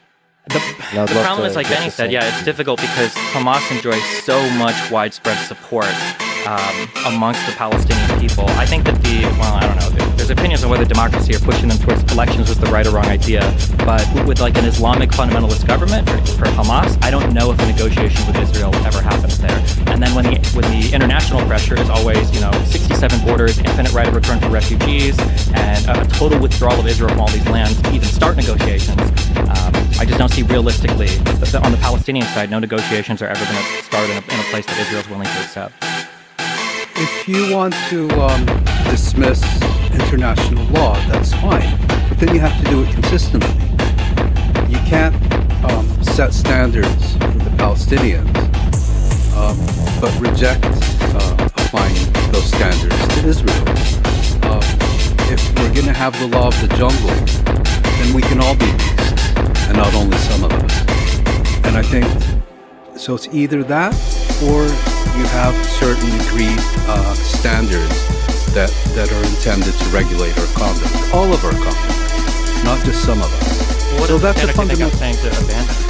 Well, you're saying, international law and the millionth UN resolution, you're being very dismissive about all this. And that's fine, but then you have to be dismissive across the board. That was a Chapter 6 resolution. That's non-binding. But 242 is the thing. It's binding. What is binding? Do you know anything about how the UN system works? If you read the language of the resolution, binding is typically if it commits you to upholding a particular international law or establishes a new law. You just throw out words. You hear binding, does not 242 binding. Does 242 mention a Palestinian state? No. Norm. Of course That's not. part of the problem. That was the reason why So Palestinians didn't want to recognize 242, because it only referred at the very end. Sure, but the PLO recognized problem. 181 and 242. Yeah, but hold on. Every United Nations Security Council resolution, irrespective of under which chapter it was adopted, is by definition binding. Binding not only on the members of the Security Council, but on every member state of the UN. Read the UN chart. It's black and white. Sure. Okay? Now regarding, yes. The language even of 242 is kept intentionally vague, such that it doesn't actually provide, again, the It's final actually not contours. that vague, because the term land for peace originates in 242. Sure, The but idea about is... territorial acquisition and Israel's need to give it up was kept vague. That's why in 79 Israel saw that they fulfilled their obligations under 242 in terms of withdraw. Allow me points of information. The first principle in UN Resolution 242 is the inadmissibility of the acquisition of territory by force. Which is meaningless. It may be meaningless to you, Mr. Brunel. Okay, Mr. Brunel, that principle was adopted by the Friendly Nations Resolution, the UN General Assembly in 1970. That resolution was then reiterated in the International Court of Justice, this ruling, advisory opinion in 2004. That was the basis of the coalition against Iraq when it acquired Kuwait and then declared it a province of Kuwait. That's what's called under. I'm not going to go there. It's not accurate that Arafat endorsed. Okay, I'm not going to go there. Okay. It's called under international law use cogents or peremptory norms of international law, the inadmissibility of the acquisition of territory by war. That is not controversial. It's not vague. You couldn't put it more succinctly. You cannot acquire territory by force under international law. On the West Bank before 67. Who owned the Gaza Strip before 67? Mr. Bennell, don't change the subject. If you don't know what you're talking about, at least have the humility. You talk about chapter 6. You don't know how close has 242 gotten to the Palestinian peace? From Suite 5. You have no idea what you're talking about. It's just so embarrassing. At least have some humility. Between us, we've read maybe 10,000 books on the topic, and you've read 2 Wikipedia entries, and you start talking about Chapter 6. Do you know what Chapter 7 is?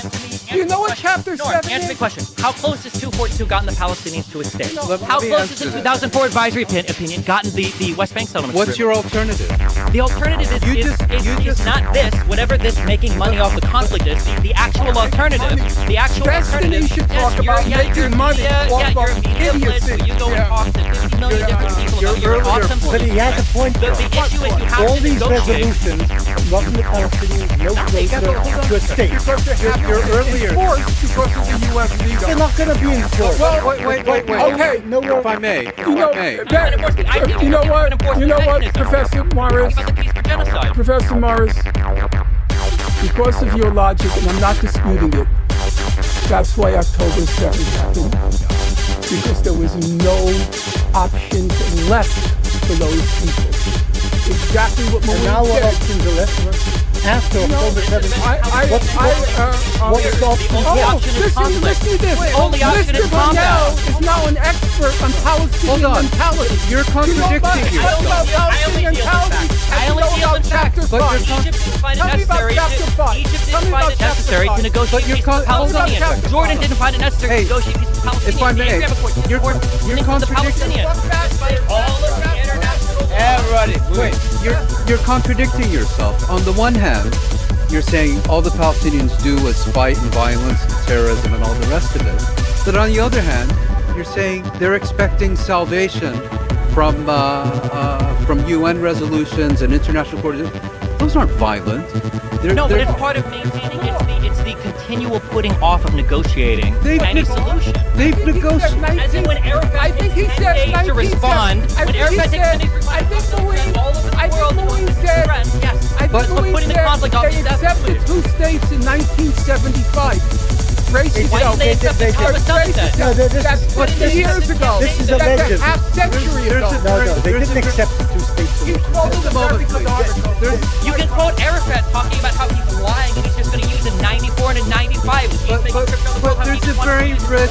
starting ground. I'm sorry, I can also, you can watch YouTube videos, slow it down to 0.5 speed if you don't understand what I'm saying. Let me. There's a very lengthy history of Israeli-Palestinian negotiations. You want to deny that those negotiations took place? Where it feels like there was a good faith effort, where there was a good faith effort, where it was a good faith effort. Written record. With all due respect, We have a written Mr. record, Pop Mr. Historian, Burrell. you can't even read the written records. I don't know why you're referring to Excuse it, okay? me? I just said there are 15,000 pages on Annapolis. And I'm sure you cherry picked your favorite quotes I from don't all of cherry them, pick. okay? Hey, That's at great. least, That's Mr. great. Burrell, at No. least I had a quote from That's cherry great. pick. All you have And I is didn't. You want me, Wikipedia. I gave you quotes. All you I have gave is you quotes. You want Wikipedia. quotes?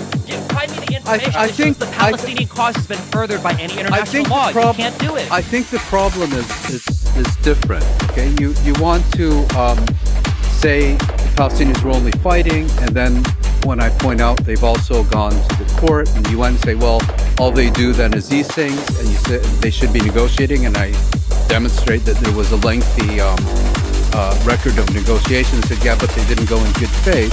Again, you're placing the hamster in the wheel and telling him if he runs fast enough, maybe one day he'll get out of the cage. What was the best good Okay, faith and please, negotiations if on the side if of I the... could just finish.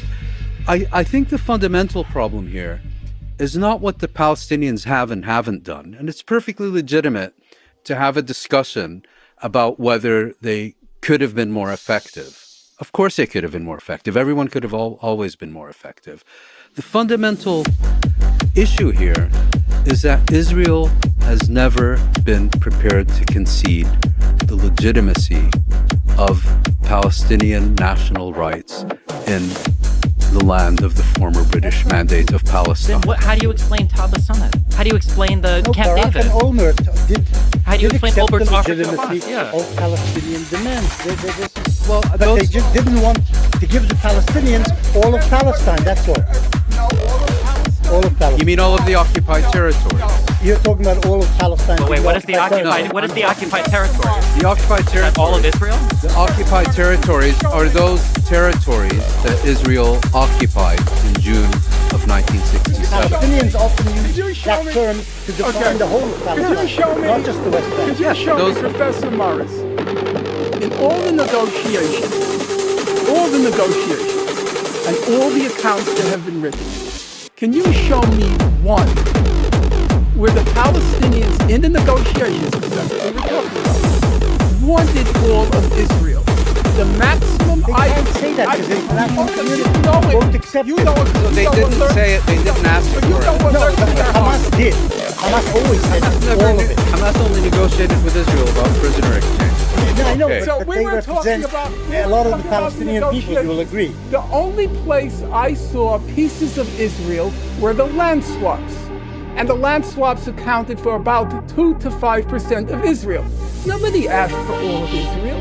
Why Hey, what do you say mean? They things asked like for that? all of Israel in 48. They asked for all of Israel in 67. Okay, What do you think Mr. those Bernal, wars were about? you talk You're not so- going to respond you to talk anything I'm so- saying because you have no I'll answer. respond to you. That's correct. Okay, Mr. Bernal, we were talking about the diplomatic negotiations beginning with 2001. You can't pretend that He the went first back. ask for He Israel went- was in diplomacy. Okay. It was through You war. don't know what you're talking about. Is the international law argument ever going to get the Palestinians closer to state? Is the Israeli state ever going to be dismantled? Do you think that's like realistic coming up?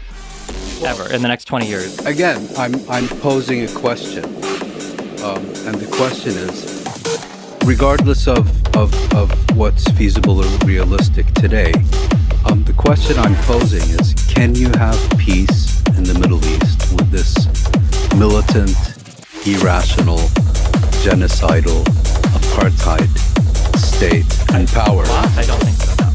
Okay, and the question I'm asking is, can you have peace with this regime, or does this regime and its institutions need to be dismantled, similar to what the examples I gave of Europe and Southern Africa? How do you contend with the fact that most of the surrounding Arab states seem to agree that you can? Yeah, you're correct. Several of them, most importantly Egypt, Jordan, have made their peace with Israel. I should add that Israel's conduct since then has placed these relations under strain. I had very little. I didn't take the reports of a Saudi-Israeli rapprochement particularly seriously before October 7th, the reason being that it was really a Saudi-Israeli-U.S. deal, which committed the U.S. To make certain commitments to Saudi Arabia that would probably never get through Congress. Do you not consider the Egypt-Israeli peace deal legitimate then, since the United States made a great financial contribution to Egypt? I don't think the question is whether that deal is legitimate or not. I think that deal exists, but the point is whether the core of this conflict is not between Israel and Egypt. The core of this conflict is between Israel and the Palestinian people.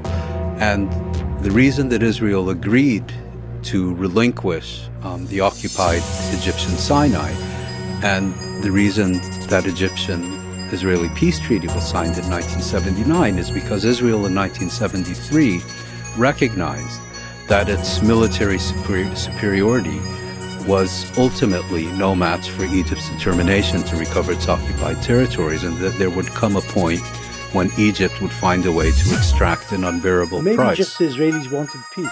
Well, the Israelis Not wanted, just because they were afraid of I'm- what Egypt might do at some if you're point. talking about the average Israeli citizen, I think that's a fair characterization. If you're talking about the Israeli leadership, I think they looked at it in more strategic terms. How do you I think remove it's the both. most powerful Arab military 2 points, state simple and point. depose it? What was the terms of that Egypt-Israel peace treaty? International law. Egypt demanded Nobody cared about it. allow me to finish. Every single inch Nobody of Egyptian talked about international law. Begin and Carter and Saddam talked about the reality. No, of Israel occupying territory. Professor Morris, I know the record.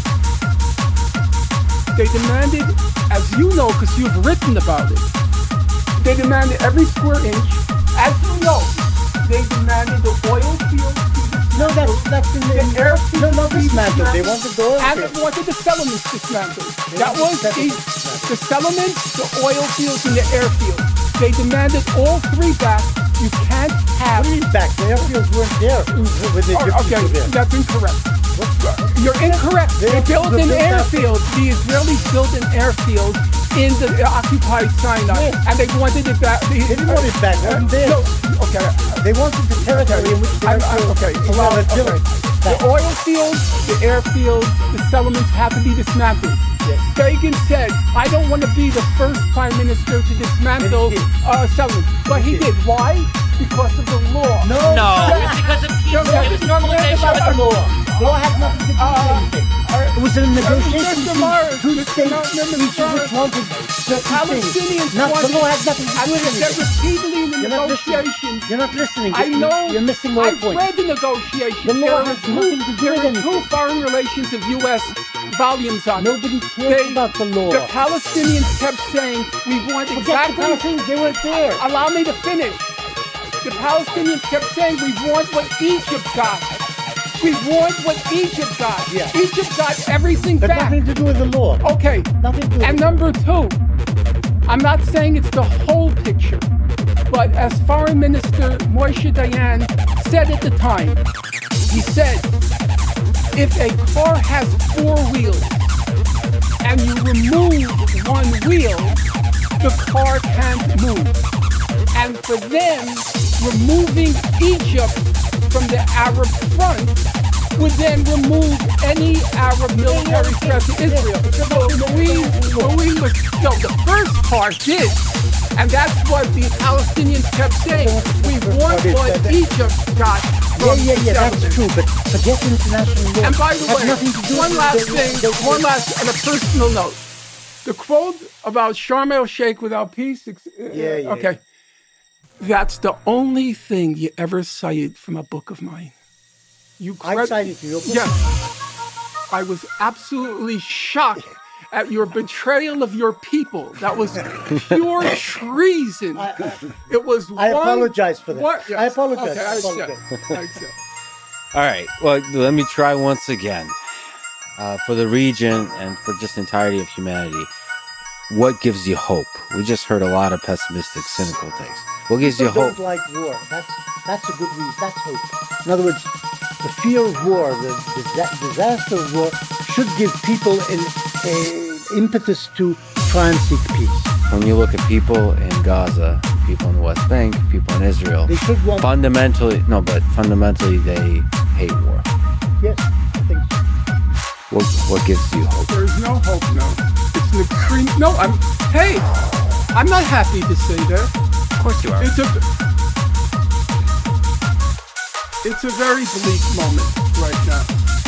Because That I agree with. Israel believes it has to restore what it calls its deterrence capability. I think you've written about it, actually. I just realized.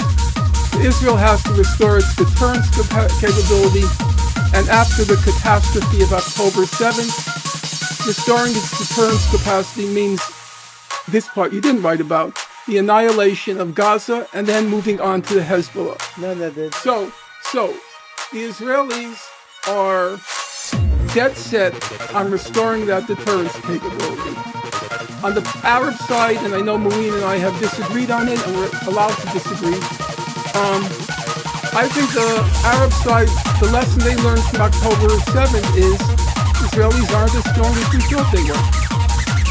And that would be an unfortunate message. That's really what the Arabs come to believe. And they think that there is a military option now. And I think it's a zero-sum game at this point, and it's very, very bleak. And I'm not going to lie about that. Now, I will admit my predictive capacities are not perfect, are limited. But for the moment, it's a very bleak situation. That I agree. And I don't see right now a way out. However, at the very minimum, permanent ceasefire and the inhuman and illegal blockade of Gaza, and why is it illegal? They were shooting rockets at Israel for 20 years. Why is that illegal to blockade Gaza? Why is it illegal? I'll tell you why. You don't rocket your neighbor. Expect consequences. I'll tell you why. Expect consequences. But that works both ways. Yeah, I know, I expect that. Professor both ways. I'll tell you why. Because every human rights humanitarian and UN organization in the world has said that the blockade Nobody cares is a about form amnesty. is a form of collective Nobody punishment, cares which is about amnesty. illegal under international Forget law. illegal. The word illegal. You think a blockade? You don't understand the way the world works. Yeah. And, These and things you are think, irrelevant. and you think confining, because that's the blockade. Yes, you don't Confining shoot at your a neighbor. million children. That's the choice of Hamas. Confining That's a Hamas's million choice. children in what the Economist called a human rubbish sheet. The Economist supported Israel in this war and continues to support Israel. What International Committee of the Red Cross called a sinking ship, what the UN High Commissioner for Human Rights called a toxic slum. You think it is a slum? You think but it's caused by under the Hamas. international law? You think it's legitimate Forget to the law. hey? I know you want to forget the law. What about It's the morality? one thing that What about it's morality? what every Israeli fears the most. The law. As Zippy Whitney said, I studied international law. I oppose international law. Of course you don't want to hear about the law. No, it's got nothing to do with anything. Okay, so here's the thing. Then don't complain about October 7th. If you don't want to, if you want to say, forget about the law, all I said was then barbarian. there is no international humanitarian law. There's no distinction between civilians and combatants. There should be. And so, now you're doing what Mouin said. You're becoming very selective about the law. If you want to forget about the law, Hamas had every right to do what it did. It had every right to do what it did, according to you, not to me, because you want to forget the law. Do you still support the Houthis shooting random ships? Absolutely. Okay, that's a violation of international law, so you play the same game. Absolutely. And were there a power during World War II who had the courage of the Houthis? Were there a power that had that kind So of courage? courageous to be bombing merchant ships while tens of thousands of people died of actual starvation. Not the starvation that exists in the Gaza Strip, where people before our time don't die of starvation. Not the concentration camps. What about starvation in Yemen? Don't they have something better That to was do? the Houthis. Yes, I know. Don't they have And anything you know, better to in do? 3 years, Shouldn't they be feeding? 180,000 Shouldn't they be feeding the You know, Yemenis? 60,000 Why Yemenis fight? died Why in fight? starvation. Why fight the Western powers in Israel when you should be taking care of your problems at home? The Houthis. Often, the only allies of the dispossessed are those who experience similar circumstances. Don't you think that they should take care of the Yemeni problem?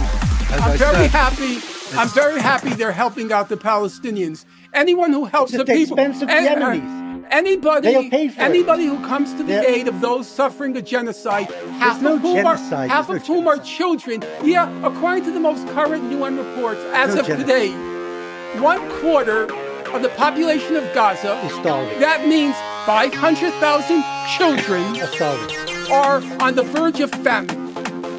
Keep saying on the verge. On the verge of I have famine. not seen one Palestinian die of starvation in these last 4 months. Not one. There have They're been always on the documented verge. cases. They're on the verge. There have been documented cases. I haven't seen it. Yesterday, Al Jazeera said 6, and the day before that they said 2. So those are the That number probably dies in Israel of starvation also. I don't think there's famine in Israel. There isn't. There isn't in the Gaza Strip either. It's something which is produced for the Western. There are infants dying due to a engineered lack of access to food and I don't think it's nutrition. engineered. I think the Hamas stopped shooting, perhaps, or what? As you said, engineered. I think Human Rights Watch called it using starvation as a weapon. That's called engineering. Okay. That's what they did, but you were pushed on this by Coleman Hughes to bring up like an example of why is the Gaza Strip, like by what metric are they starving? By what metric is it so behind the rest of the world? You know, if we're going to bring up... I want to hear an answer to that, because you didn't answer Okay, it I'm before. happy to answer it. Yeah. I just quoted you from the humanitarian organizations. They said 1/4 of the population of Gaza is now verging on famine. Before October 7th. Okay, Before October I'm not 7th. going before October That's what you 7th. use that as justification for Hamas fighting. You said the conditions were unlivable. They had to I fight. said to him. So my question is, what made it unlivable prior to What made October it 7th? What are the metrics that you're using? There were about 5, 6, or 7 reports issued by UNCTAD, issued by the World Bank, issued by the International Monetary Fund, and they all said that's why That's Why did they say why? Okay, Why did they say that's that? why The Economist, not a radical periodical, described Gaza as a human rubbish. So tell me by what metrics? If you're There, a hey, historian, if you do all this work, okay, then tell me what they here's said. something, Mr. Bennell. Tell me by what Mr. metric. Bennell, He's not going to answer again. I don't think I've avoided any of your questions except when they breached the threshold of complete imbecility. You're about to tell me I've by what answered. metric So, the Gaza Strip is okay, a I'm going to humanitarian answer crisis. you. You remember what I said a moment ago? I said to Professor Morris, I defer to expertise. I look at what the organizations say. I look at what the United Nations High Commissioner Just for say in Human more Rights words said. that you don't know. You don't And know I or you don't don't care. know. Okay, I don't that's know. fine. Do you know That's how good. complicated? Have you ever investigated how complicated is the metric for hunger, starvation, and famine? It is such a complicated metric they figured out. If you asked me to repeat it now, I couldn't do it. And yet we have a human development index where we rank countries, yet we can still measure infant mortality, life expectancy. We can measure all of these things. Mouin, I'm holding out for you here. You still didn't answer the hope question. What gives you a source of hope about the region? Well, first of all, I would agree with Benny Morris and Norman Finkelstein that the current situation is bleak, and I think it would be unreasonable to expect it to not get even bleaker in the coming weeks and months. And this conflict really, it originated in the late 19th century. It's been a more or less active conflict since the 1920s, 1930s, and it has produced a tremendous amount of suffering and regional conflict and geopolitical complications and all of that. But what gives me hope is that throughout their entire ordeal, the Palestinian people have never surrendered.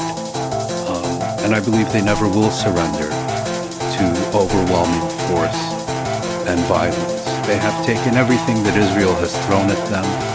They have taken everything that the West has thrown at them. They have taken everything that those who are supposed to be their natural allies have, on occasion, thrown at them. But this is a people that never has, and I believe never will surrender. And at a certain point, I think Israel and its leaders will have to come to the realization that by hook or by crook, these people are going to achieve their inalienable and legitimate national rights, and that is going to be a reality. What do you mean by that? You mean all of Palestine? Is that what you mean? No, and From the river to the sea. well, ideally, of course, yes. And what I was Those are the inalienable rights. no, what I was saying earlier, and then the discussion got sidetracked, is that I did believe that a two-state settlement, a partition of Palestine along the 1967 boundaries, would have been a reasonable solution, because I think it also would have opened pathways to further But now you believe what? further nonviolent engagement between Israel and the Palestinians that could create other forms of coexistence in a federal or binational or What do you think about refugees in regards to that? Do you think there has to be a resettlement of the 5 or 6 million, whoever wants to lay claim to make this I think there has to be an explicit acknowledgement of the responsibility And the return? and of their rights. I think that in the framework of a two-state settlement, I think a formula would need to be found that does not undermine the foundations of a two-state settlement. And I don't think it would be that difficult, because I suspect that there are probably large numbers of Palestinian refugees who, once their rights are acknowledged, will find it exceptionally distasteful to have to live among the kind of sentiments that we've heard around this table today. Frank, I mean, I was previously unfamiliar with you, and I watched one of your preparations. Very disconcerting stuff, I have to say. You were explaining 2 days ago in the discussion about apartheid and how absurd it was, that in your view, Jim Crow was not apartheid. Jim Crow was not apartheid.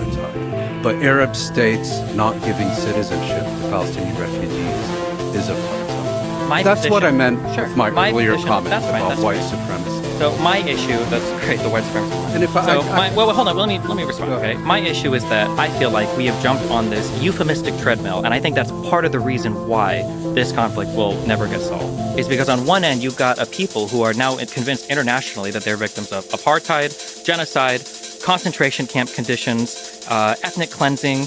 They're forced to live in an open-air prison with all of these things that are stacked against them, all of these terms that are highly specific, that refer to very precise things.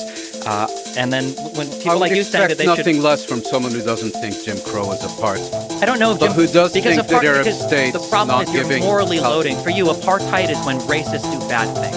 No, right? no. There's a definition of apartheid. That's great. But There's the specific top-down racial domination enacted through top-down, like federal legislative politics or whatever, means that I don't know if Jim Crow would have qualified for apartheid. That doesn't make it any less. Excuse me, Finkelstein. I'm talking right now.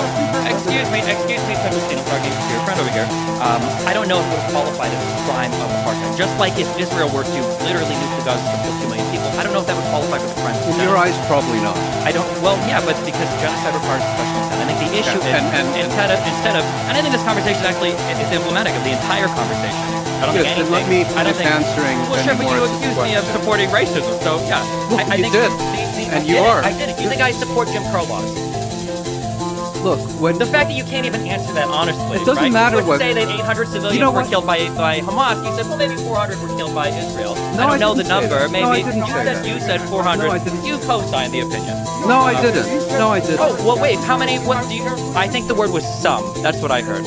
Well, you weren't listening. How many people do you think approximately, if you had to ballpark it, how many do you think were killed by Hamas on October 7th? I think it's pretty clear that the majority of civilians that were killed 51%? Or 90%? Don't ask me to put a number on something I don't know. Very different intuitions. First of all, when you say Hamas, do you mean Palestinians or do you mean Hamas specifically? I mean the invading Palestinian force. I don't like to say Palestinians because I don't think all Palestinian civilians were involved. No. In fact, I'll say Hamas, Islamic Jihad, whatever. But that's how this discussion started. You said Hamas, and I began to answer that. And then Benny Morris said, actually, he means Hamas in addition to Jihad and the others. So of the invading Palestinian force, how many do you think killed civilians versus the IDF? What do you think of the ballpark percentage? Well, the figures we have are that about a third of the casualties on October 7th were military. That's not about two-thirds were. What's your question? What percentage of civilians do you think were killed by the invading force? I think a clear majority, but I can't give you a specific figure. If you thought it was closer to 51% or 99% were killed by... How? It's because it's interesting to actually stay out of position. If you want to be completely agnostic on it, that's fine. Complete ignorance because we don't know. Professor Morris doesn't know. Rabbani doesn't know. You can speak with absolute certainty that the IDF is targeting and murdering Palestinian children intentionally. You see the double standard? No, I don't see. I know you don't. I know. It's a rhetorical question. Obviously, you know why? Because I looked at the UN report. I looked at the Goldstone report? No, the UN report on the Great March of Return in 2018, and they said that the snipers were targeting children, medics, journalists, and disabled people. As they are now, and this conflict. Exactly. More journalists have been killed in the last several months in Gaza than in any other conflict. And in all of World War II. Hamas is not killing journalists. Do you agree that they operate in civilian uniforms, that their goal is to induce that confusion? That's the way that they conduct themselves militarily? Let me finish my point. More journalists have been more UN. No, because it's virtue. You're not having a substantial. It is virtue signaling. Yeah. Yes, like when you say children over and over again, that's virtue signaling. Talking about how many Israelis were killed, that's not virtue signaling, because that's human I don't care about it. I don't care if 100 are killed or 1,000. You just interrogated him.